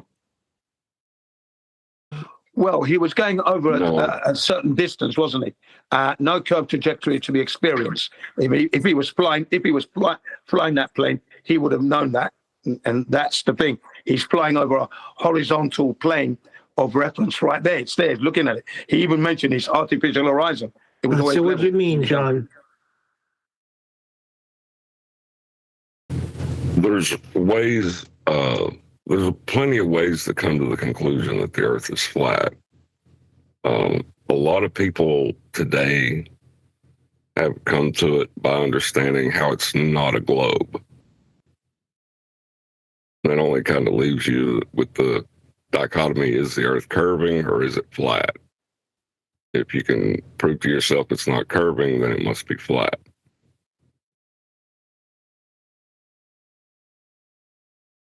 But the only way to know is through measurement. Yeah, you're measuring it flat. That's why you know it's not curving, because you're actually measuring horizontality. That's what you're measuring.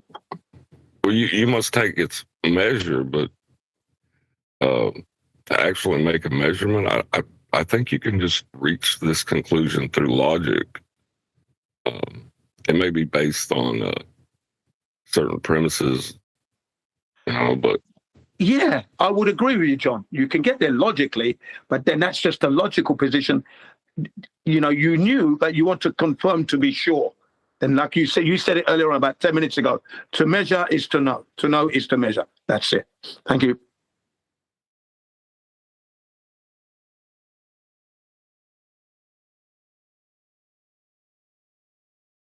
But this guy said he knew without measuring.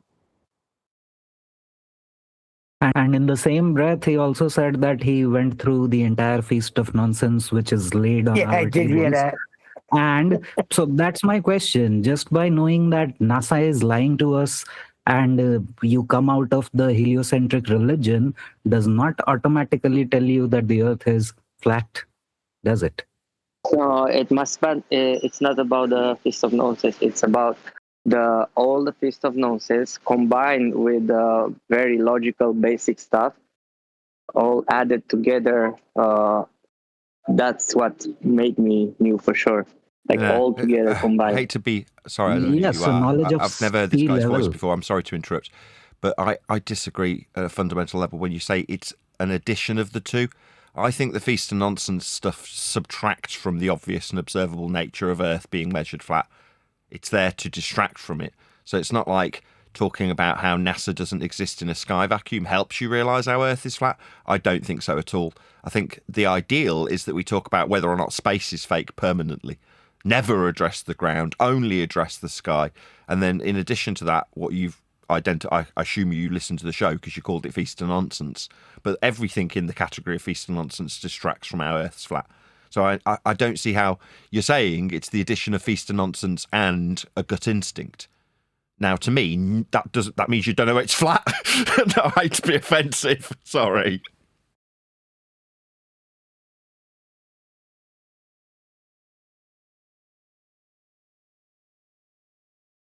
Did you hear what he said before, or you're just coming in now, Nathan? I've only just got back from the parcel shop, so that's why I kind of Okay, apologise. all right. So he said that through flight. He knew through flight because he flies a lot. And he said with flight and flat water, the water's always level. He knew for sure. Yeah, but so And would then he went to the don't get me Feast of wrong, Nonsense. Neil, I would say the same, right? I was on the back of the plane looking out the window going, my God, I wish I could go higher to see curve because there isn't any at this height. So instinctually, I can recognise the same. But unless you're piloting a plane and doing the measurements for descent with trig, you don't know for sure it's measured flat from flight. I understood how gravity would At the same time, the man though, saying he knew. How are we to question him? At the same time, though, I think we forget that there kind of is. There are two different things going on. Like you can know that it's measured flat practically, but you can also know for a fact what you believed it's been your whole life isn't, because as you open your eyes, you see all these lies. Like he said, like the whole NASA stuff, like that NASA spliced video of all of those things. What is that? No, the ISS footage. Like that's not a joke. That's not a small thing. That's like, so it's not them knowing that it's flat, but if you don't believe it's a ball anymore, innately, don't we know it's a plane? That's just my point, though. Arguing about whether or not Oh, it's a ball. I think I know the best way to put it. I think I know the best way to put it. Before the measurements, I will tell you that I will 100% put my life on the line I will just choose to die to prove that I'm right. But I cannot prove it. But now with the measurements, I can prove it. It's like that. I know it in my heart. I know it. I will put my life at risk, proving that the Earth is flat. I will die No, for you it. logically inferred it, my friend, and your logic is sound, but you didn't know it until the measurement. There's perfect summary. Yeah, your logical inference is perfectly reasonable. I would use the same standard and did, and have declared exactly the same in terms of my story, arriving at the conclusion that Earth is flat. And I used to say obviously and observably flat, summarised as a logical inference. But that logical inference, regardless of the feast of nonsense and looking up at lights in the sky, didn't leave me to the point where I would say, yeah, gun to my head, you're not going to be able to change me in any way, shape or form because it's measured flat. There's an empiricism about what you state when you talk about the measurements that allows you to say, well, there's nothing further to discuss. Whereas when I had a really strong logical inference, as did you, to the point where you die for it, as you put it, that doesn't necessarily mean that there's not a debate to have with next man who doesn't think that and would put his heart on the line and put his life on the line that it is a ball. So long as you're arguing, like Eli just summarised so beautifully in the right timing, as he does tend to do, so long as we're all arguing about whether or not it's a bleeding ball, we get that's feast of nonsense. That takes us away from the obvious fact it's measured flat. Yeah, but as another thing, the gravity. I know that they never proven gravity. So when you're flying an airplane, pitch up, like a little bit pitch up, you're never gonna go around the ball. So it's about I know the ball. that too. So you're affirming what I'm saying. So your argument immediately spans from whether or not you're on a ball, whereas up is perpendicular to a plane of reference. The plane's altitude is measured from sea level. These are things that you can know that leave there to be no discussion about whether or not you're on a bleeding ball. But if we can argue about whether or not gravity, 111 year out-of-date rhetoric that requires perpendicular to a plane of reference for a downward vector that all things tend towards, which they don't, well, you've got perpendicular to a plane of reference downward measurements in the vector they assert for their gravity to suggest in an elongated feast of nonsense manner that we're not on a ball. When we're measuring Earth flat to assert this incorrect nonsense about gravity, perpendicular to a plane of reference in the first instance, knowing that it's measured flat, and that everything you ever discuss about Earth, if it involves a measurement, it will and can only be flat. Once you know that bit, gravity seems inconsequential because you've got to measure Earth flat in a downward vector perpendicular to a plane to assert incorrect nonsense about a force vector that needs a flat Earth for a ball to right the wrongs of things not flying off it. It seems nonsense to go onto the ball with its wrongs and things not flying off it when you know that their incorrect assertion even needs a flat Earth to be measured. Yeah, that's why I said I'm very thankful to discover your channel, because it's really the cherry on the cake. Like it's like completed my understanding of everything. But the problem is, or I don't know if a problem or what. I'm not sure if people who are still asleep, thinking they live on a ball, I don't think that they will understand that the Earth is flat just with these measurements, because there's a lot of people who really don't understand mathematics and measurements, and explaining to them the circle or the circles of equal altitude and other stuff like that. I think they'll just run away from it. They'll think you're just crazy or something. But from the conspiracy, just one sec. Just respond to that. In the present tense, when you say the cherry on top, right? Well, if I actually ascribe credit to that cherry, that's refracted curvature is on the panel currently. You can thank him personally for us arriving where we have arrived.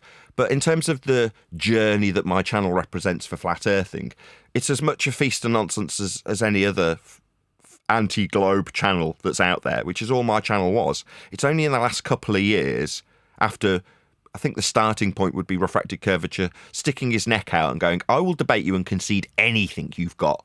because he appreciated these facts that I'm now so concisely summarising. But for the fact that John had done that, we wouldn't be where we are. We would still just be anti-globers and we wouldn't even know it.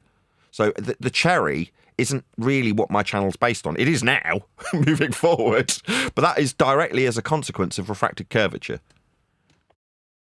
The man, not the nonsense. Oh yeah, I tried to go to your first flat Earth video and go watch them all one by one. I tried to see where did you switch from regular flat Earth stuff to the measurements, but the YouTube won't let me. Like at certain point, searching in your videos, it will just stop. You will not be able to scroll anymore. It doesn't appear anymore. So you can go to the oldest or latest, but it's limited. You cannot see them all. Recently, in the last couple of days, well, where did your journey begin? And I described the first video, which is on a different channel. It's actually not my primary channel or either of them. It's on Oakley Cord. Well, on Oakley Cord channel, there's a video that I published after watching a bit of Jaron. And I think in his chat while he was doing a live stream, one of his chat participants in his live stream chat said, why don't you release that video? Because I talked about the video, but they're like, well, where is it? Give me a link. And I'm like, well, it's not actually published, because I'd stuck it up and not published it out of fear of ridicule. So I'd kind of left it on there, and then when in a different person who's also talking about Flat Earth's live stream, they encouraged me to publish it. Well, that video was about the scale of a rocket on the ground and saying, look, it's wrong. They're saying it's 100 feet tall, but based on me scaling it with these fence posts and the people standing next to them and the fences going all the way into the distance, I can tell you that this is about a 40-foot rocket, or 35-foot tops. I think I got it to something like 38 feet. Like, it's supposed to be 100-plus foot, this shuttle. This is just a model. It's just a pretend model.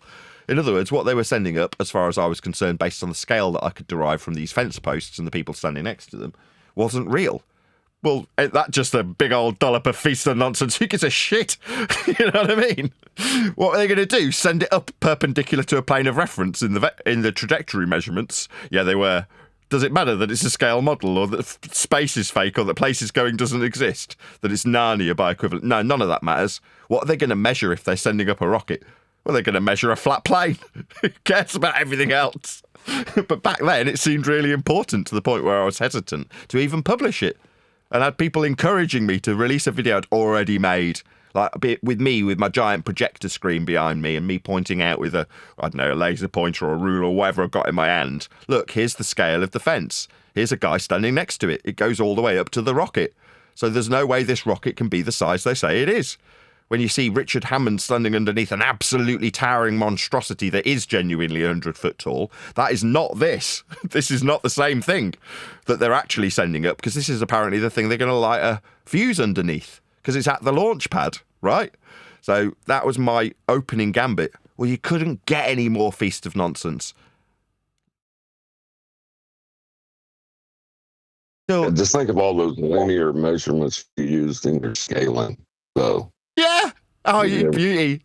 I love John. You make me smile when I realise how stupid I am. That was a better example. Exactly. Just to describe the perspective element, I'd need a flat earth. Just to describe the scales of these fence posts, I'd need a flat earth. Everything about what I'm describing, because Earth's big, I've said it myself and John had to point it out. I'm measuring Earth with these fence posts. Yeah. So you'll need a flat earth for it.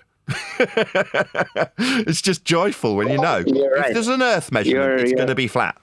You're very right. Like the measurements are like the 100% our only way to prove it. But and besides the other scientific methods that they are not able to prove gravity and other stuff.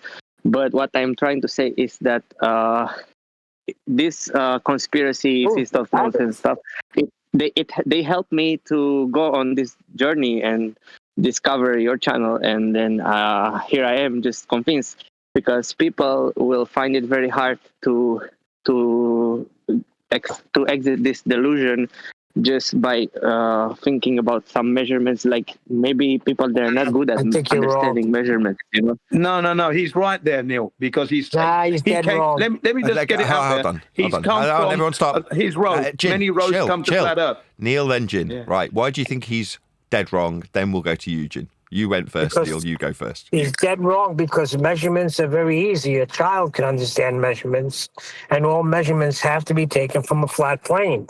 It's obvious. Everything you do points to it being flat through the measurements. That's how you have the knowledge. Yeah, Jin. I don't see how that's too difficult for anybody to understand. Neil always knew it was flat, Jin. You go ahead. I'm not discussing it. I'm discussing the young man's point where he says that the road he took got him to your channel. That's what I'm referring to. He's a candidate perfectly of what your book is titled. All roads lead to flat Earth. That's what he is. He's a candidate of that. Oh, me That's too. what he is. Yeah. Me too. I went the same road until I found Nathan's channel. Right. So that's what he is. But I don't agree that just the measurements alone is the tactics that the globe defenders use to keep us away from the truth. Sometimes those tactics at some point will help us to go against them. Like they sometimes screw up. They don't realize this. Now, you know what they have no tactics for? Measurements. Everything else, they have a tactic, but they measure it flat too. That's why this is the major killer and very easy for anybody to understand. I know it came up earlier, Jin, but in this moment, is it simply an annoyance to you that someone like, I don't know, Professor Dave Explains could, as you put it, take the jail free card and go, I always knew it was measured flat. Like here, and he gives an example where in his cognitive dissonant way, he's referred to a flat Earth measurement. He hasn't said it's flat as a result, and in fact, quite the contrary. He's taking the flat Earth measurement and saying it's a ball, but he then uses the antithesis of what he was actually proposing prior and says, no, I always knew it was flat. That is to say, lie. Is that the only concern? You know what, Neil? Sorry, Nathan. You know what? With that guy that you just mentioned, I'm not going to question him because I knew he was lying all along. So I don't question people like that. But they knew it was flat. They were lying to the world that it's not flat. So no, I'm talking about the people who are newbies out there who have now, because that's what you said. They don't want to feel stupid. Joe Public, not the likes of Professor Dave and Simon Dan and all them stupid wallies. None of them, because they knew it was flat. I'm talking about the ones that you said didn't want to feel stupid. That's Joe Public. Stu Blog, Joe Blog. That's Man, what we we're are talking about. so You know what I'm talking opposite about. in this. Thank you. So to summarise, you actually don't mind if the lying shitbags use it as a get out of jail free card, and you do mind if the public do it. Man, I'm completely the polar opposite. If Simon Dan done that, I'm just going to say to him, I knew you were lying because you were lying to the public. So I'm still going to roast his ass, but he gets a different roasting, doesn't he? He gets a roasting. Look, here's a person who knew, ladies and gentlemen, and he actually told you a lie. So he gets a different roasting to Joe Blog and Sue Blog. Don't try and break me down because you won't, Nathan. I know what you're trying to do there. Sue Blog, Joe Blog, they get a different roasting because you didn't join the dots. But this guy had actually joined the dots and continued to lie, ladies and gentlemen. What a scumbag he is. Fine. There So you you'd go. say they are equal to each other, but one is admittedly and already proven to be a liar. The other would just be a liar in that moment when they decide to say, I always knew. Yeah, there you go. I'm just going to roast his ass anyway. So you get a roast. Hold on a minute. I know Professor Dave has lied about many things, but I'm pretty sure he's convinced that his antipodal bullshit is actually convincing. He's convinced himself of that. Antipode. The two rotations. The antipodal suggestion is actually two flat planes on top of each other. Each are utilising flat planes of a area of equal elevation in the north and an imaginary circle that is sandwiched underneath it, antipodal. When you say antipodal, you're talking about he believes that when you travel, wait for it, south, you're actually antipodal. I'd just say Professor Dave actually believes it's on a sphere. He may lie, but I think he actually believes that from the passion he puts into his arguments. Right, but what I'm suggesting is that Normie, right, let's say it's the Normie, he's just had an ass roasting from Jin, but now feels that it's incumbent upon him to go and correct the wrongs of the liars and deceivers out there like Professor Dave. And he goes to Professor Dave and He says, look, Dave, I am under the apprehension that you believe it's a ball because of the antipodal positioning of the sky rotation. And Dave turns around and says, yes. And then the guy, Normie, says, but you're travelling south, Dave. And Dave says, yeah? South? Yeah? And he says it a third time, south, Dave, like flat, like on the compass, like a flat-only direction. And on the third attempt, the penny drops for Dave. And he turns around, wait for it, Jin, and says, I always knew it was flat. He just lies some more. Whatever the consensus is obviously determining in that moment, hypothetical and, suggestive that I'm being, in that moment, it wouldn't be that exaggerated. It would take a day or two. But that's essentially what he'd have to do. You'd have to turn around and go, what? Well, consensus understands that the direction of travel to suggest antipodal positioning is a flat direction. To travel south is to travel flat. Can't then get there and go, oh, well, now upside down from myself, I'm antipodal now. It's like, what are you talking about? You've only just travelled in a direction that can only be and is only described as flat. This is nonsense. Why would you suddenly assume you're upside down from yourself? What gave you that impression, you stupid idiot? There wasn't anything. But that'll be the point where Normie is capable of saying, well, you never used a compass.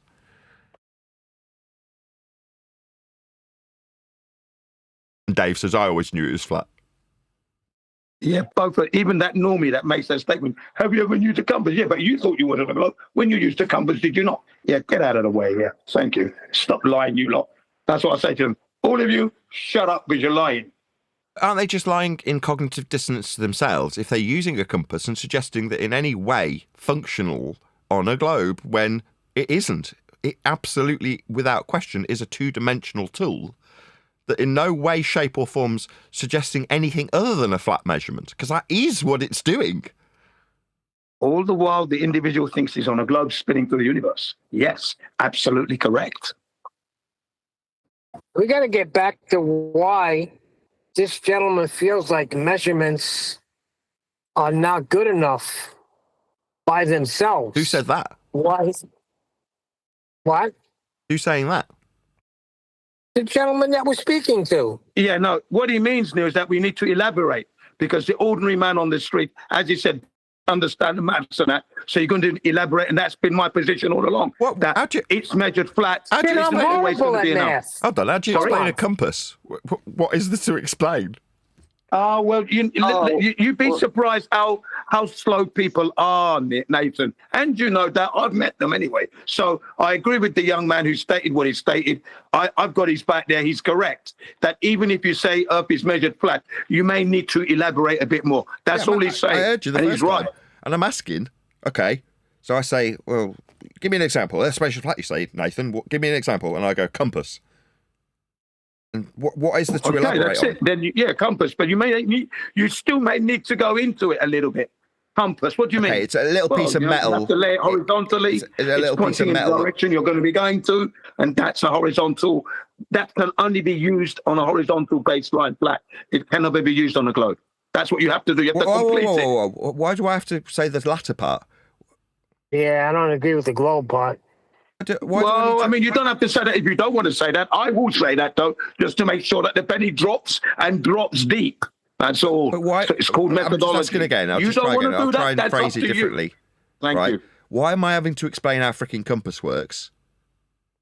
Because if you can't maybe do the math, individual doesn't quite understand how to use a compass. Perhaps. Who doesn't? Hands up. Be honest. Who does not know how a compass works? Now we're being pedantic, Nathan. We don't need to be pedantic. You just told me. Some people don't understand. Yes, you are, Nathan. You're being pedantic now because there are people out there. When you say compass, you may still have to remind them. All right, how let's it is carry on. actually If used. you don't mind, Jin.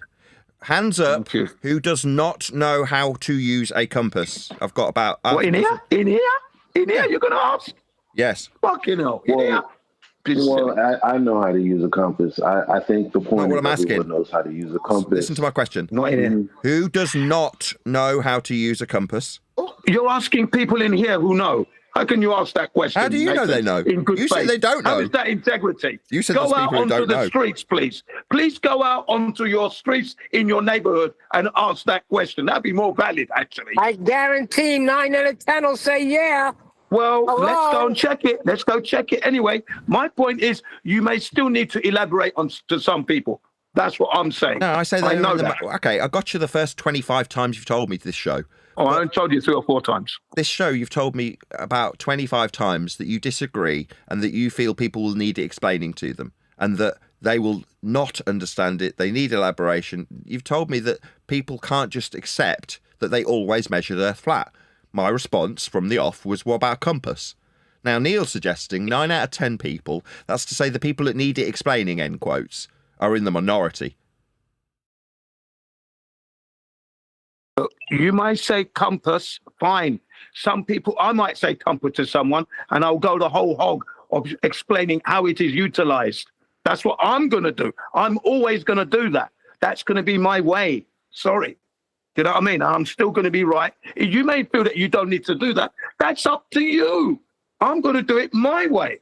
And that's going to be full explanation. It's okay. It's not a crime. I'm not committing a crime against anybody. But you're saying a full explanation is needed. That's We're what not saying how you would that's do what it. I do. That's what I do. Yeah. That's what I do. Gin, please. You said a full explanation is needed. Right. It's what I do. I got you. We got you, Gin. It's what you do. Play maybe 5 more times before we can actually get a response in. Yeah, we get that. You want to explain to people. And I'm suggesting that they already know Earth's flat. It's an out of order suggestion. They don't know. They don't know it's flat. They don't know it's flat. They're under indoctrination. They're experiencing flat Earth without realizing it. That's my point. The psychology of the matter, which you are deliberately looking the other way from. Thank you. Well, yeah, that's the argument. And my response to that is, well, when Nathan says, why add the latter part to that? It's not that you have to leave it out. But again, like being a salesman, if you say it, it's a lie. If they say it, it's true.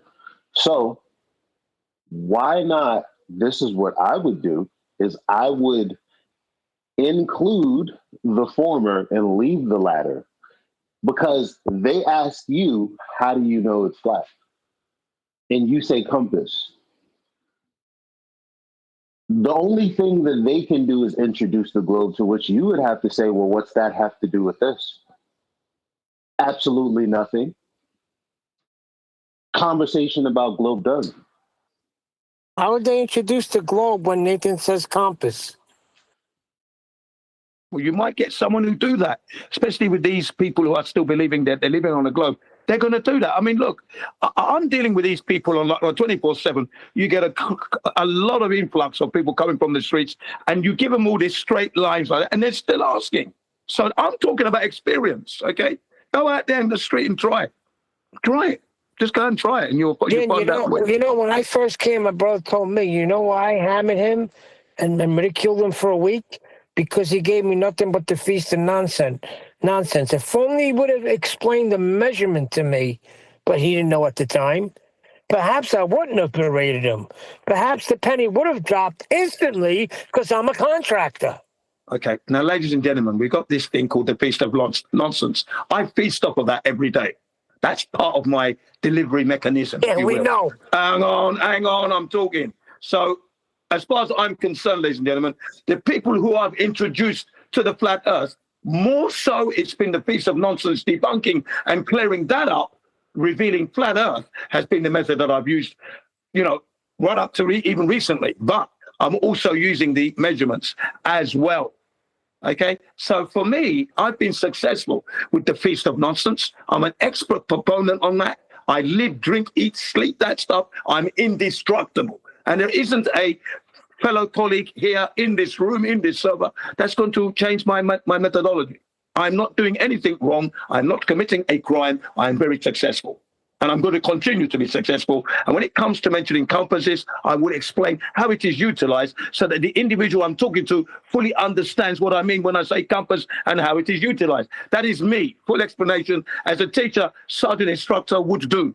That's what I'm going to do, and that's it. Now, you guys don't want to do that? That's okay. No, that's not what I'm saying.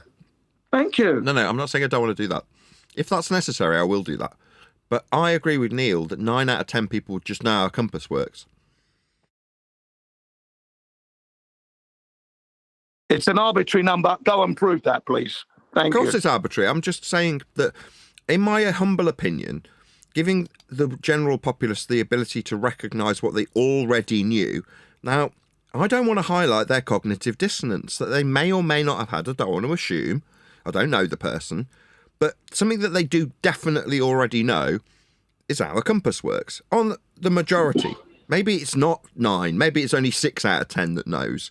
But my point is, most people know how a compass works. Let me, do you guys want me to ask my very normie girlfriend and her best friend?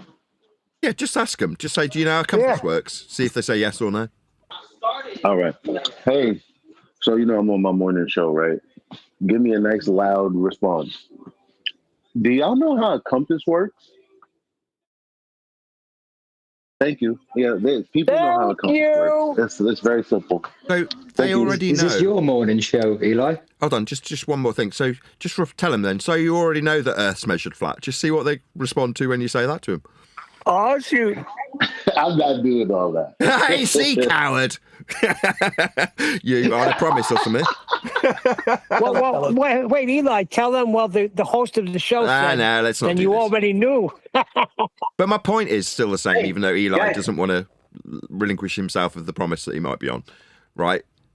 The fact is, they already know Earth's measured flat then, if they know how a compass works.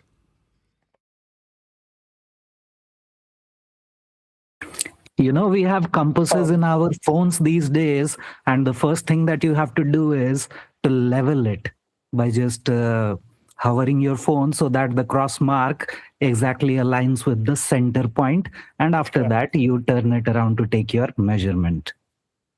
That's exactly what I was going to say. I wanted to add. I'm sorry. I just wanted to add. Not only does most people know, but even children know. I don't like to put my children on pedestals, but I'm not saying they're the brightest in the world. But if I can level it to a child, we go camping. We go camping maybe 4 times a year. So they know how to use compasses. And they already know. Listen, Neil, please. And they know, and the way I first broke it down to them, before they were even introduced to the heliocentric belief, I said, north is which way? They pointed straight. I said, but they'll tell you north is up there, and I'll point to the sky. The teenagers are laughing like, wow, Uncle Danny, that makes a lot of sense. I said, but you notice that north is going this way, okay? South is going back behind you. East is going to your left and to your right. Now turn it around. Now north is going to your left, east is going to... So they already knew that, and everybody knows that. Everybody knows that has put a compass in their hand, whether it's a digital from the phone app or whether it's the old, conventional ones. Let me add a statement, right, which I will take inspiration from our opponents for this one. Compass only works on a flat Earth.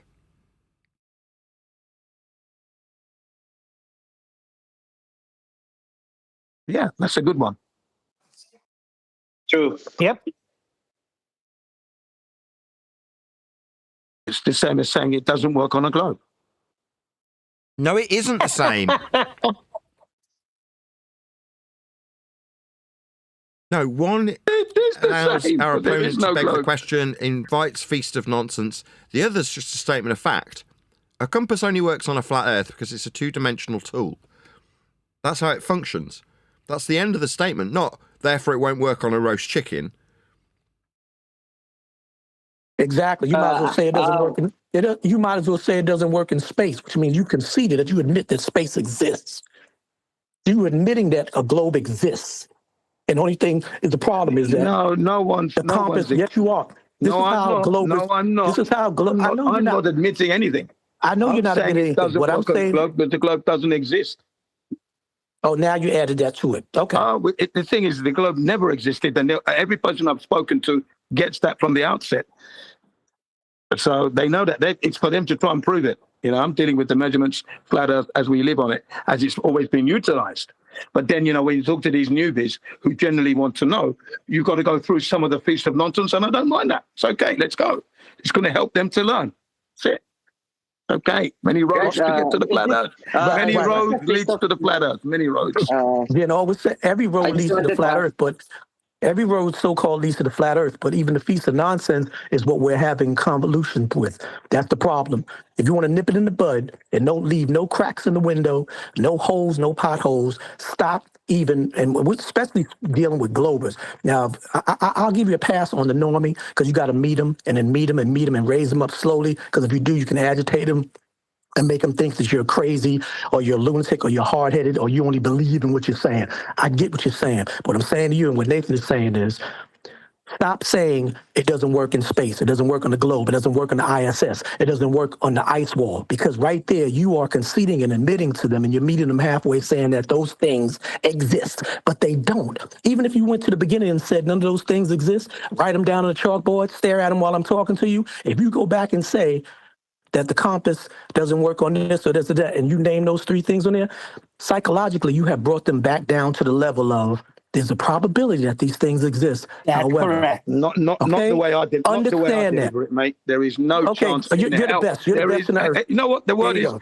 Hell will freeze over if that was the case, and it's not that. I don't even present that in that way. I haven't had any discussion where I'm allowing them to run around with. I'm the one that's screaming at these globers when I'm in these servers where my fellow flat earthers are allowing them to have this feast of nonsense. And there are times when I just shut it down. So I'm not that guy that's allowing any globe to exist on their globe. Don't look at Jin CBR1 because I am the destroyer of the heliocentric model. So no way that label can be put on me. No way. You missed what he said. Understood what he said. Don't worry, I didn't miss a thing. And the thing is this, I don't do that. But what he was trying to say is, or what he did say very well, was that when you introduce it, like it can't work on a globe, you're bringing that globe to life in their mind. I'm shutting it down, not bringing it to life, because they're the ones that are bringing it up, and I'm shutting it down. Okay, that's what I'm doing. I'm not bringing it up. Ken, I got a question for you, and I don't know what you do, but I don't know if you ever spoke. I don't know if you ever spoke to people other than talking about flat Earth, but. Yeah, I can't hear him now. We lost you, D. Sorry, my thing cut off. Yeah, go on, D. If you're speaking to people and you spoke to them in any dynamic, any kind of tone, whatever, in your closing statement, whether you're a prosecutor or a defense attorney, what you say last is going to be the thing that's going to stick in their head. And what I'm trying to explain to you is, no matter how much you badger, how much you impress, how much you consistently reiterate, once you say that doesn't work on a globe or that cannot work in space, once you start saying those things, you speak those things to existence like they're even relevant for the conversation. They're not. Those fantastical belief, whatever you call it, what's the word? Paradigms, diatribes, yeah. They're not even worth bringing up. They're not even worth bringing up to say an elevation angle doesn't work on the globe. It just sometimes I shut them down when they try to do that. That's what I do. Right, because they shut them down. That's all I ever do is shut them down. That's Let me try and rephrase shutting them it down for the benefit of Jin. If I'm selling Bose stereos to a guy, and I say this is the best system in the world, it fills the room with a sound that is unbelievable to your ears, and Sony can't achieve that, what have I just done? Well, you've just shut down. You stole Sony. Selling anything but Sony. Yep, you made the person aware of Sony. But what's my excuse? But they always bring up the Sony. But they know about your person knows about Sony. You always So, what know are you about saying, Sony. yeah, and if he's doing that, he's bigging up his own brand over Sony. That's what he's doing. But Sony actually exists in the marketplace. Okay? Whereas the Globe does not exist. All right, you got you there. But Sony's the Globe in the scenario, isn't it? No, Sony actually exists. The Globe doesn't exist. That's what I say. It doesn't exist. It cannot work on your Globe as your Globe doesn't exist. How is it working, sir? Where is your effing Globe, sir? Yeah, but that's what they're trying to say. Yeah, the minute you say Sony, Sony doesn't even have acoustic mass technology. Hold on, let me just make my point again. Yeah? So I say, Sony doesn't even have acoustic mass technology. It doesn't even exist for Sony. They don't even have this technology. Sony. Oh, what's that? No, you want to buy Bose? It's Not anymore. Sony as such.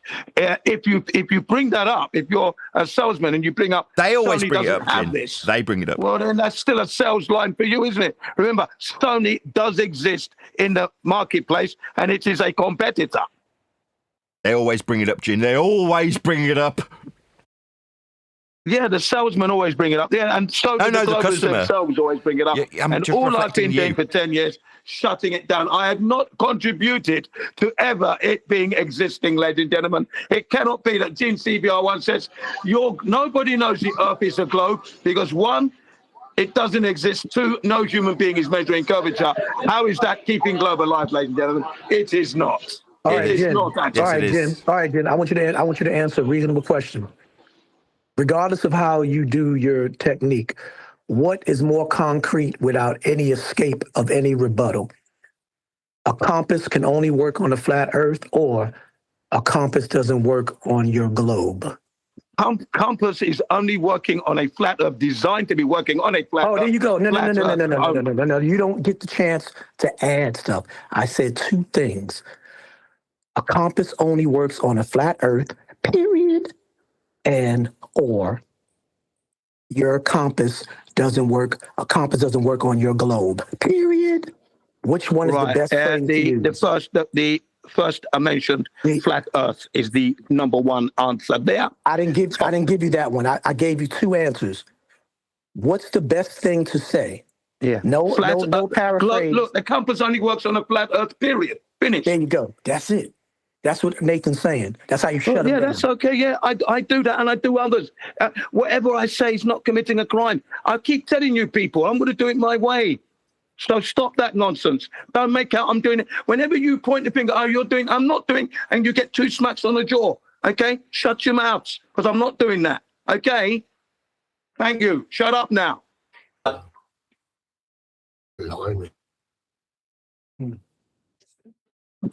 All think we're you'd have a trying to lot say, more Jen, success. is just don't do it your way. Do it.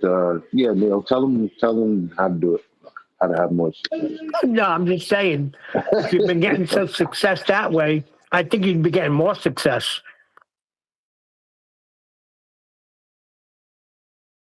By just saying Earth is measured flat, it only works. The compass works on a flat Earth.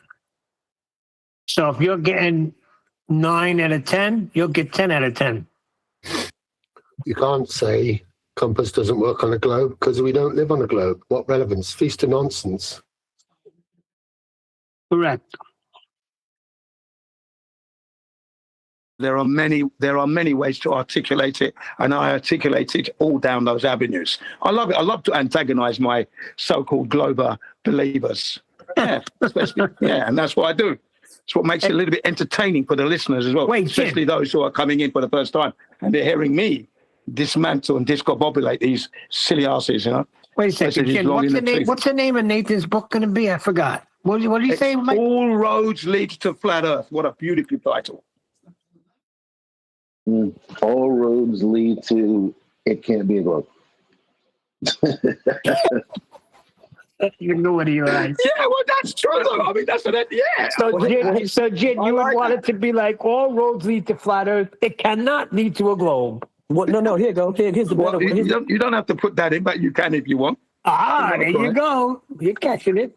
Here's a better polarity. The only famous book before Nathan's is going to come out was William Carpenter's 100 reasons or explanations why the Earth is not a globe, versus Nathan's title, which is what? All roads lead to a flat Earth. All roads lead to flat Earth. And I've been saying that for the longest of times. Right. Anyway, so that's why I like the title. Exactly. And that's straight to the William Carpenter. We know what he meant. 100 proofs. Even Eric DeBay said the same thing. 100 proofs the Earth is not a globe. We get it. We understand. They get it. Yeah. They get it. Well, it wasn't a crime. It wasn't a mistake. It was accurate. It was correct. It was concise, precise. It was fantastic. Didn't do anything wrong. So there you are. But messaging is everything. How come is it our enemies know that, and we know that, and refuse to get down with the program? Yep. Messaging is everything. Yeah, I mix it with all types. Those who want that bit, get that bit. Those who want that, get that. I got you, Jen. I understand, but they didn't resist a book like that, right? They ballers probably welcome a book like that. Well, look, it's destroying them. I don't know how they would welcome it. I wouldn't welcome something that's destroying me. No, the psychology. No, it's not. The psychology of that is that I'm being destroyed by that book. I'm not going to. Why would I welcome that? No, sorry. It's destroying the globe. Doesn't matter. The psychology is still there. The globe is. But I guarantee if the title of the book was, what was the book you said, D-Rose? Oh, 100 proofs that the Earth is not a globe. By William So what Carpenter. if it said 100 proofs that the Earth is flat? You'll have them flipping out and going crazy. But you have a book that says 100 proofs the Earth is not a globe. They don't say a word about it. And they released it. They released it without. Yeah, they won't say a word about it. Yeah, they released it. It was no problem. It wasn't nothing to them. It was like, that's his opinion. That's his conjecture. Well, there's a lot of them with conspiracies like that. Yeah, the same can be said with the title All Roads Lead to Flat Earth. People might just think, oh, that's his opinion. That psychology can still roll. No, they're going to fight against that. I think though. we're being semantical here anyway. And as I've said, Jin CBR1, Lone Ranger, always runs on his own steam and efforts. Always going to be like that. Sorry. Don't care what anyone says. Flat Earthers or Globers. Did you say Lone Rangers? Don't get it. Lone Ranger, I said. Don't get in my way. That's all. Don't get in my way. Because I'm not putting myself in your way. So don't be putting yourself in my way. That's a mistake you people make sometimes. You put yourself in my way and I'm not even in your way. I'm not your enemy. Don't even go down that road. Because if I were, you wouldn't like me. I've lived too long to even begin to be considered an enemy of the flat earthers. You're out of your minds, if that's what you're thinking. With my method, I'm keeping the globe alive. No, we're not saying. We didn't say you're enemy of the flat Earth. Yeah, we didn't say you're enemy of the flat Earth. All we're doing is we're evolving, just like we've evolved since 2000. I've evolved too. But you're still kind of like. No, I'm still kind of like nothing. Techniques. Do not judge me. I don't judge you. Don't even judge me. You have no right to be judging me, sir. I don't judge you. I don't judge any of you. Yeah, don't judge Jin for keeping the globe alive. It's not fair. It's not a judgment. It's not a judgment. It's a judgment. I'm telling you, it's a judgment. Pay attention to the older man. I'm telling you, you're judging me. Jin, judgment comes with punishment or reward. Don't judge me. Don't judge me. I don't care what you get out of this. I can't punish you or reward you. So how am I judging you? Don't judge me at all. Knock it off, bro. But you're still doing this. Don't point the finger. I'm just going to break your finger for you. Don't point. That's not judging. You're pointing the finger and you're making me as one. Don't single me out. 2, don't point the finger. 3, you're not the only one. You're not the only one. There's a lot I don't give a shit. I'm telling you. Jin CBR1 is telling you. Don't care about anybody else. Jim, but to be honest, nobody's singling you out. You're putting yourself out. Me at all. Yeah, you single you out. You single yourself out, Jim. No, not at all. No, you're judging me. Lone Ranger? You're judging me. Yeah, because of the way you people judge. So I have to take a Lone Ranger. It's not a judgment. Oh, you're judging us now. It's a judgment. It's an evaluation, and it's wrong, and you're incorrect. I don't keep the globe alive. Let me ask you I don't keep I'm not going to answer any of your questions now. Okay, so stop that shit as well. I'm not on trial. Don't put me on trial. I'm not on trial here. I'm not talking. Ladies and gentlemen, I'm not on trial. Just rumpusing this, making it unlistenable now, Jin. Thanks, we got it. All right, don't question me then, thanks. No I'm not comment. To you now I'm not talking to you. Now I'm talking to you, Neil. Go ahead. Have we judged other people? Everybody on this panel judge other people? I judge Jin harshly. So Global you're life. never too good to be judged. No, we do, and I welcome it if I'm doing Yeah, something so in a way if you don't, where if you don't, I'm yeah. a detriment to flat Earth. I'd want to know about it. Yeah. When you get to the point where you think you got it down pat and you think you're imperfect, you think you have no imperfections and you got it all, that's dangerous. That's what I call arrogant ignorance. That's very dangerous. I would agree Very with that dangerous. 100% with that sentiment. That is not my position. You just said you know what you were doing. You're going to keep doing it that way. Nobody's going to change Yeah, you. because I know what I'm doing. Yeah, I know exactly what I'm doing. I've got success. That's if it's not good, I'm not going to do that. I'm a man of 64 years of age. I actually teach. I brought up 4 boys. Can you give me some credit here? Oh, I'm giving you much credit. I give you credit all the Thank you very time. much. So please don't be telling me that I'm keeping the global life. Jin, slow down. Who doesn't give you? We gave you credit when you took those children and you put that. You told them to draw the shore. Yeah. You got all the credit in the world, my friend. Yeah, no. I know that. What I'm trying to say is that when you say I keep the global life, I detest that 100% with every atom in my body. I don't do that. Not you personally. Well, yeah, I don't know. I mean, you could take it personally, but the bottom line is the feast of nonsense. What we would describe and define that to be is a detriment to what we're doing. Now, if you don't feel like you're doing that, you don't have to personally step in to do what you're doing. You could just be silent. I don't step up and be like, well, like, because it's like, okay, well, the feast of nonsense is terrible. When people start talking about, people say aliens coming from other planets and all this. And Jen, please let me make it very clear. Nobody's saying that you knowingly, intentionally, or go out to do anything that you feel would judge you on. We inadvertently do things. About Jin. Stop it, Nathan. Yeah, I just keep hearing you do this and you do that. Don't be singling me out, mate. No, don't do that. Jin, That's the wrong thing to be doing to nobody me in their anyway. right mind thinks that you are promoting a globe. We know that you are a guy that wants to open up people's eyes to flat Earth. I hold Nobody's Jin questioning personally that, responsible for the except Nathan. perpetuation of the globe lie, actually.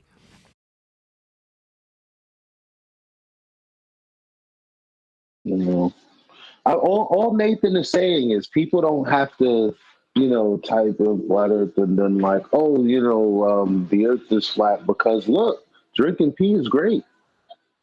We just it's just not. We don't need that. Like I'm just saying. Like, come on. You agree with that, right, Tim? Allegedly, Dave is so cool, and he drinks his own. He is. Like he is. That doesn't take away from him. For me, I don't give a shit what you drink.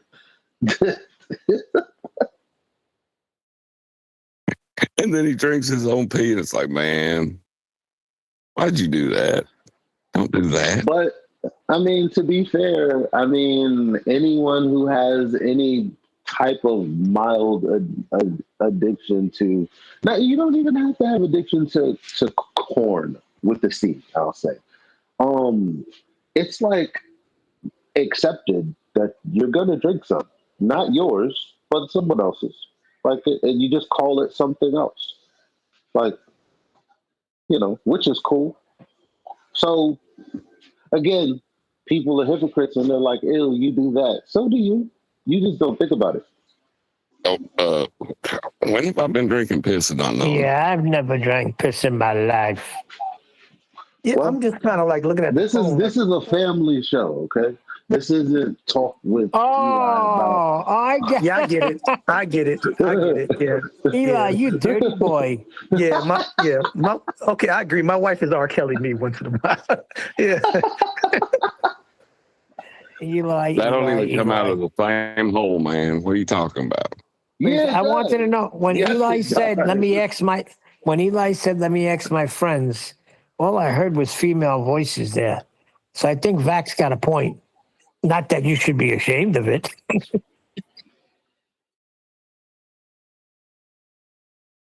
It does come out of the same hole, Joe. How many holes do you think there are on the female body? Down 47. there, 3. There are 3 down there. Yes. Exactly. Where is I know Vax what I'm anyway? talking about. Is Vax in Discord?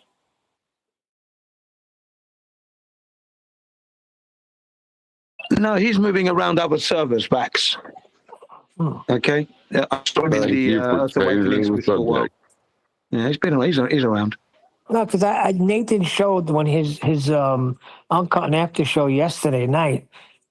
I was giving him a hard time. I told him I wasn't, but I really was, and he was right. Sorry, and that specific thing with Jedi, he was 100% right as far as what a right-angle triangle is. And I gave him a hard time. They all got the same baseline, though.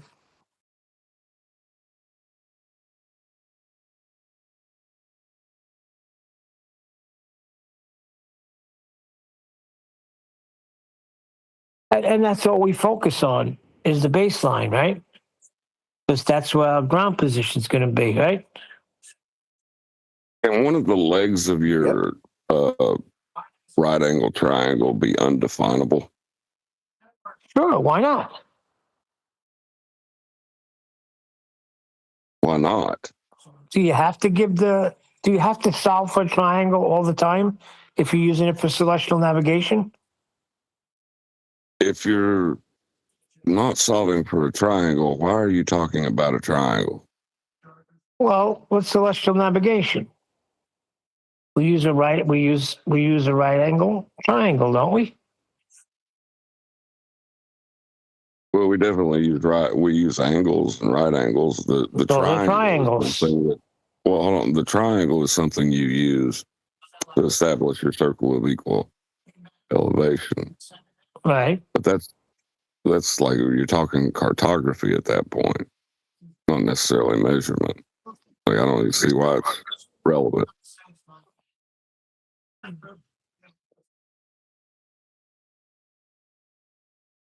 But what's an elevation angle? An angle. Okay.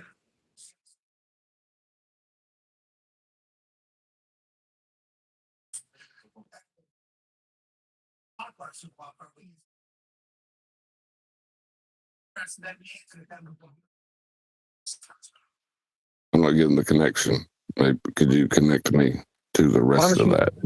Hey, John, why don't you ask the question again when he said why not? Just ask the question again, because I don't even know why not came in. Ask that question again about the angle, and then start all over.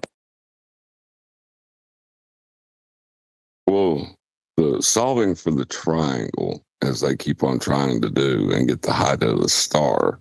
Yeah, that's what I'm saying. That's what they're going to ask for.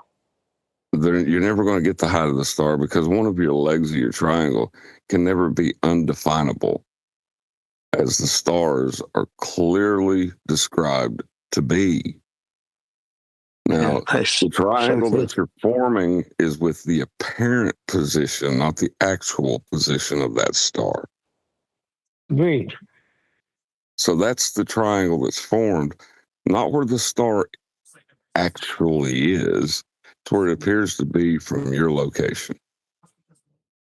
Right. Because That was brought up. most triangles have equal lengths of those lines that meet at the vertex along the base. That's what makes it a triangle. That's what makes it flawless, whether it's the instrument, ding-a-ling-a-ling-a-ling-a-ling, or whether you draw it. That baseline is typically the same length as that angle on the right and angle on the right that meet at the vertex. They're usually always the same. The biggest only triangle. in an isosceles, only in a right angle isosceles triangle, where your opposite and adjacent would be 45 degrees. But like I say, if you're asking for the height of the star, then you're doing trigonometry, and we're just using it for celestial navigation. So I don't care about the height of the star. Right, but the stars are considered an infinite distant away. That means it's undefinable. That's what infinite in that context means. It means it's undefinable. So you don't ever get the height of the star.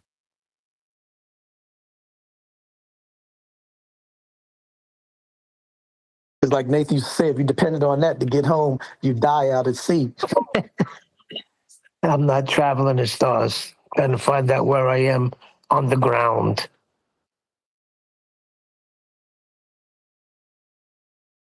I got a question too. So all roads lead to flat Earth. Now, when you're traversing at sea, is that a road? I'm not being pedantic. I'm not trying to be. No. Metaphorically speaking, yeah, it is a road. Yeah, it's another route. Okay. In that sense. All routes. Okay. Yeah, I can go with that. All routes. All routes. English, King's English. All routes. All roads. That means if you went down the path of this, it would lead to a flat Earth. If you went down the road to that, it leads to a flat Earth. If you go down this road of mapping, it leads to a flat Earth. Tyrannical. Yeah, that makes sense. Terrestrial. Yeah, I like that, because even if you go over the mountains of Dakota and the Colorado mountains, it's going to lead to a flat Earth. I like that. Yeah, I like that. Could even be conspiracies as well in there. Could even be. That's another issue, though. There you go. It is, though, Jin. Yeah. They designed it that way. Well, all conspiracies lead to flat Earth. Yeah. So flat Earth could be looked at as a conspiracy itself. That's exactly what we're saying when all roads lead to flat Earth. I'm glad that title has been decided upon, because I've always said it at the beginning that everything leads to flat Earth. And when people realize this, it will make people to go and check everything else. Okay, and I had the best route by checking everything else first, and flat Earth was the last. That was my route to the flat Earth. I've been everywhere else, and then I'd come full circle. And the last thing I'm checking is now the flat Earth. Oh, so that's why you like that title. Yeah. Because I remember. I've explored all the other roads. I remember before the editors were fired, you didn't like Welcome to Flat Earth. I remember you came in and said, "What happened to the old title?" Yeah. I like the all roads lead to flat Earth. It's like they say, all roads lead to Rome. So I think Nathan is really taking that to the best. It's better than all roads lead to Rome, of course. It's the best title I've heard for a book. Yeah, definitely. Come on, man. And I hope he keeps that, because that's the one. That's the one, man. And that will grow on people. That one will grow. It will. I didn't like it till he explained it today. Yeah, when he explained it, how it tied in with his journey. Yeah. And I was like, all right, yeah, that does sound better than Welcome to Flat Earth, because it follows the route of FED. Yeah. So I kind of like when he explained it. I kind of like, that's got to be what it is. Yeah, man. It's a good title. Good title, man. I just hope that people get what it's meant by that, and it lures them to pick up the book. Hopefully, there'll be enough. Think about it. If you're say you're taking a plane and you see it on a newsstand, that's going to be like an eye catcher. Hopefully, it will be an eye catcher. What's that about? Yeah. Right. Well, yeah. And you're going to get on a plane. You're going to be taking a flight. I might as well grab the book and read it. Yeah. I might go as far as to read the preface as well. I'd want to read the preface before dropping any pounds or pence or dollars or yen. So I have a nice, really good descriptive, preface. I think, oh, that's what. Right, bang. This sounds good. Do you see what I mean? Yeah. That's just me, though. I mean, there are people out there who just read that title and think, yeah, I'll have that. Bang. Me, I'll read the title. Okay, what's it about a little bit? Yeah, okay. Yeah, that sounds good. It's going to catch everybody's attention, that's for sure. Yeah, I hope it does. Because it's the title alone is worthy of that. Definitely. I like it because it the title doesn't lead one to automatically assume that the writer of the book is a partial zealot for one side or the other. So it's something that you might assume that their thesis is not to push, like Earth, not a globe. That's a pretty blanket thesis. This one looked like it'll explore how, all roads lead to a flat Earth, and we'll explore all those different roads in the context of how everything leads to it. Yeah. If that makes I hope sense. this book becomes a phenomena. I hope this book becomes a phenomena and, outstrips sales in, even if it's taken a little while to get there, I just hope it gets there. It's got that potential. I posted something in the Discord text chat that I hope I'm just going to be passing around on the interwebs from now on. It's basically all measurements of the Earth are with respect to horizontal, and it's one page. It's 2 pages, but I might leave the second page off because the second page basically lists one deck horizontal words, and of course it includes the idea that if you're going to talk about a globe, if you're doing a globe, you can't use these words and stuff like that. But the first page for sure is what I think is, I've wheedled it down to basically the one best flat Earth proof, and it's titled "Of course the Earth is flat. It's the way we measure it." And so, if anyone wants to look at that, I'm out of the. Yeah, I like what you're doing there. I like what you're doing. I could say you're keeping the globe alive, though. I keep mentioning the globe and that, but I'm not going to say that because you're not doing that. Do you know what I mean? There you go. Well, no, that's what I'm saying. That get him, Jim. It only keeps the globe alive. I'm copping to it. It only keeps the globe alive in the context of the first page, which points out that all measurements of the Earth are with respect to horizontal. Yeah. And you know what? You know how I put it, my man? I'd say it only puts the globe up there to be destroyed right away. That's it. That's all that's happening, because you put it up and then it gets killed. I love it. That's it. That's all you're doing. It's a momentarily life there, and then it's being killed as you carry on. So no problem, man.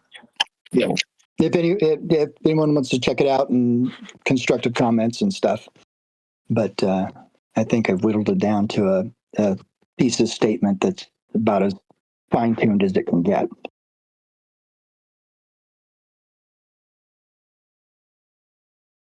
Has this come about from you engaging with the AI and ChatGPT? And does it help you to sharpen it up a bit more or what? Actually, it's all me. It's all me, Jen.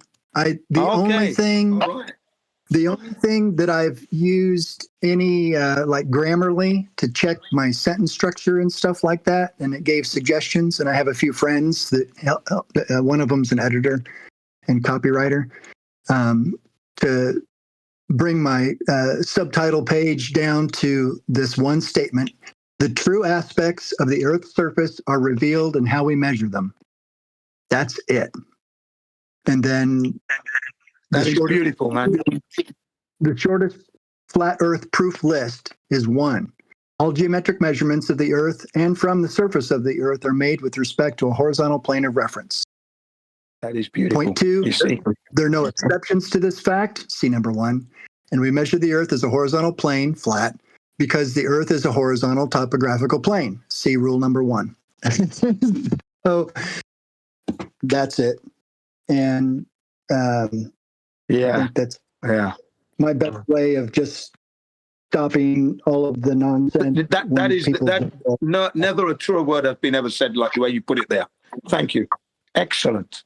Excellent. You see. It's you can use AI for it, so I'm pretty proud of it. Yeah. Thank you.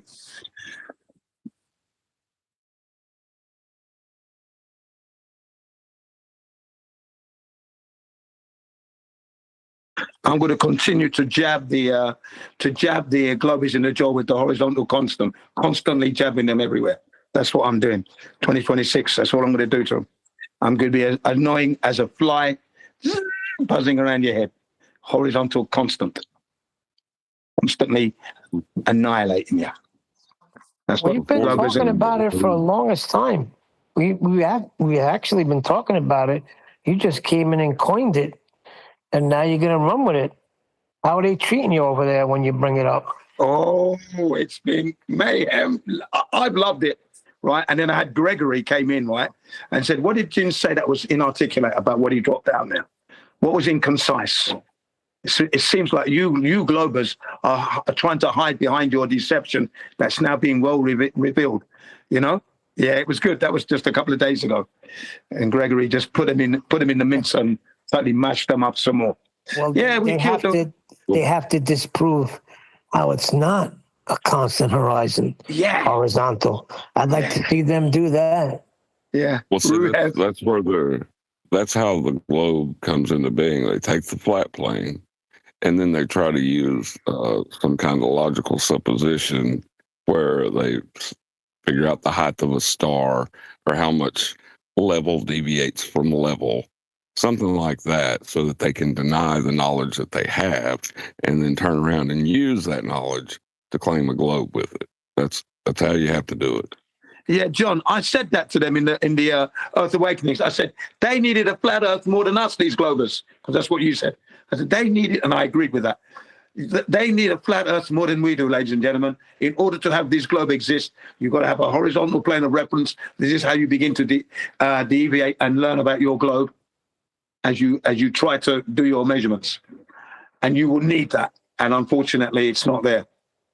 It's just a fantasy ball. But they need a flat Earth more than us, ladies and gentlemen. You can't have your fantasy without the horizontal constant. I love it, I do.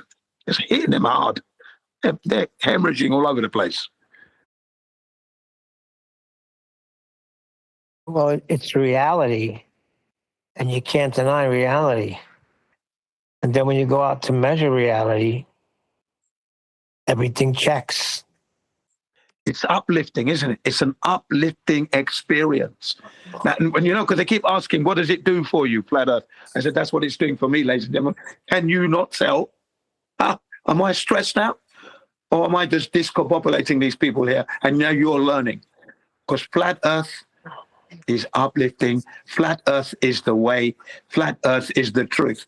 And I give it to them whilst I'm in a little Zen pose, right? Praying mantis. Yeah. Yeah. I love doing that. Wow, it's actually Flat Earth is the way, Flat Earth is the truth, Flat Earth is the life. Flat Earth the way, the truth, and the life. Flat Earth is ecstasy. I've been saying it for years.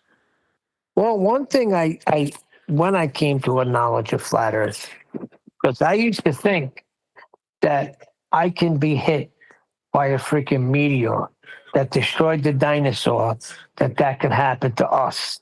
And I was relying on NASA to be able to shoot that out of the sky if it ever happened.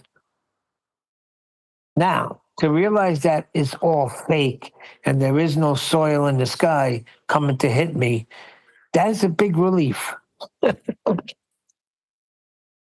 Oh, yeah, I remember one time where I was riding my bike, and this is in 1988. I'm riding my Honda 650 Dominator. I'm in the West End of London, and I'd heard the news. Well, I'd gone into an office. I'd heard the news where NASA and the team had found an Earth-bound asteroid and that, okay? And I got back on my bike, and I thought, oh, I'm glad they're out there, man. They're keeping us safe. Do you understand? Because that was always on the back of my mind, that an Earth-sized asteroid could come and destroy us where we live, all right? Because I always imagined that if the Earth was to suddenly stop, we would all just fly off. Those were the things I had in my head. Do you understand? 1988, distinctly remember thinking about that after hearing the news. It might have been from like Channel 4 or who was the other one we used to go to? Channel 4 and BBC. There you are, yeah. Because I used to go to the station. So I heard it. And then I came out and got on the bike and said, yeah, I'm glad that NASA is doing all this and they're keeping an eye on what's coming towards the Earth. It was always there. But now, that's gone, man. Gone. Well gone. 10 years ago, that's gone. I don't know. I realized it was wrong. I'm a little bit more worried about the structural integrity of the firmament now. Like, guys, do we need to support this? It could just collapse on top of us. What are we going to do? No, the Creator would not have created such a structure so that it would collapse on his creation. Firmament. Yeah, no. If it's there, the God would have made that sound that He's made the earth sound of black. So there's no structural integrity there. It's all going to be good. We're good. There is no structural integrity to the firmament. What I mean is no flaws, is what I meant to say. No flaws. Imagine though, like, let's just say it's for simplicity a container. And we know like one of the hardest substances or the hardest material is diamond, right? So imagine the Creator putting materials inside of the container that are harder than the container. Why would He do that? Well, the container would succumb to entropy, would it not?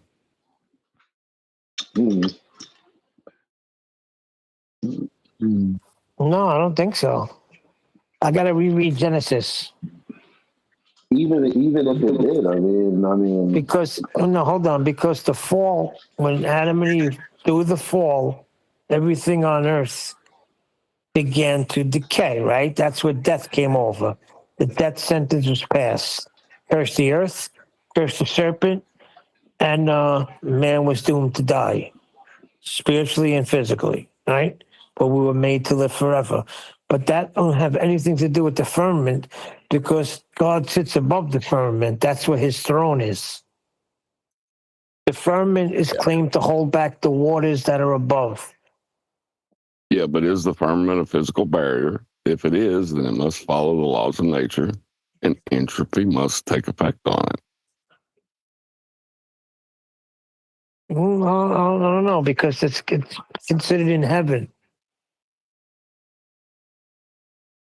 Well, you got everything inside of it. All I'm saying is, I don't know, maybe. The sun and the moon don't hold on. The celestials do not obey our geometry, and they do not obey what's going on Earth. They're not subject to entropy.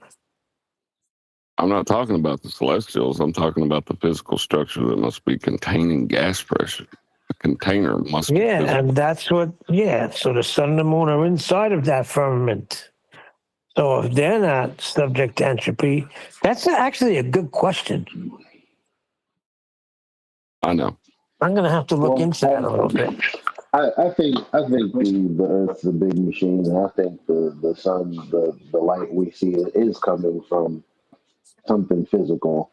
But that's neither here nor there. I'm just saying, okay, so what if the container is material and is subject to entropy? It's not like me as a snake owner is going to wait until the container deteriorates before I do something about it. Hold on. I think John's leading to something, Eli. Because if you read, as you get into Revelation, and you read the letters of Peter, it talks about 2/3 of the earth being consumed with fervent heat, fire. Now, is that what God's going to use? The decay of the firmament for these things to happen? Because it does talk about stars falling from the sky to the earth. So I got to look into this a little bit. I'm not talking what ifs. The only what if is the supposition of a container, which we know we have because we're breathing. So we must be contained. Containers must be material. You can't show me a non-material container. That doesn't even make sense. So a container must be material. And if it is material, it must obey the laws of thermodynamics.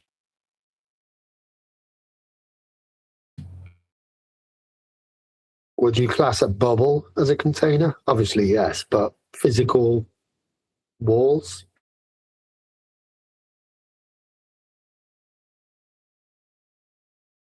The radius of that bubble is the wall, I guess, in that context. Yeah. So subject to entropy, would it degrade, fall apart eventually? Yeah, everything's falling apart. Yeah, I was just trying to make you guys scared again. Y'all said you wasn't scared about the meteorites and stuff like that. There's plenty of stuff to be afraid of. Oh, I'm not scared. I won't be here for that. I'm part of the church. I'm part of the bride of Christ. I will not be here for any of that. It could be tomorrow, Neil. You don't know when stuff's jumping off. No. I'm a firm believer in catching away of the church. I could point out various different scriptures where the church is removed from what's going to transpire on earth when the Antichrist and the beast is revealed. There's only pertaining to one people there. That's Israel. That's the 12 tribes. The church is nowhere near Revelation. We're gone.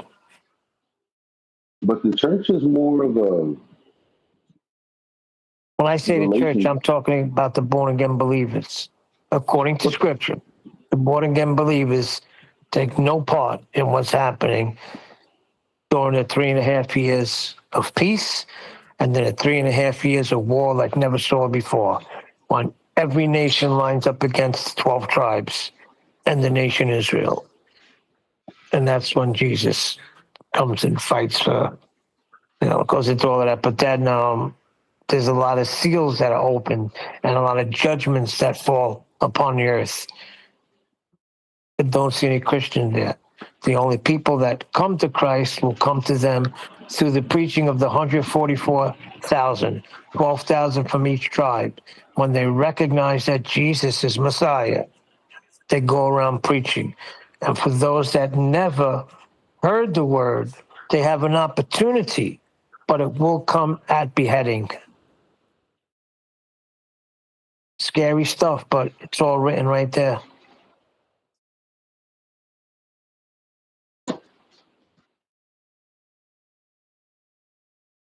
And also the Bible says when you come to him, you're not appointed to wrath, but mercy. So the wrath of God has moved from you, and you're no longer appointed to his wrath, but to obtain Neil, mercy. this is not fair.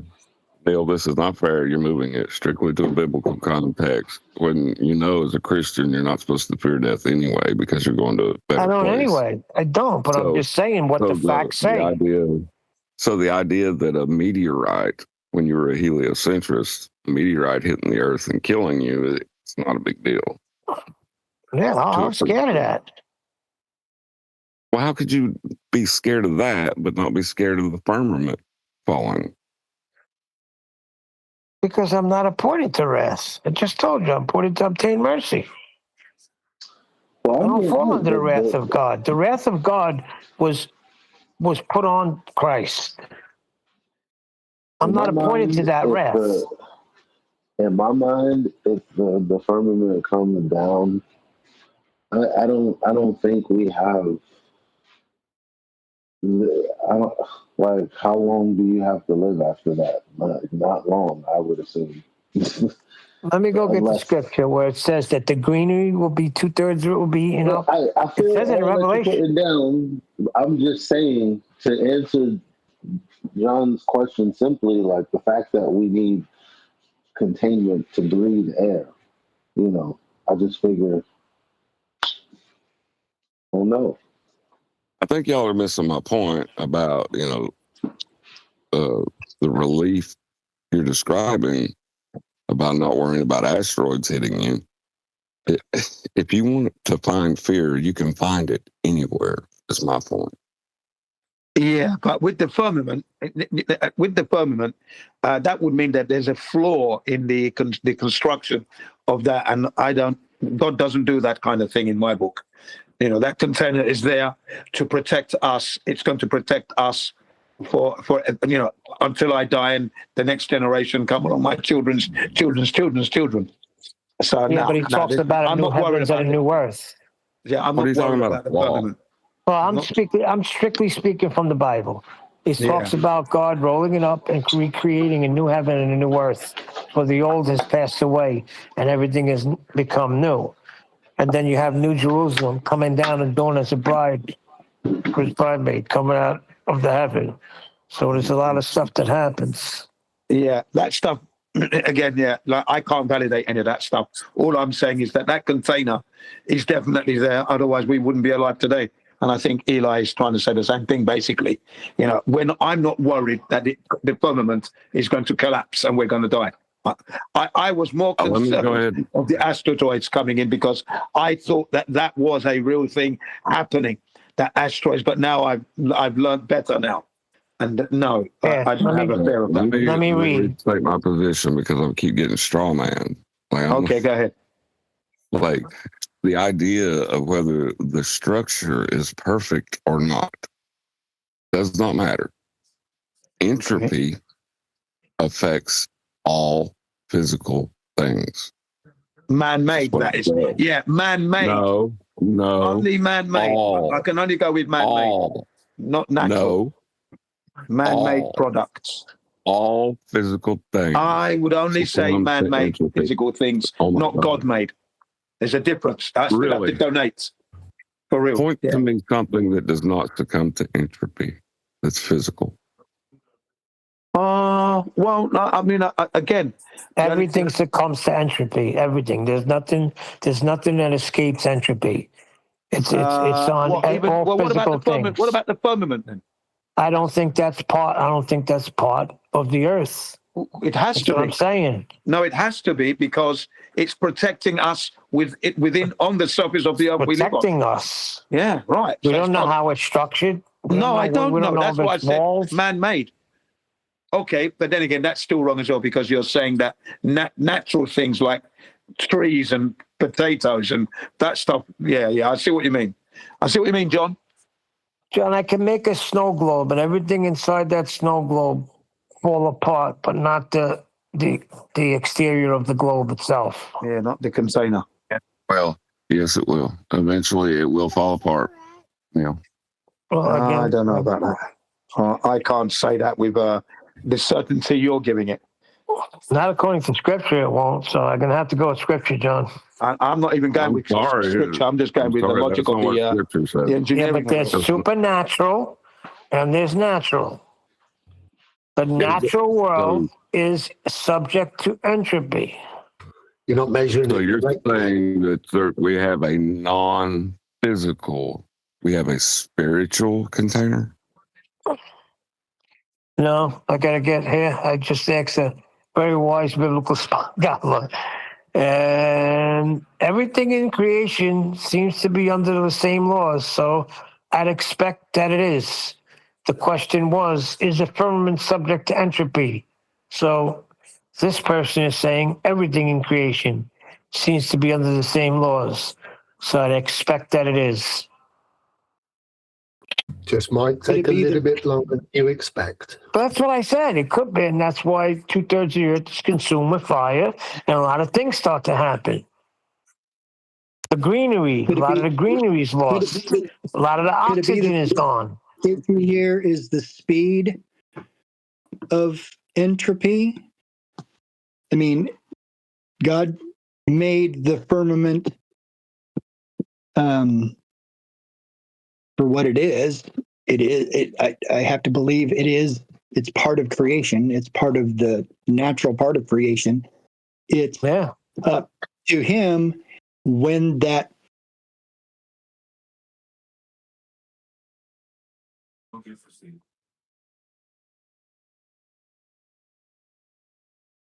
We lost you.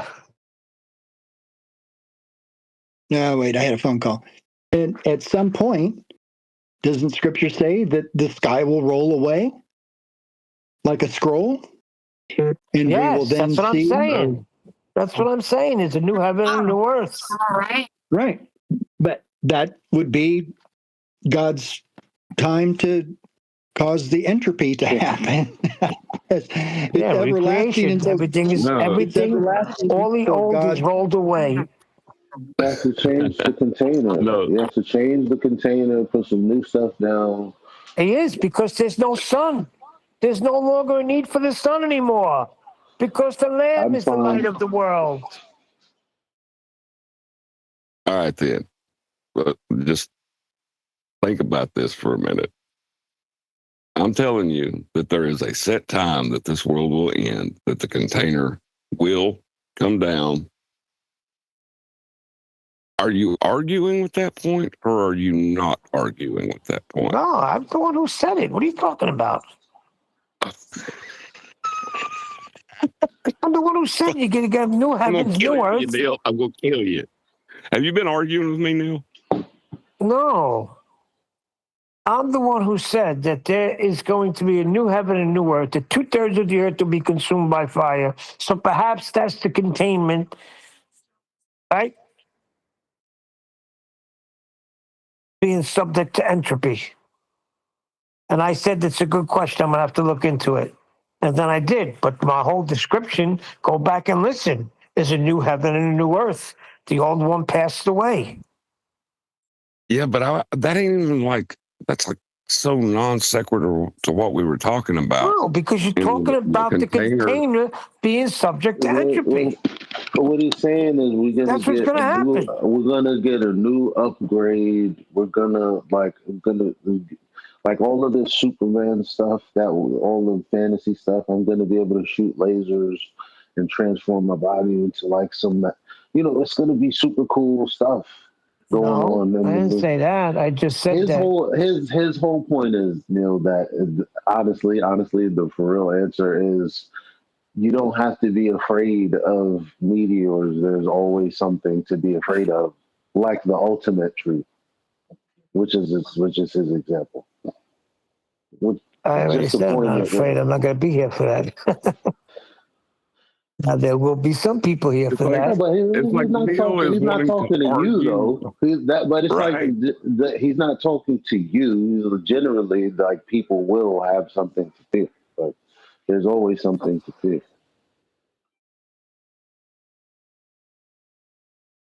Well, I think that was before I was Christian anyway. That's when I was afraid to spray the aerosol cans because they told you that you're destroying the ozone layer. Yeah, that was all BC, John. You shouldn't spray it because there's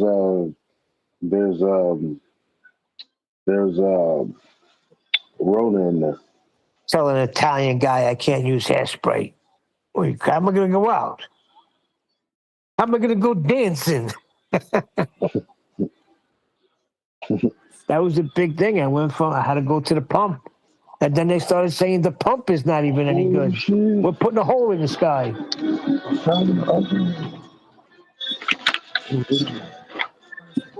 Anyway, it's all fear mongering anyway.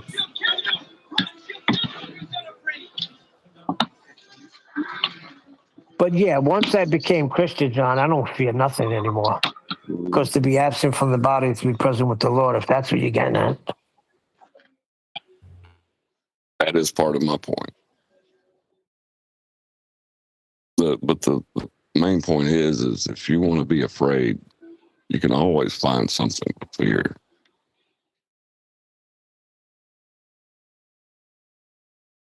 The only thing to fear is fear itself.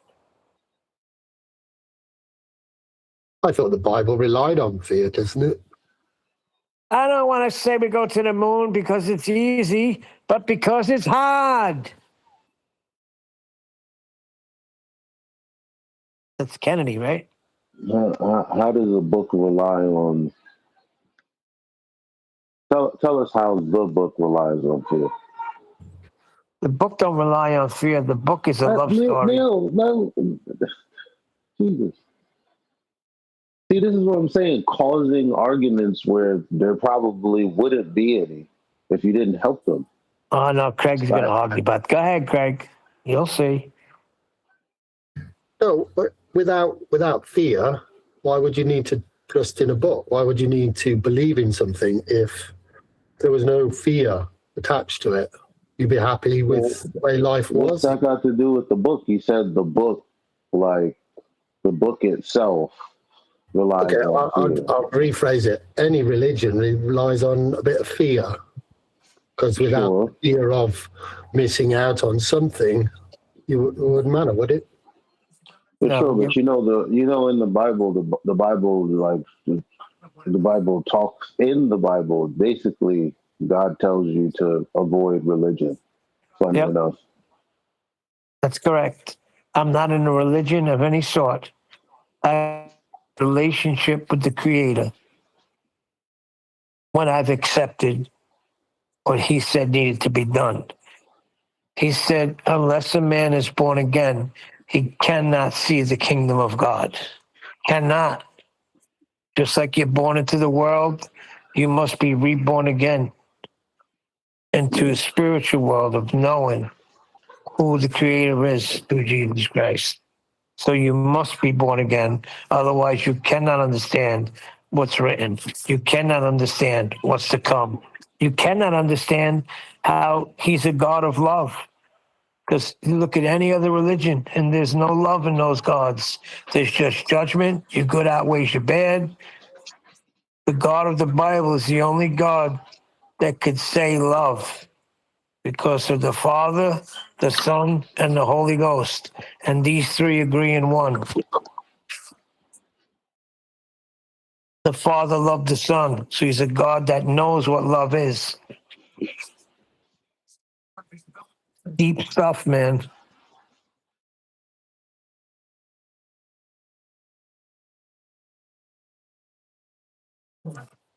As a matter of fact, if 10th man starts up those little studies he had, would you join? Yeah. You know I would. Yeah, I love it. I'm hoping he does, man. He really we get him, we get Flat Earth, 10th man, and he mixes up, he brings up his belief in there all the time and his faith. But when he is just strictly like going from the Bible, like we're all there to meet on this one thing, man, God uses him mightily, man. There'd be times in my brother's office, because that's where I was at the time when we were doing it. I'd be literally weeping tears of joy. Yo, you know how the Feast of Nonsense takes away from FE? The fact that it's funny because it's kind of the opposite. The fact that all roads lead to Rome actually muddy the Bible because everybody rejects everything Rome did and is doing or has done, and the influence of it has nothing to do with the Bible itself.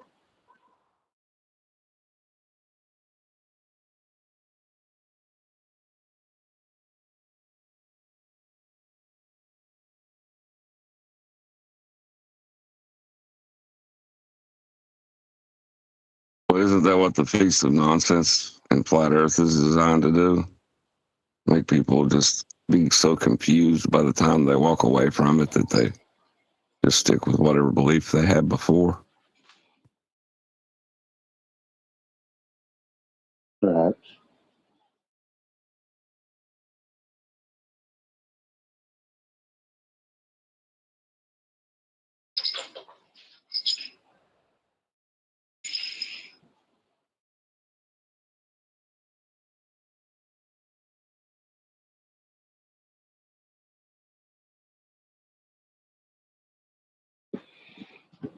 I think that's one of the reasons that establishing measurement as your foundational premise is like really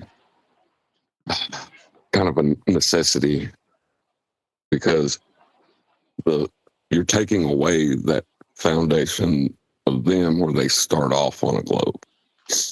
You know what I mean? Like they have to reason to a globe at that point when you're measuring it flat. Mm-hmm. It's the what is it?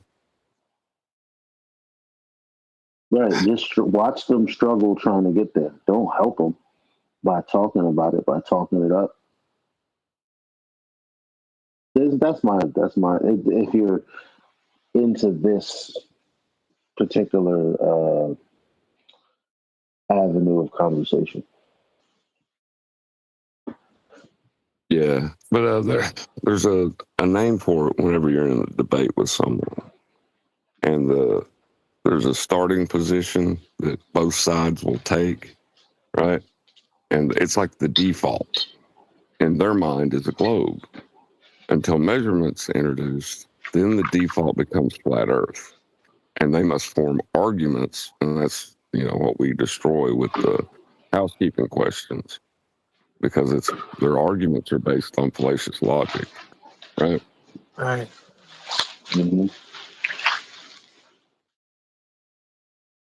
What was your original statement that the Feast of Nonsense does what? It's designed to confuse. Right. Just like Rome is designed to confuse. That's how I put it. Like, because people will go, "Oh, I hate the way look at how they used it for slavery. Oh, look at how they used it for this." Right. Yeah. What's that got to do with it though? That's just people. It is true, because when you come to it, it's like people come to flat Earth and they tend to throw everything out with the bathwater, including the Word of God, where it's just creator now, and they believe that it just recognize that there is a creator.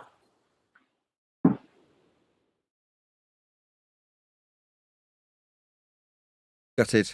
Got a 1950s ribbon microphone in the post about an hour ago, and it doesn't work. So, What? One of those. I can't exactly be disappointed that a 75-year-old microphone isn't working. I've just decided to send it back. Subject to entropy. Yeah, exactly. Entropy's a bummer. I'll spare Craig the burden of having to fix it. Normally, I'd take it to Craig and say, "Can you fix this, please?" But in this instance, I'm just going to not.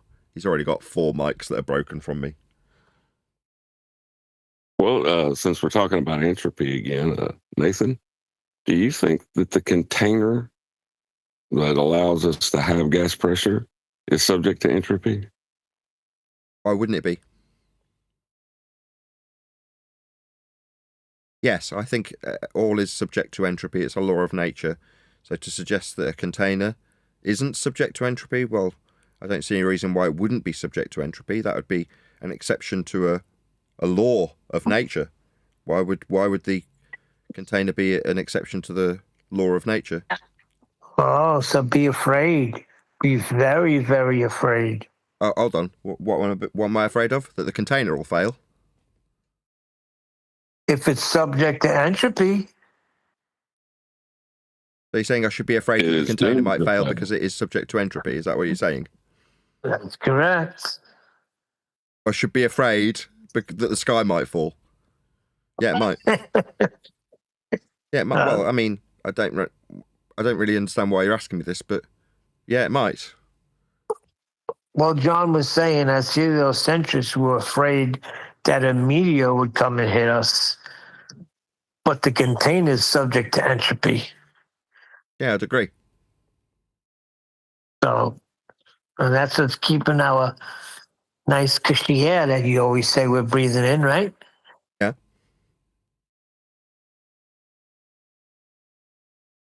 Yeah, my overriding point was that there's always something to fear. If you were afraid of an asteroid when you were a heliocentrist, you could be afraid of the container falling if you're a flat earther. There's really a lot of things you could be afraid of if you wanted likewise, to be. With aliens, if you were afraid that there's going to be little green men that come and invade, well, just as afraid of the aliens beyond the offing that you might find on the new worlds that might be extremely hostile, that might even be technologically more superior to us and not like us very much. So, yeah, there could be all these things that transpose themselves into a flat Earth, where you can fear them in a flat Earth realm just as much as you feared them in a heliocentric one.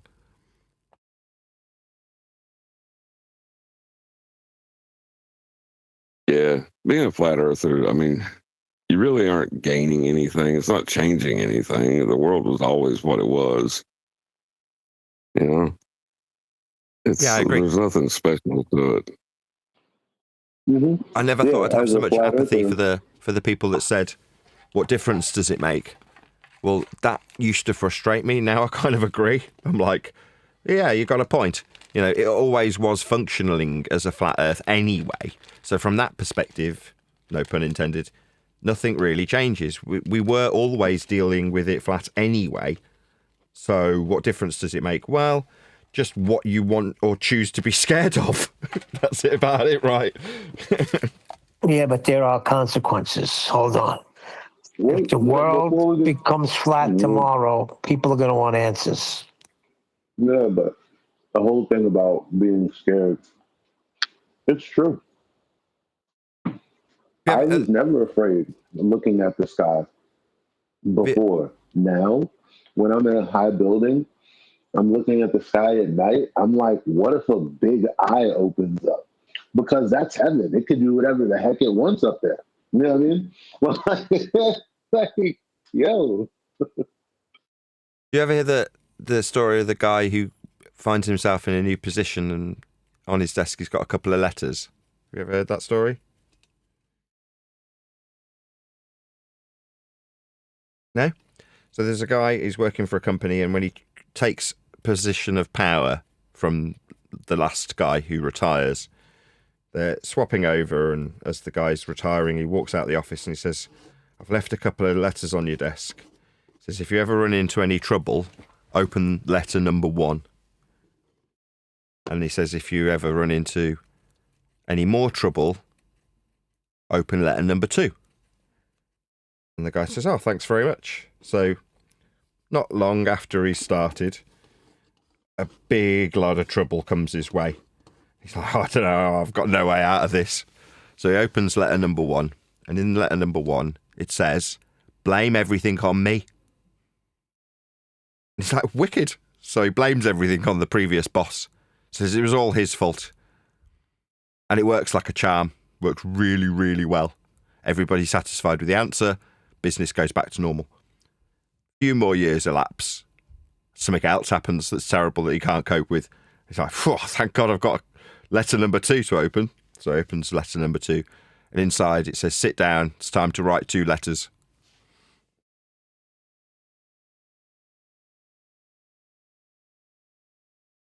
I like that. I'm stealing it. Shortened version is meet the new boss, same as the old boss. So when it comes to you saying people are going to want answers, there's going to be a guy who says, it was all his fault. He lied to you about heliocentrism. He lied to you about it being a globe. If the last boss was the Church of England or the Roman Catholic Church or whoever you can kick the can down to, it will be kicked.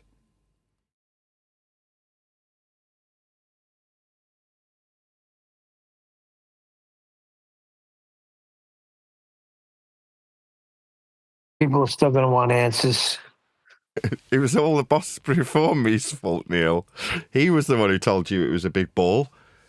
I just got here and it was already a ball when I got here. I was telling you because I was employed to carry on the company, but it was the last guy that was lying to you about it being a ball, not me.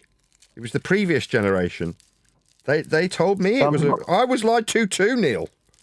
Doesn't matter. Somebody's got to get together all those tax dollars that you were taking from us Americans for years and years and years to run a space program that never went anywhere. It did. It made Velcro. microwaves. And You know how many thousands of urine engineers recycle. and Yeah, reimbursement is definitely going to be necessary.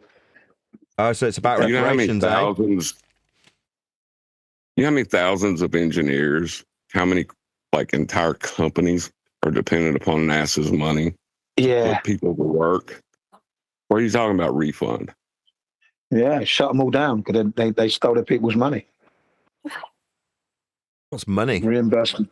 Yeah, it's too big to shut down. That's what John's No, that's saying. crap. Never The gonna same be thing too like hold on, but it's the same thing like the drug wars. Too many people are being are employed by it. You got your prosecutors, you got your judges, you got your jailers, you got your corrections officers, you got your lawyers, you got your defenders. Too many people are benefiting from it, and that's what's happening here. Too many people are benefiting. It's never gonna. I don't think it's ever gonna come out. Oh, so This Nathan's not reminds going to do me- any good then. This reminds me of an age-old argument you and I have had for a long time, Jen. I had forgotten about it. It's that utopia would never exist, could never exist, won't ever exist.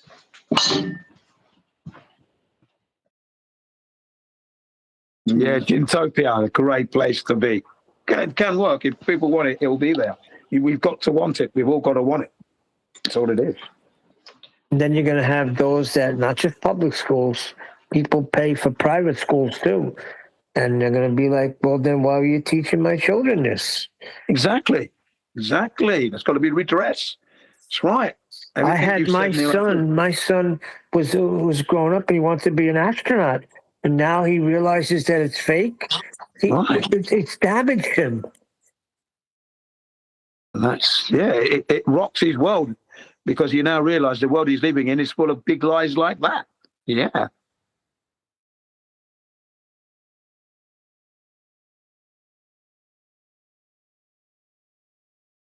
In order to become an astronaut, ultimately you have to go through a program that's going to ask you to accept to lie.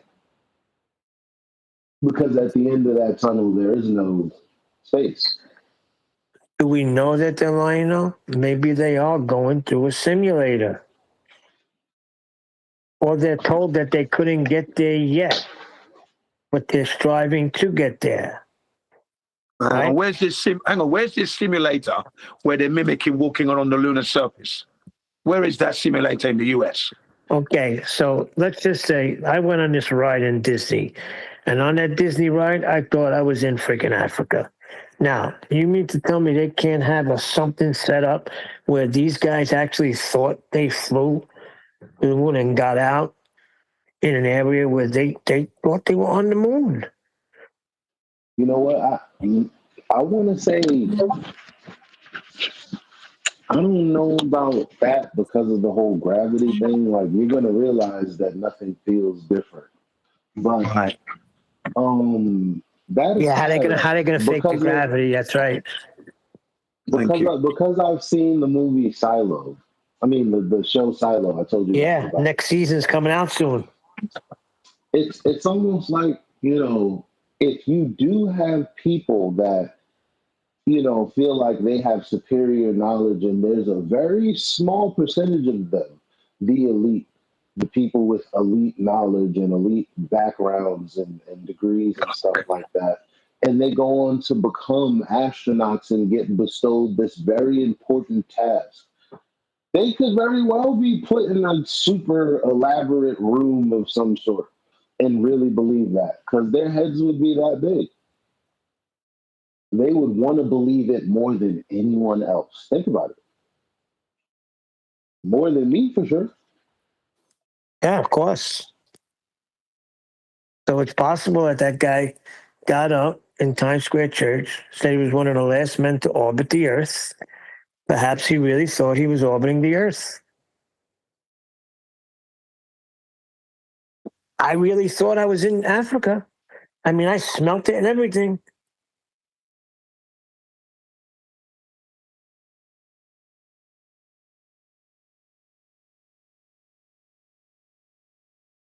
Nah.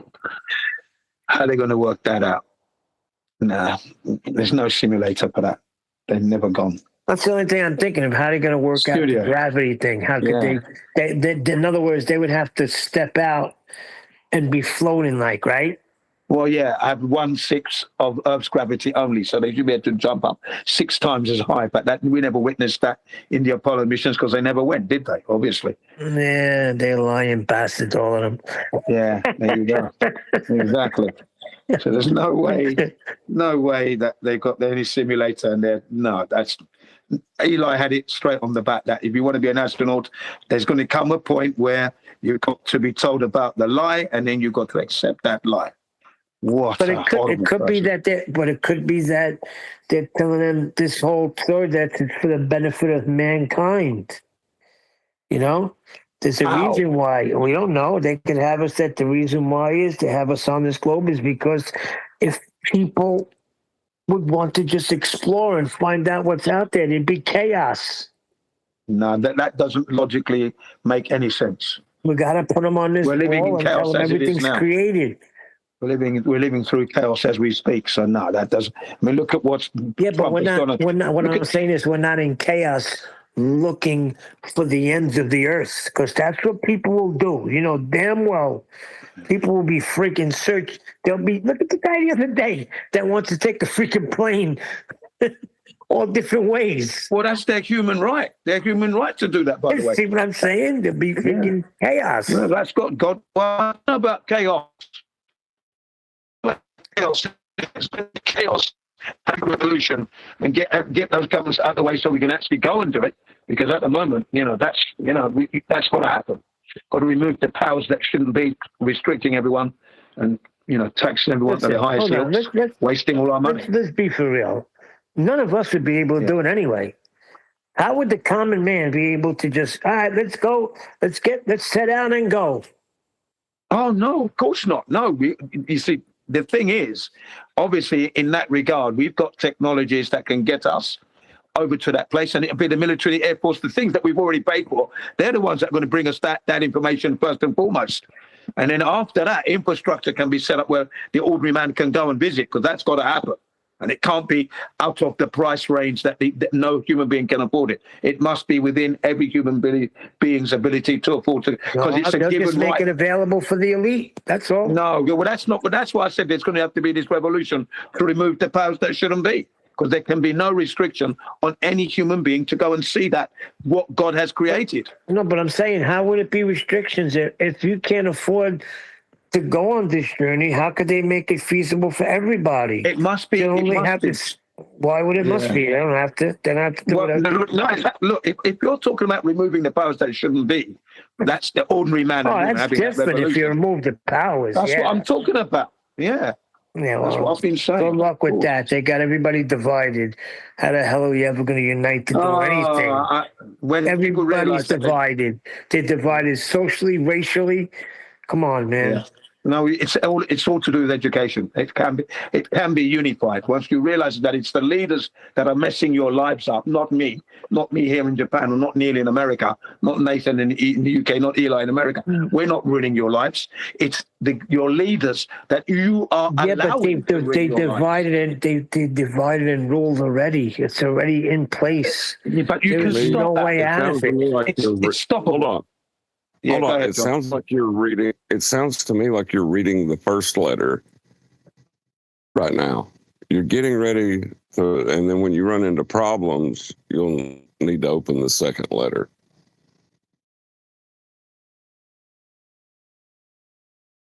Interesting, terminology there. Supposition, yeah. Well, could be, but the point is this: it has to happen. In order for a man to be able to go and see those regions, it shouldn't be priced out of their pockets to go and see this. It was put there for free for us to go and enjoy. A system has been established that is devaluing humanity and making it impossible for us to go and do this. But how do you know it's not? How do you know it's not in place to protect us? Oh, it's going to be there to protect us, of course. I mean, that's what it's offering. We don't know what's out there. What, the firmament we're talking about here? That's protecting us, isn't it? No, I'm talking about to the ends of wherever the earth is. How do we know that it's not? They're not protecting us from that. I don't think it's. I personally don't think it's that far out. That like infinite. It's not that far out, to be quite honest. I'm not saying it's infinite, but okay. Let's look at Antarctica, for instance. What do you got there? That's what I'm talking about. Going to Antarctica, going to the North Pole, going to the outer regions. We should be able to go to these places. Now, if we've got the technology, which I do think we have, that to be able to do this properly and do it constructively, yeah, that's why I said the military's got to go and do it first. They've got the equipment and the manpower to do that and establish this. So then we can all then go. Trust the military. Oh yeah, because at the end of the day, they're not fighting wars amongst themselves. They're now doing the job of helping humanity come and visit this place. That'd be their job. Oh, this is after the revolution. Absolutely, everything's coming after the. Without the revolution, you're talking about slavery. I don't want to be in slavery. Thanks. I don't want slavery, do I? Perfect. Thank you. It feels like we're in the first letter of this. Like Nathan's joke is pertaining to this right now. So we're opening up the first letter. All right, there you are. Let's get that first letter opened up and educate ourselves to the point where we now know it's the leaders that are messing us up. Let's remove that out of the way. Okay, now let's start living properly. And that how are we going to do that, Jim? It's easy to do. I don't know why you keep saying, are we going to do? It's already been done that we brainwashed, so we can unbrainwash ourselves. It's quite simple, really. It's not that difficult, to be quite honest. Not that difficult at all to do that. Look how easy they brainwashed everybody. So you can just do the reverse of that. And doing the reverse of that is obviously now putting value back into yourself, which the creator would be glad about. The God would be brilliant about that. Oh yeah, they're now really realizing they were devalued for how many hundreds of years? Okay, so now let's see if we can see what they're going to do next. Yeah, of course. We start to live together, coexist. Remove money. Well, money is the devaluation of everything. Go ahead.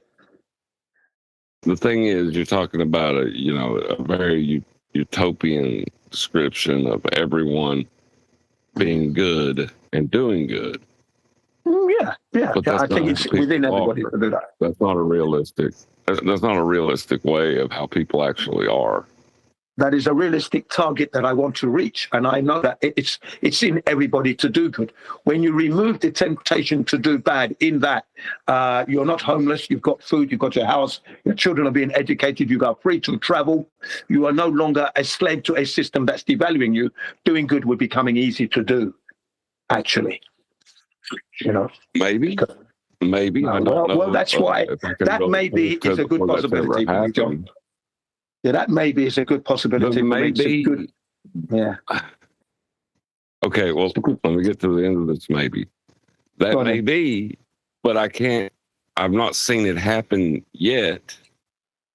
Okay. Where can you point to where this has been in place, that your idea, your concept of how this is supposed to work?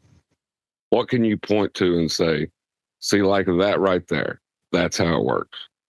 That doesn't mean that because I don't see it happening doesn't mean it cannot happen. What's happened is that we've been born into a system that is devaluing us. That's what's happening, and we're all falling into line and allowing this thing to happen. Once we actually change that, then we can begin to live properly, and that's going to be a first-time thing. So I can't point to anything as such at the moment, but I can point to what it can be like, and that's all I need. It's like when QE identified the problem with peer review, it was great. Yeah. But coming up with a solution of how to fix the problem is not the same as identifying a problem. Well, you understand what I'm saying? The problems are numerous and they will all be identified. I agree with that 100%. And then you can then work out how to solve these problems one by one. It's not going to be so difficult as people would imagine it to be.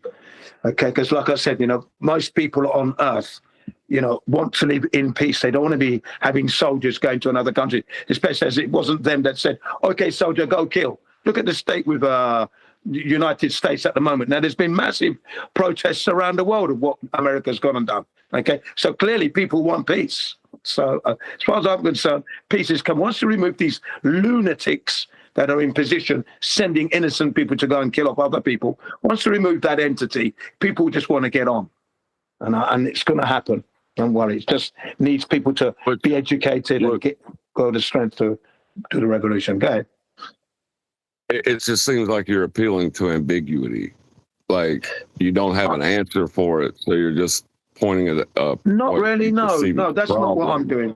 It's not ambiguity at all. It's education. I've been in the army, so I know what can be achieved. So we can do the same thing to achieve good. I know what I'm saying. It's not ambiguity at all. Or ambiguous. None of that stuff at all. I can see it working. I can actually see it working, and I want it to work. The other thing is I want it to work. That's the other thing. So when you have these desires and everybody carries the same desires that I carry, it will work. Simple. Doing it. You just said that the military is going around killing innocent people, and then you appealed to the military. No, style of education. Style of education. You know, there's psychology behind that. Getting people together to understand something. I don't mean to put weapons in their hands to go and kill. No, to do good. To train to do good. To educate for good. That's all I'm talking about. I'm not talking about putting a weapon in their hand to go and kill their neighbor. No, not using that style of military. I use the military training to keep myself fit so I can maintain my health right now. And I'm 64. I'm utilizing what I learned in the army. Okay? To the positive. Thank you. So don't try and presume, please. So the military is the positive thing. Oh, yeah. Yes, it is. That's correct. For defense. I agree with you. Yes. Right. But at the moment, it's being used to corral humanity and to kill innocent people, children, and everything else. For the elites, we need to stop that. That's my point. We need to stop that. And that's doable, definitely. And then use the training methods to educate everybody and bring them up to speed as to the history of what we've been living through, why it happened. We were part of it because we allowed them to do it because we were scared, etc., etc. Now that we've got rid of this entity, let's try and live together. Let's try and work together. And let's go and see the world that God has created for us to go and have a look that they're stopping us from looking at. God, what do you want? You have the military that's a good thing, but you have the military that's a good thing going out and killing innocent people. Do you have evidence of this? What? Killing people? Military? Innocent people. No, I don't understand what you're saying. I don't understand your question. Can you ask it again? Well, no, we all understand that there is collateral damage. You can't just fire a gun and expect every time you're going to hit your target. There's collateral damage and people are hurt on the periphery of battle. So, John, I'm not talking about war. John, I'm not talking about war, though, John. John, I'm not talking about war. I'm saying that the military that we have in place now, and the way they were educated to kill, they can be educated to do good and not kill. Help. Go out and research, bring back the information that we haven't been able to get yet. What's out there? That's what I'm saying about using the world's military, to do the research, bring that research back, and then from there, we can establish infrastructure to get people like me and you to go and visit, and it shouldn't be costing us any money. That's what I'm saying. I'm talking about that kind of existence. Okay? So, do the exploration with the Army, the Air Force, and the Navy. Let's see what's out there. Bring it back, and then can we go and have a look for ourselves? Yes, here's the infrastructure. Brilliant. The government's doing that because, that's their job, doing it properly, representing the people. The government is, by definition, to control the minds of men. Yeah, well, I don't mean that kind of control. What I mean is the leaders that have been elected by the people to ensure that the people's needs are met. So I don't want to use the word govern because that means control, but support and encourage and meet the needs of the people. They have no power to make laws or decrees or anything. They're only to do the job they've been elected to do by the people who have the power to change and make the laws. Thank you. So all I'm trying to say, John, is that it is possible to reach a kind of utopia existence, provided everybody wants it. And that's going to happen through education. Do you understand? That's been my position for the longest of time. And Eli, I've had this out lots of times. I was there. One man's utopia will always be another man's dystopia. There is no perfect I don't know about that. That would be governing. There is no perfect system for controlling the minds of men. I don't know about that. I can't argue for that. Got to try it first. Sorry. Can't argue to that. Cannot. Well, all you have to do is, since you're saying there is a system, a perfect system for this, is point to it. Give me something I can look at as evidence. Otherwise, the negative position here stands. Look, mate. Like I said, you haven't tried it yet.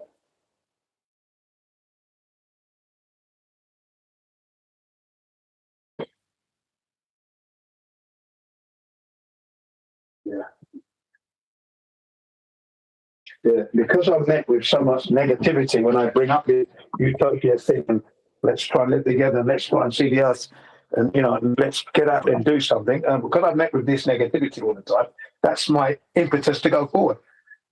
That's just it. Let's give it a whirl. I'm not going to take the naysayers can be there. You be nay, that's fine. Let's go forward. Those who want to go forward, let's go forward, people. Leave the naysayers behind for now. Let's get on with it. Get on with what? What are we going to do? Now you don't know what we want to get on with. Now you don't know what you want to get on with. Okay, you don't know what we want to get on with. Now the conversation stops. See the ambiguity that you brought. Now there's nothing to get on with. I don't know about that. I don't know what you mean by you don't know what we've been talking about all along. Living in harmony together. Let's go and see the outer regions where Neil was talking about. Right, and I said I want to do this, but it shouldn't cost the taxpayer any money. There'll be no taxes. All that stops. Money's a devaluation of where we are. Talking about living together harmoniously, together, and living on earth as God intended. No war, peace, no hunger, no unnecessary medicines going into your body, or that kind of existence. Okay, that's what I'm talking about. How do we achieve that? Through education. First and foremost. And it's like I've said, the only reason why people are killing at the moment is because you have the soldiers who have been brainwashed by the powers that shouldn't be for their ends. And of course, who's the sufferer of all this? The victims are the citizens themselves. So we need to re-educate them on all that. That's all stupid thinking, backward. It's not how God intended. And it doesn't have to be a religious one, but it's there, isn't it? The Creator didn't intend us to be doing what we're doing now. So anything that I put forward is there now at the moment. Go on, John. What are we educating them to do? I don't get it. You're saying live in harmony. Yeah. That doesn't make... Yeah, do you think people don't want to live in harmony? Well, of course they do. But you're saying that you know this thing. I'm asking you to just state it outright how that is going to happen, and you won't do it. Education. I said through education. That's what I said. Education. Oh my God. Yeah. Right. Yeah. But educate people. Okay. So, educate them in what? Educate them in harmonious living together. They have to learn the history of the past first and foremost, and how this history was established, and how we have been subjected to this tyranny that we've all been living all across the planet. Once that's all been understood, we can then begin to build together a forward from there. We want to coexist. Currently, you put forward, we're not coexisting because there's killing everywhere, blah, blah, blah. Okay, let's stop that. Education is necessary because people are carrying... Neil said it, we're being divided. Well, let's stop the division. The division has come through the elites, education, as to how the divisions come. So you educate them on every facet that is a negative to coexisting together. Once you've established that and educate people on that, and they realize it was a mistake all along, I don't hate you because you wear a turban. I don't hate you because you're a Jew. That's never been on my books. Let's get on with it now, can we? All right, let's move forward. Thank you. It's just, it's education, man. That's how we're going to establish our foundational principles of how our systems will work. Is all the old stuff is bad. Let's get on. That's going to be our new government. The bad parts, of course. Yeah, the bad parts must be removed completely. Okay, we will coexist quite easily. It's just education, and some of us are more educated than others due to the advantages of where you were born, for example. That gives you an advantage. So we need to spread this education right across the board so everybody's on the same page. Once we're on the same page, we can start to live better. That's all I'm saying. I'm not making an argument against. Okay, I'm not thinking you are. I'm not even thinking that you are doing that. I think you're asking and putting forth genuine questions, and I'm trying to address them as you ask them. Because there are definite questions that have to be asked. We're asking them. So I'm not looking at you as anti-freedom, because I know you're not. Just how do we get there? That's all. Anybody got any ideas? Put it on the table. I'll put mine on the table. Anybody got any ideas? I'm hearing a lot of no, we can't do it. I'm saying we can.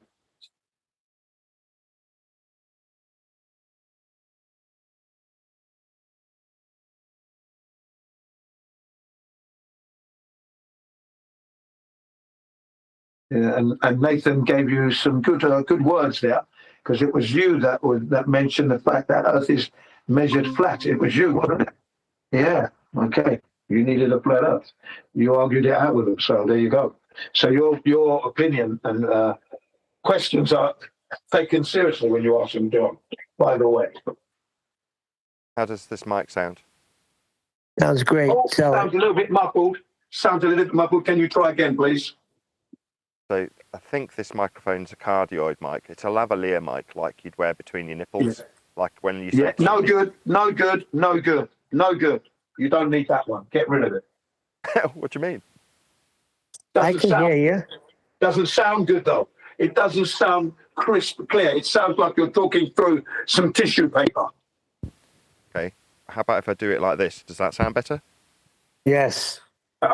There we are now. See? Okay, sound has changed. Can you say some more, please? The problem with this microphone is that it's cardioid, which means that you have to point it at the source. Now, I bought it under the apprehension that it was omnidirectional. So it means that I will actually have to tie this to something and point it at my mouth, like a normal microphone, which isn't what I wanted. But I'll just check the model number on it.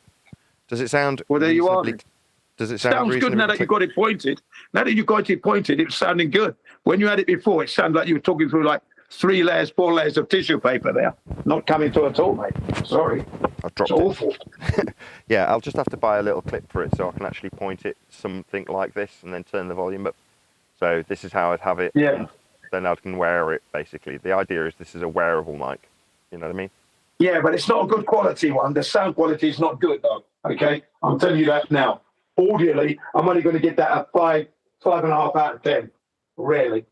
Okay. I mean, I'll have to listen back and assess it, and I'll make a little video about it, and I'll play with it. But like I say, this is rather than having a stick mic that I carry around with me, I put the transmitter on the end of this lav mic, and then I can walk around. Yeah, I can hear what you're saying, but the sound doesn't sound good. Okay? Okay, fair enough. Refracted, you still there? Yeah, my internet kicked out. Were you here last week when I was telling you what NASA's what they're doing for 2026, 2027? Oh yeah. No. They're gonna give us. It's for the flat earthers that have been asking and screaming to see a plane or a boat antipodal. These things are all going to be realized in 2027. 2026 is going back to the moon. And then in 2027, I guess when they go back or whenever their journey is, we're going to get the footage that we all wanted to see. Yeah, they're not going to do that. They haven't got Starlink. They haven't got the gateway in place. The gateway is the what do they call that? It's when it's space station, right? So the space station known as Gateway is not there in place, because what they're planning to do is leave Earth supposedly, then go to the moon, but go to Gateway first, and then from Gateway you get into a pod that lowers you down to the moon. Jin, you're talking about really doing it. They're not. No, They're I'm just going to giving you what the fake plan the is. shit That's out of their this, and the pictures and then the video that we're going to get is going to be, it's going to, first of all, you know, the ballers are going to be going crazy about this. Yeah. We know what it is. We know what it's a possibility, Yeah. but this is what they're doing now. Yeah, what I'm trying to say to you is that it's going to go down. It's going to go down. They're going to kick the can down because there's certain things that are just not in place, not even looking like they're being constructed. But carry on, John. Sorry. I was just going to say, it's easy to do. All you have to do is flip your camera upside down and assert that the reference is 180 degrees. Well, what are you going to do? They're gonna do it. They're gonna do these things, and it's gonna freaking gift you, because TFE has failed basically. Actually, I've heard the documentaries are coming out soon. The documentaries at TFE, they're coming out in the next, I think in March. I think February or March. The documentaries are coming out of the TFE, and if that doesn't do, and what it's supposed to, they're gonna follow it up with these images from space. Antipodal planes, antipodal cruise ships floating on the side of a globe. Antipodal requires a plane of reference to be antipodal from. I said this earlier. And then I went to, that's how we got on the compass for today's show, right? On the live show. Because I was saying, if you're going to beg the question of being antipodal, because apparently Professor Dave Explains leans into the antipodal nature. I'm like, well, has he never been south? And then I took it to an example where Normie goes up to him and says, I always knew Earth was flat. And Dave says, no, of course, we've got the southern star rotations. And the guy goes, southern? Like south, that way. Points out towards the horizon. Dave doesn't get it. So he says, yeah, south, like on the bottom of a globe. And the Normie says, no, south, have you never used a compass? And Dave says, yeah. Antipodal, right? But to describe that system, antipodal, you need a flat plane of reference that's made with the equatorial values at minimums for the radial value at 2400 or 24,900 with a 3959 radius, right? Then you need the made-up bullshit southern flat circle. But with those two things, you can then sandwich the model antipodal from one another to make the assumption. But the description is south, isn't it? When they say going to the south, that's where the dissonance, or cognitive dissonance, I should say, for the ballers exists.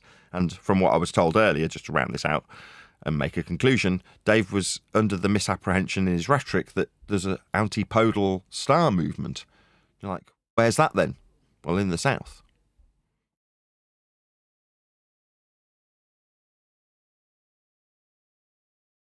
Yeah, like all your descriptions and that required Earth to be a plane of reference to give them. I don't see how you're like, the logic seems to come as, if we utilize the plane of reference to take this measurement, then the plane of reference doesn't exist. It's like you want to choke somebody, you know?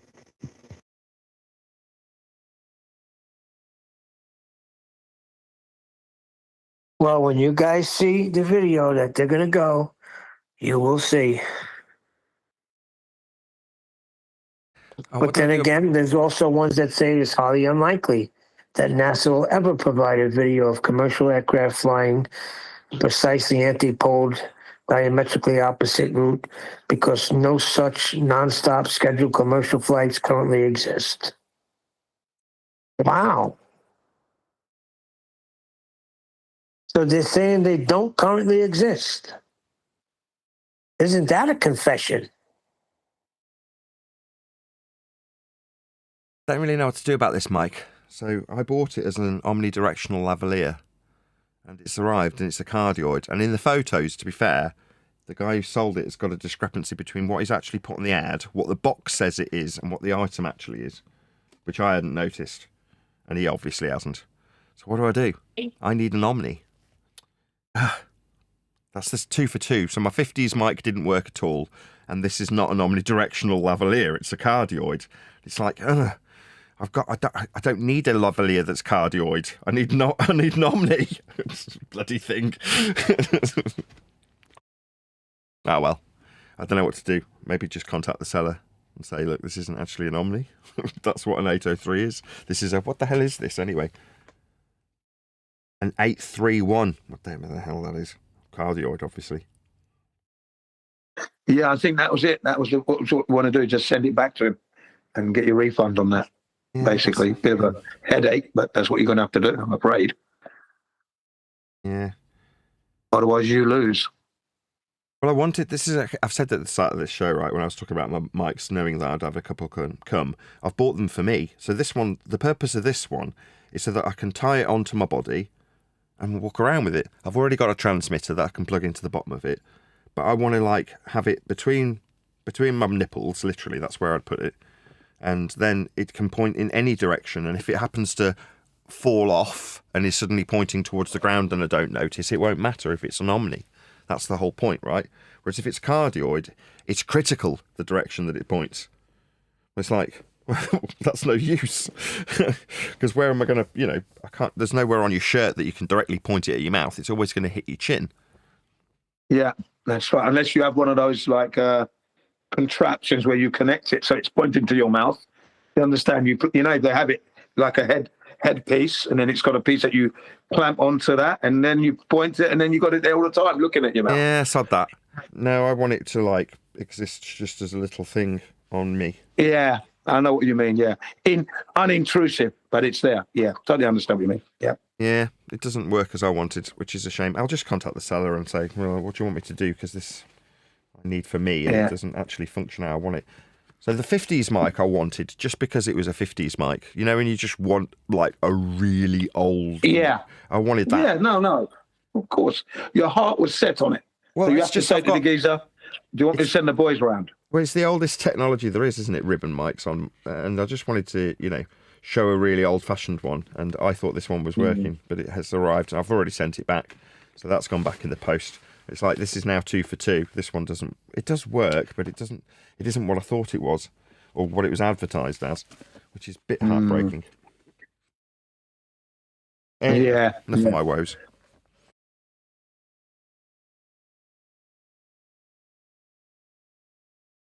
Good thing I was here, because that didn't sound good at all. Sounded terrible. Listen, they're gonna pull these flights off. Yeah, Neil. Yeah, not flights. They can't do it. They're gonna pull it off in a video, and people are gonna buy it hook, line, and sinker. Yeah, that's for me and you here going to be able to remind them that that's not real. What you're looking at is a up-to-date, most latest cutting-edge CGI shenanigan right there in front of you, ladies and gentlemen. And you've bought into it. Anyway, they're desperate. That's why they're doing that. They're obviously confident they can sustain the lie in spite of Nathan's books coming out and others that may come out in the future. They're very, very confident. They're emboldened for some reason. Don't you think? Yeah. But I was quite pleased with the Indian who came in earlier on today. Yeah, that was good. He said he knew it was flat just by looking and that. So maybe there's more people like him out there. And they found Nathan's server channel, and he was saying carry on the top because it fitted his life perfectly. He experienced what we're putting down. So 2026 starting showing some promising signs, I must say. Yeah, man. Let's keep it going. All roads lead to flat Earth. I mean, that book, I'm hoping that book becomes a phenomena in the way of book sales. Starts off dead slow. Do you know what I mean? It's looking like no one, and then suddenly it's just explosion into Yeah. Well, I don't think it's going to start out slow because you have a lot of people in the community that are anticipating and waiting Yeah, but for that's this. not, that's obvious, isn't it? We don't want community cells. We want Right. cells outside of community. Thank you. Exactly. So the community is going to eat it up right away. Yeah, I'm then not we got to talking see about if that. it That's gets an out obvious to one. the if it gets out to the normies Public. out there. That's what I'm talking about. I'm talking public. I'm not talking here in the. I'm talking public. It'll be dead slow at first, and then slowly the book You don't starts know to that make either. noise. Yeah, I would You like it don't to be know hot that. cakes. Maybe it's going to be a phenomenon, and boom, everybody's going to see it and buy it. All roads lead to flat Earth. Wow.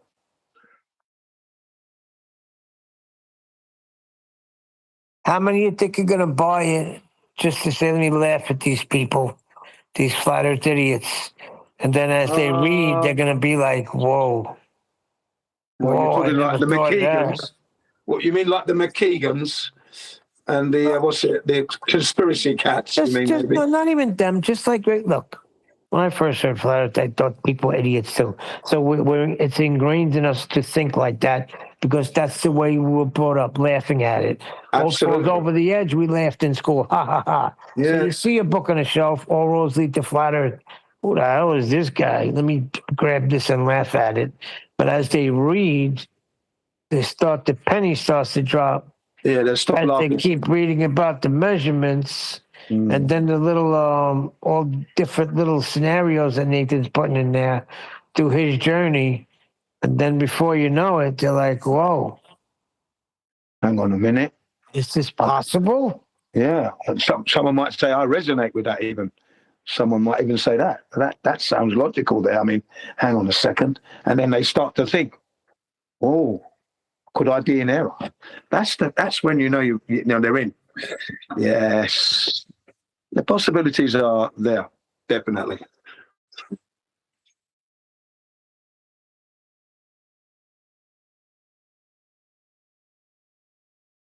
That's why I'm always going to be the guy who never gives up. Last man standing, Larry Jim. Yeah.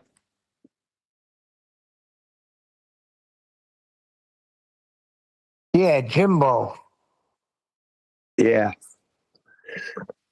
No longer Rambo, but Jimbo. No, Jimbo. That's it. Yeah, Jimbo. They drew first blood.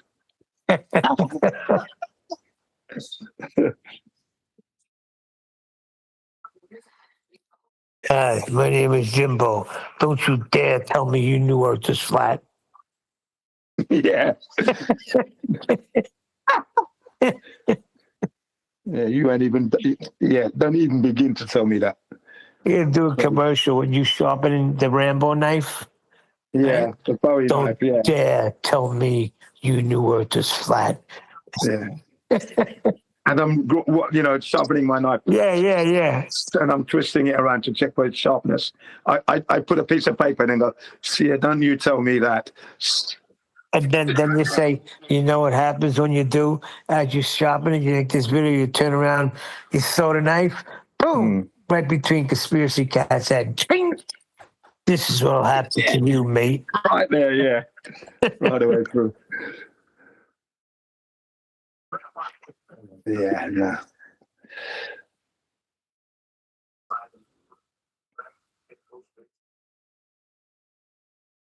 Yeah, I'm fully aware. That's all I've been watching. The Rocky marathons have been on. Oh, because really? the first Rocky movie takes place, during Thanksgiving and Christmas. So, they always put on the whole Rocky marathon. And Rocky 4, he fights Drago on Christmas Day. Yeah, the Russian. Yeah. So they've been running them.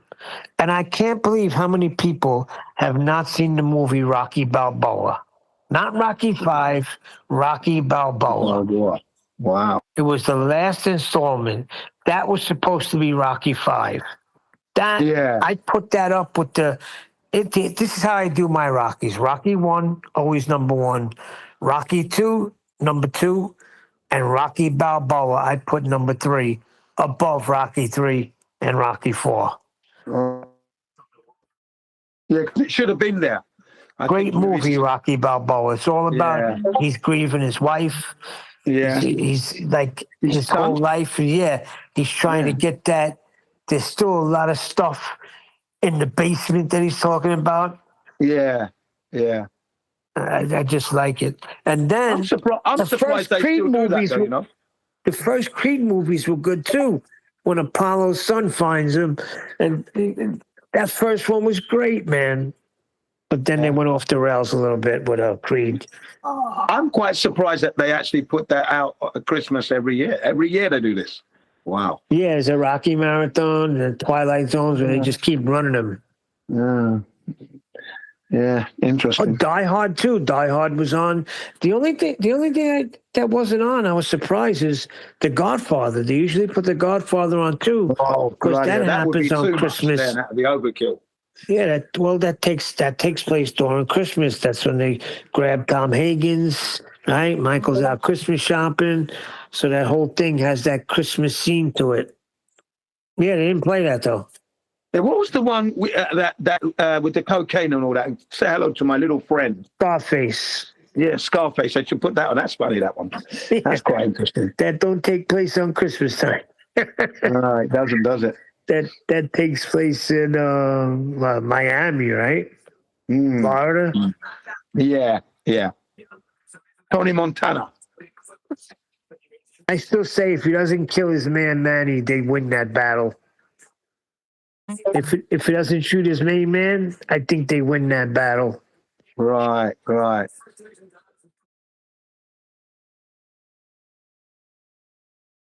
Crazy movie though, man.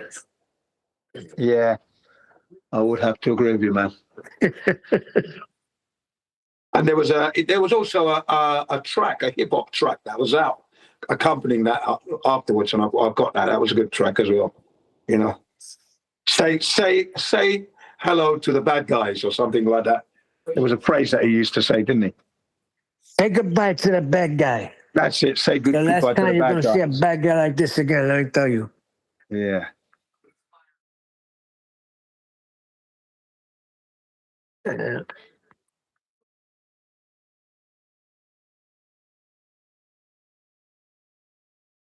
Tony Montana you're talking about, huh? That was good. He calls out the rich people at the restaurant. I love that scene. He looks at them. He goes, "You're all a bunch of." I can't say it because a lot of swearing in it. But unless you swear, it don't sound good. Yeah, you people need me. Yeah. So you could point your. A lot of cursing in that movie. But do you know there's more cursing in Superbad than Scarface? Oh, really? Yeah. There's more swearing in that movie, Superbad, than Scarface. All right. I'll tell you what was funny was the ending where he goes through the Bonnie and Clyde type ending with a machine gun. 100 bullets came for him. That was funny, that was. Yeah, but think about that. He was so coked up. Who knows? He was sticking his face into a whole pile, so I'm sure he was a little under the influence, you'd say. Yeah. Well, that's what I'm saying. You stood there. I don't know if you could take that much. I don't know if you could take that many bullets, but yeah, that was a crazy movie, man. Crazy freaking movie. I think Bonnie and Clyde was a funny movie as well, wasn't it? You know, the way they hounded them down and then killed them. They assassinated them, boy. Yeah. They freaking terrible. Ambushed them. Well, yeah. I mean, machine gunned them to pieces. So got them all. That's the kind of brainwashing. My birthday. Yeah, that's the kind of brainwashing that should make a man think twice. Why would you want to kill a human being to that extent? Because they're robbing banks, right? Which is, you know, they're only stealing from the elites. They're not stealing your money. Yeah, well, that'll get you killed. Yeah. They don't care if they steal your money. It's only when you steal their money. My uncle always told me, he said, there's a couple of things you don't do. You don't rob from Uncle Sam his money or his drugs. That's when you feel a wrath. Because you never hear of a methadone clinic ever getting robbed. You can't. You'll never pull it off. And these are things that they take serious. They will hunt you down when you steal their drugs or their money. All right, so you can see that's a mafioso style, gangster style organization that's there behind the scenes that's doing that. Then you see, because that's what it is. That organization. Yeah, they took all mafia ideas and look, they took gambling from the mafia that's doing it. I wouldn't be surprised. They pushed the mafia out. What they did was they took all the ideas that the mafia used, like gambling, prostitution, freaking, and they use it now. They outlawed illegal gambling, but you can bet numbers legally in New York now. Any state you could play the numbers. The mob has been doing that for years, running numbers. Yeah, I think the government is the mob. Yeah, look at the football games, right? I used to have to go to a bookie about football games. Now, FanDuel, you get an app and you can bet the games legally. Yeah. So why are they not letting all those guys out of jail that they put away for taking action? Right? Yeah, it's a good question. Yeah. What are you gonna do? You can't fight the beast. Cannot fight the beast. You just got to learn how to move around in the beast system. Yeah. Very true. Well, I don't know about you can't fight the beast. I think you can fight the beast if you're prepared to go. I think it would have had it, Jen. I think it would have had it been done many, many, many years ago. It's just too long now of a separation. You got all social groups into different, like people that have a lot to lose, Jen, they're not going to want to risk their lives. So you can't never unite anybody to do anything. Yeah, I don't know. I beg to differ.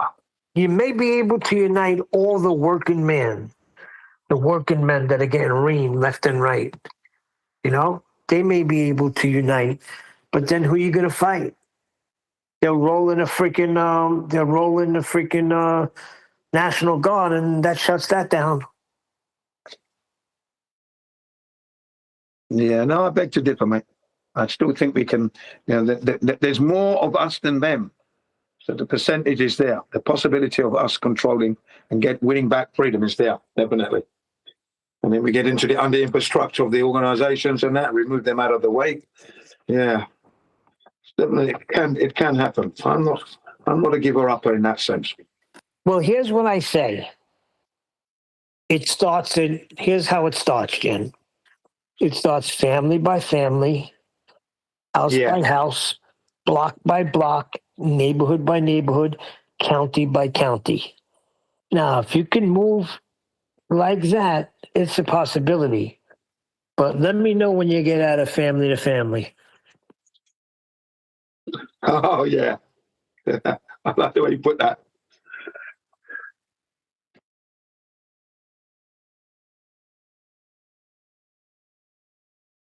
Listen, when I was doing that, going into those drug-infested neighborhoods and trying to get people out and bring them into like drug programs to get them together, get their lives back on track. Yeah. We'd do a service in this house where they did Santeria, and the next night we set it up, we do church, and I got the kids from the neighborhood. They would come. And we brought them to my house one time for the Super Bowl, and we had a bunch of kids. And the neighborhood's filthy, and I know the kids just grab an ice cream and throw it on the floor.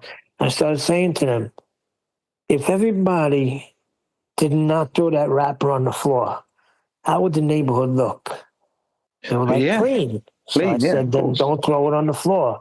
And I got them. They were actually being a little conscious of it. And I noticed that it was changing the way they were thinking. Right? So they were starting to put stuff in the garbage pail, take care of themselves. So it is possible to work from, neighborhood to neighborhood. Yeah, definitely. It's going to take time. Yeah, I've seen it. I've been to a few places in Japan where you don't see a single bit of rubbish on the floor, and you're in a park, and the public are using the park, and you don't see one sweet wrapper. Nothing. Not even a sweet wrapper. You know what I mean? You know? Yeah, I know, and you don't see it in Beverly Hills either. Yeah, the Go to people don't Beverly leave anything Hills, behind. go to Rodeo Drive. You don't see any garbage like that. Go to the inner city, you'll see it. Here's one reason why. They don't have garbage pails anywhere. Yeah. In nice neighborhoods, they have a place where you can put the garbage. Right? Yeah, that's right. Yeah, in England we had the garbage pail. You know, we have Rough these, neighborhoods, you'll find the garbage pail every other freaking corner. yeah, piled up to the brim. Yeah, so it's the mindset, man. It's going to be a lot of. You got a lot of years and years and years. If Jefferson felt that you have to have some sort of revolution every 15 years, and we haven't had one since the first one, I think we're a little behind, no? Well overscheduled, yeah. Well overdue. And now, to me, it's just too late. That's it. Too late. No, not for me. It's never too late. You're gonna go. You're gonna say, "Hey, listen, I want to put this together. We got to overthrow this here." And the people that got money are gonna say, "Is there risk in that? I could wind up getting hurt." No, thank you. Well, I tell you, did I tell you? I think no, I didn't tell you. In Argentina, right now, there's a revolution going on, a financial one. In that, $250 billion are under the mattresses of the Argentinian people and in offshore banks. So much so that the government and the central bank are asking people to reinvest in the bank, and no one wants to do it in Argentina today, right now. You understand that they're not using their banks. There's $250 billion that are under mattresses. Yeah, but what caused that revolution, Jen? What caused the revolution?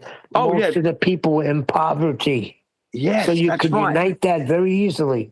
Yeah. That's what I'm saying. Yeah, and guess what? It's working because the government are begging the people to come and use the banks. And guess what? They're trying to entice them by saying, we don't care where you get the money from. We're not going to ask questions, just use the banks. But guess what they said? Well, that means you could be doing money laundering. No, we don't want to be part of that either. Thanks. Wow. And that's Argentina. Amazing. Sorry to interrupt. Well, I just need to establish if this mic is actually on Axis. Does it actually function correctly? Is it a working mic? He's offering me £10 back of the £20 I paid for it. So I just need to know, does this mic actually function okay? It works beautifully, sir. It's working as you've got it pointed to your mouth. Every word you said was crisp and clear. Perfect. No. So in other words, it's not that it's a bad mic. It's just that it's not going to work down here on my person where I want it. Absolutely not. No. Right, but if I point it in my mouth, it's a half decent mic, so I can just sell it. Yes, you can. Didn't want to do that. It sounds beautiful. Sounds crisp, clear. Every word you say is audible. But when you had it before, it was like coming through 4 tissue papers. No, that's not sound for me. That's crap. Fair enough. So this is rid of that. An omnidirectional. This is a cardioid mic. So it's a Audio Technica 8831A, and it's a cardioid lavalier mic. This is how it sounds. Right. Cavalier, yeah, it sounds okay. Yeah, it sounded okay when you had it directly, properly. Sounded perfect. Good. When you had it before, it was disgusting. Yeah, it's not going to work in that function, but it might work as a plant mic or something. I'll sell it. Okay, thank you. You're welcome. Yeah, so the Argentinians, as you said, Neil, poverty was the main catalyst there. But not only that, you had people who are professionals, lawyers, doctors, who else can I say that, dentists, professional people, teachers, and they couldn't get to their money in the bank. The bank locked up everything. Remember, Argentina has had this financial roller coaster ride for at least 40 years that I'm aware of. Yeah. Okay. 40 years of it. Here's the thing, Jen. Look, it says right here, Argentina is in deep and severe economic crisis, grappling with hyperinflation, over 200% in 2024 and 2025.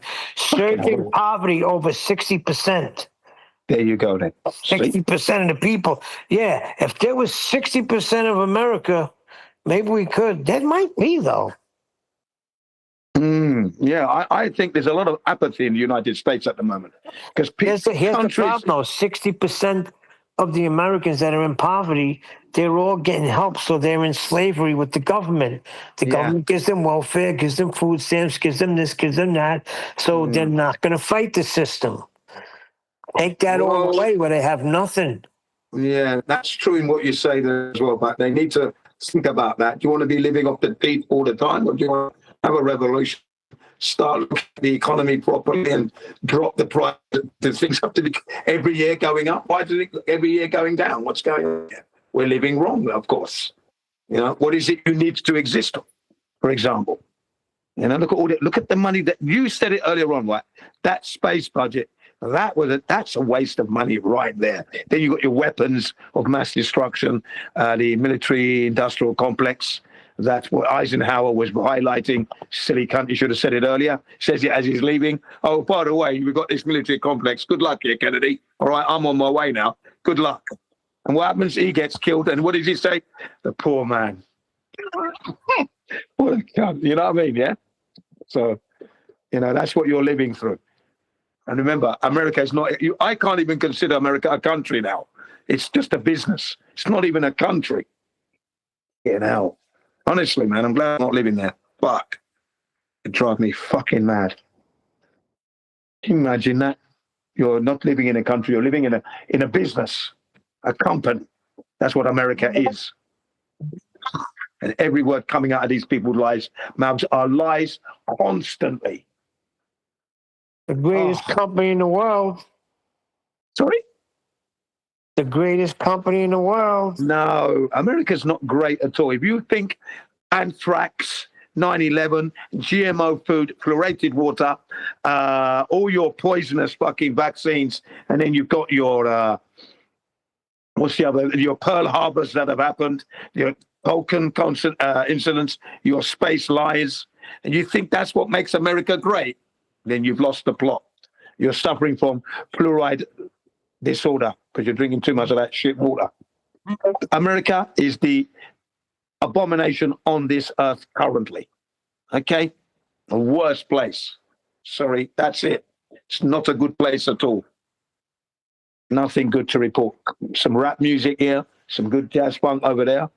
Okay, you know, one or two sports personalities here and there, but that's not the earth for me. There's more to making the earth than that. And that's not making your country great. It's not I can tell you toilet. 20 countries that are worse. Hang on a minute. It's a great toilet and a great lying bastard country. Great, worst country on earth. That's how great it is. But carry on. Nothing good to report, mate. I'm glad I'm not there. Lucky I went there for holiday. Even then I had to buy my own water. Yeah, what a place. And there's nothing great about America at all. Nothing. And you've got the idiot Trump. And look at what's going on. It's the greatest corporation around. It's the worst corporation on earth. The great worst corporation on earth. And look at what's going on with Trump. And you've got protests all over the world now stating that what Trump has done is bad. And the guy, you know, Trump tried to add his name onto a Kennedy building or something. Well, the guy who actually did the building and gave that building its name says he's never going to enter that building. If you put Trump on there, I'm never going there ever again. There you go. That's how much great your country is with your Trump. He's trumping everything. America's the greatest country in the world. Everybody knows that. That's why everybody desires to come here. Nobody knows that. Everybody's brainwashed into thinking that. Melting pot. What are you talking about? Every day people die to come here, Jen, and get a life. Yeah, confused, brainwashed people. Yes, of course. When they know the truth, they realize they just go back.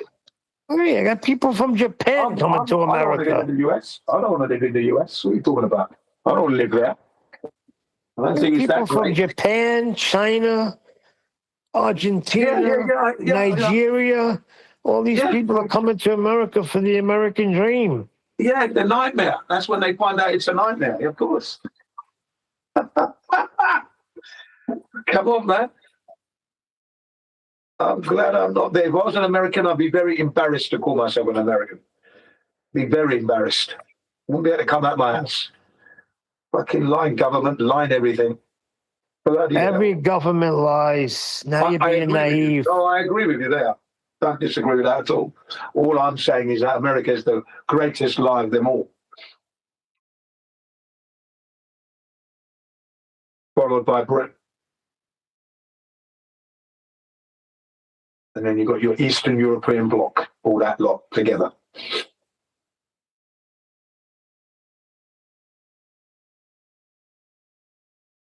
So no, don't be going around saying America's great, because you're not going to. I'm not going to be allowing you to say that. I'm going to say, yeah, America is great. I don't have to say it. Everybody knows it. It's the greatest nation in the world. It's the youngest nation and the greatest nation in the world. Everybody knows this. It's none of those things. It's none of those. And why do people die to come here? Yeah, they don't realise that they're going to be getting 72 vaccines up their asses. And when they get it, they're sick. Yeah, right. And then they're becoming, their health is in decline. Every country gets vaccinated. What are you talking about? That's not true, what you're saying there. Yes, it is. Stop it. Hang on. I came to Japan. I didn't get any medicine. What are you talking about? That's my freedom of choice. I have had no medicine for any country that I've gone to. Not even freedom of choice in America, too. No, you don't have no it. medication. That choice is only coming out now, barely. No, you don't have a choice. It's only coming out now. No, I'm not going to get my kids any shots, and I haven't. I'm not going to do any of that. As far as I'm concerned, that's happening now. That's only changing No, I know now. people, Jen. I know people from years ago that never even, when they had their kids, never even got them a tetanus shot. Yeah, well, I'm surprised that they were able to go to school, because the rules are in the US that every child attending American schools... They homeschool them. You don't have to okay. You don't have to choose to send them to school. I'm glad they're homeschooled. That's a person thinking out of the box. But at the moment, currently, kids, by the time they are born to the time they reach 18, they would have received 72 doses of vaccines. That's way too many to exist. Africans don't get that. They get about 6. There is no 72 doses of vaccine. There is 72. You see, you don't know the number. That's an arbitrary number you're pulling out. This is how we end up. There is no 72 doses. I live here, and I'm telling you. Neil, no, there's you're not no telling me, 72 doses of vaccine. I'm sorry, Neil. This is how we end up arguing, right? I'm going to shut up. I'm not going to say another word. You don't know. Go and do the research. I do know. I live here. I'm not telling you what's going on in Japan, am I? You live there and you don't know. I'm not telling you what's going on in Japan. Don't tell me what's going on in my country. I'm telling you what. You don't like America? Good and proper. Stay in Japan. You don't know, Neil. You don't know, Neil. Japan is where it is. Japan is where it is. Why don't you Google it right now, Neil? Was your military for 70 years. Go and Google it, please. Go and Google the vaccine schedule in the United States. Google it.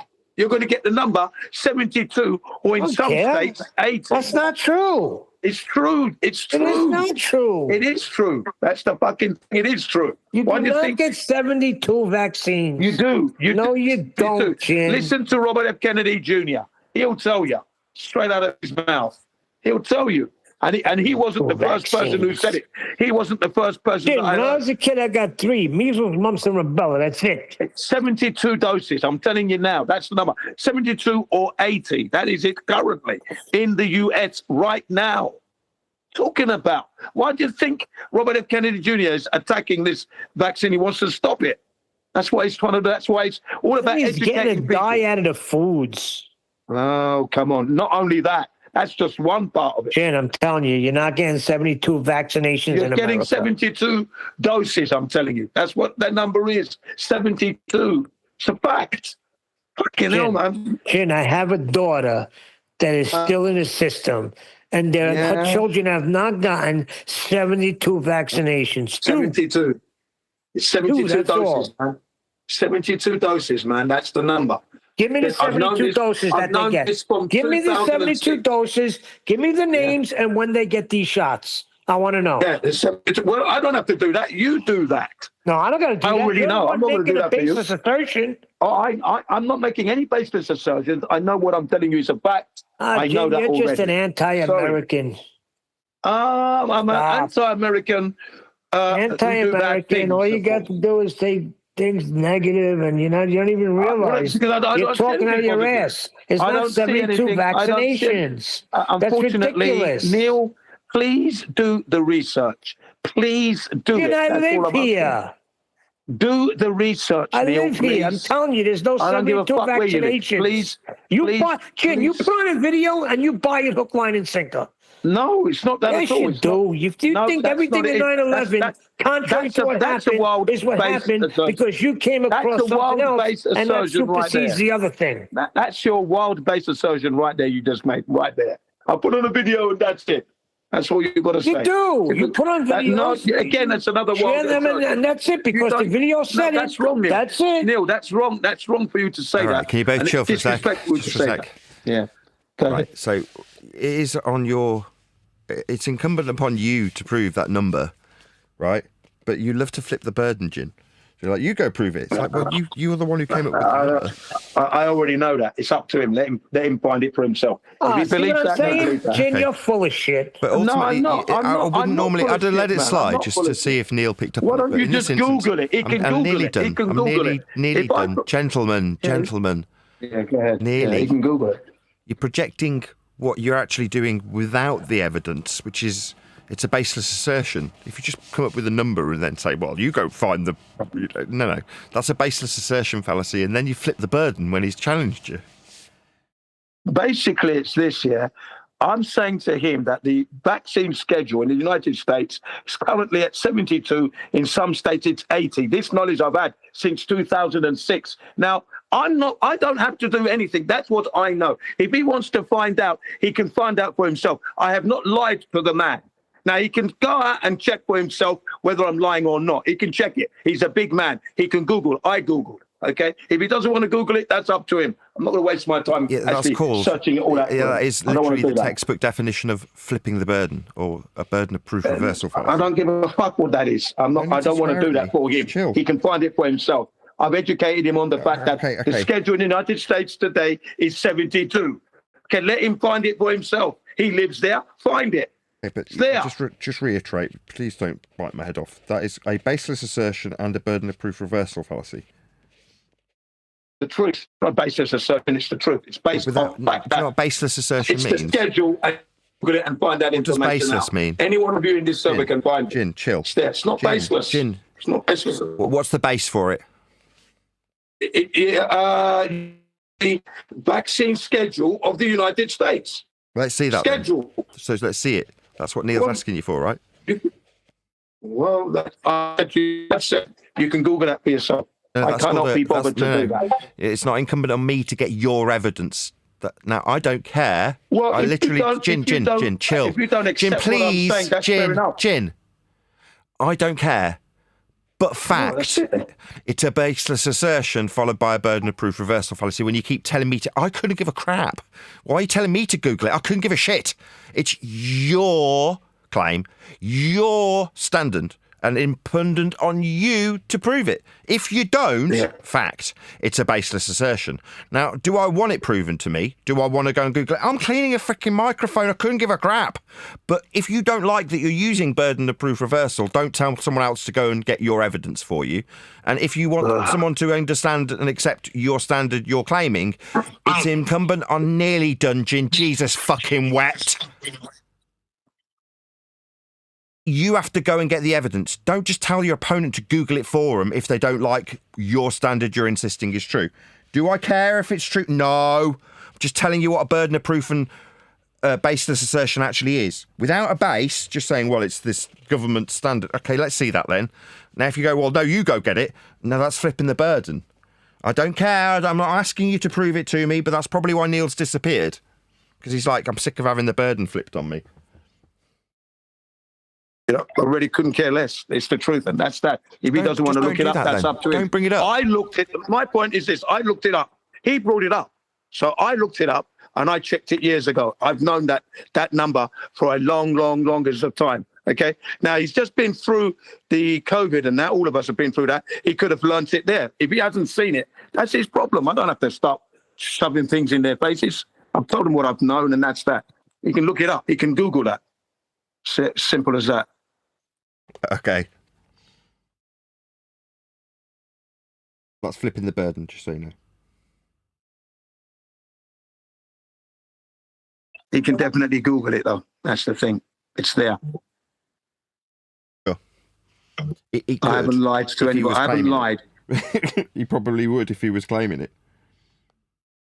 Yeah, I haven't lied to anybody about that. I haven't lied at all. It's the truth. It's 72. In some states, it's 80. Are you saying the 72 doses are mandatory or what? What I'm saying is that from when the child is born to the time when they reach 18, the American child would have received 72 doses of vaccines in that period from birth to 18. That is the current vaccine schedule in the United States. Mandatory or recommended? Sorry? Mandatory or recommended? Sorry? That's mandatory for going to school as well. They've got to be vaccinated to go to school. That is the United States vaccine schedule. That's what it is. If you're homeschooling, as Neil said, you can opt out of it if you're homeschooling. I think it's just recommended, not mandatory. It's well, as far as I'm concerned, what Robert F. Kennedy Jr. says, what Susanna Humphreys says, Sherry Tenpenny, Dr. Hutter, Dr. Gary Noel, these doctors are telling us that's the schedule. That's the schedule that is currently in the United States. And it is mandatory. It's mandatory. It's not just a thing. That's a mandatory schedule. There's many sources you can get it to. You can go to Del Bigtree and look there. You know, go to Del Bigtree. I had some friends in America. They don't know something like that about 72 doses. But anyway, here I am in Romania. I only did a single vaccine in my whole life, only one in my whole life, and that was when I was a baby. Yeah, you're lucky. The thing about the United States, there's a lot of people in the United States don't realize that number, and when they actually look back, they say, "Oh my word, I didn't realize it was that many." This is when anti-vaccine sentiment started to grow. People didn't realize they were getting that many. Okay, but you know, you've got to do the research to do this. I've done that. So I've got to start. It takes a while to go and get all this research and put it into people's faces when they can Google it for themselves. They're living in the country. Google it. You know, it takes a while to get it up together to put. I've got to go and find it. It's going to take a lot of time. That's why I don't want to do that. I don't have the information at hand readily, especially the source. It's there, but I've got to go and find it. I've got it. I choose to believe, for example, if I have a friend in the United States, I choose to believe him more than what the Google say because he's the one getting the vaccines, you know.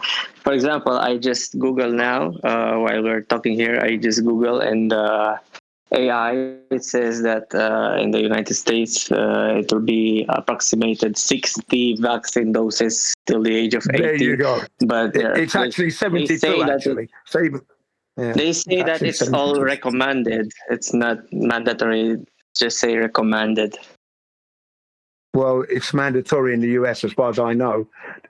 All the children have to have it so that they can go to school and everything else. It's all part of their school. If they don't have it, they can't go to the school. But in recent months, last year, the hepatitis B4 vaccine is now going to be a thing of the past because that was given to a baby within an hour of birth. Right? And hepatitis B, the child is not going to be a drug user, prostitute, or homosexual. It's not going to be any of those things as a baby, right? So they've now decided to stop that.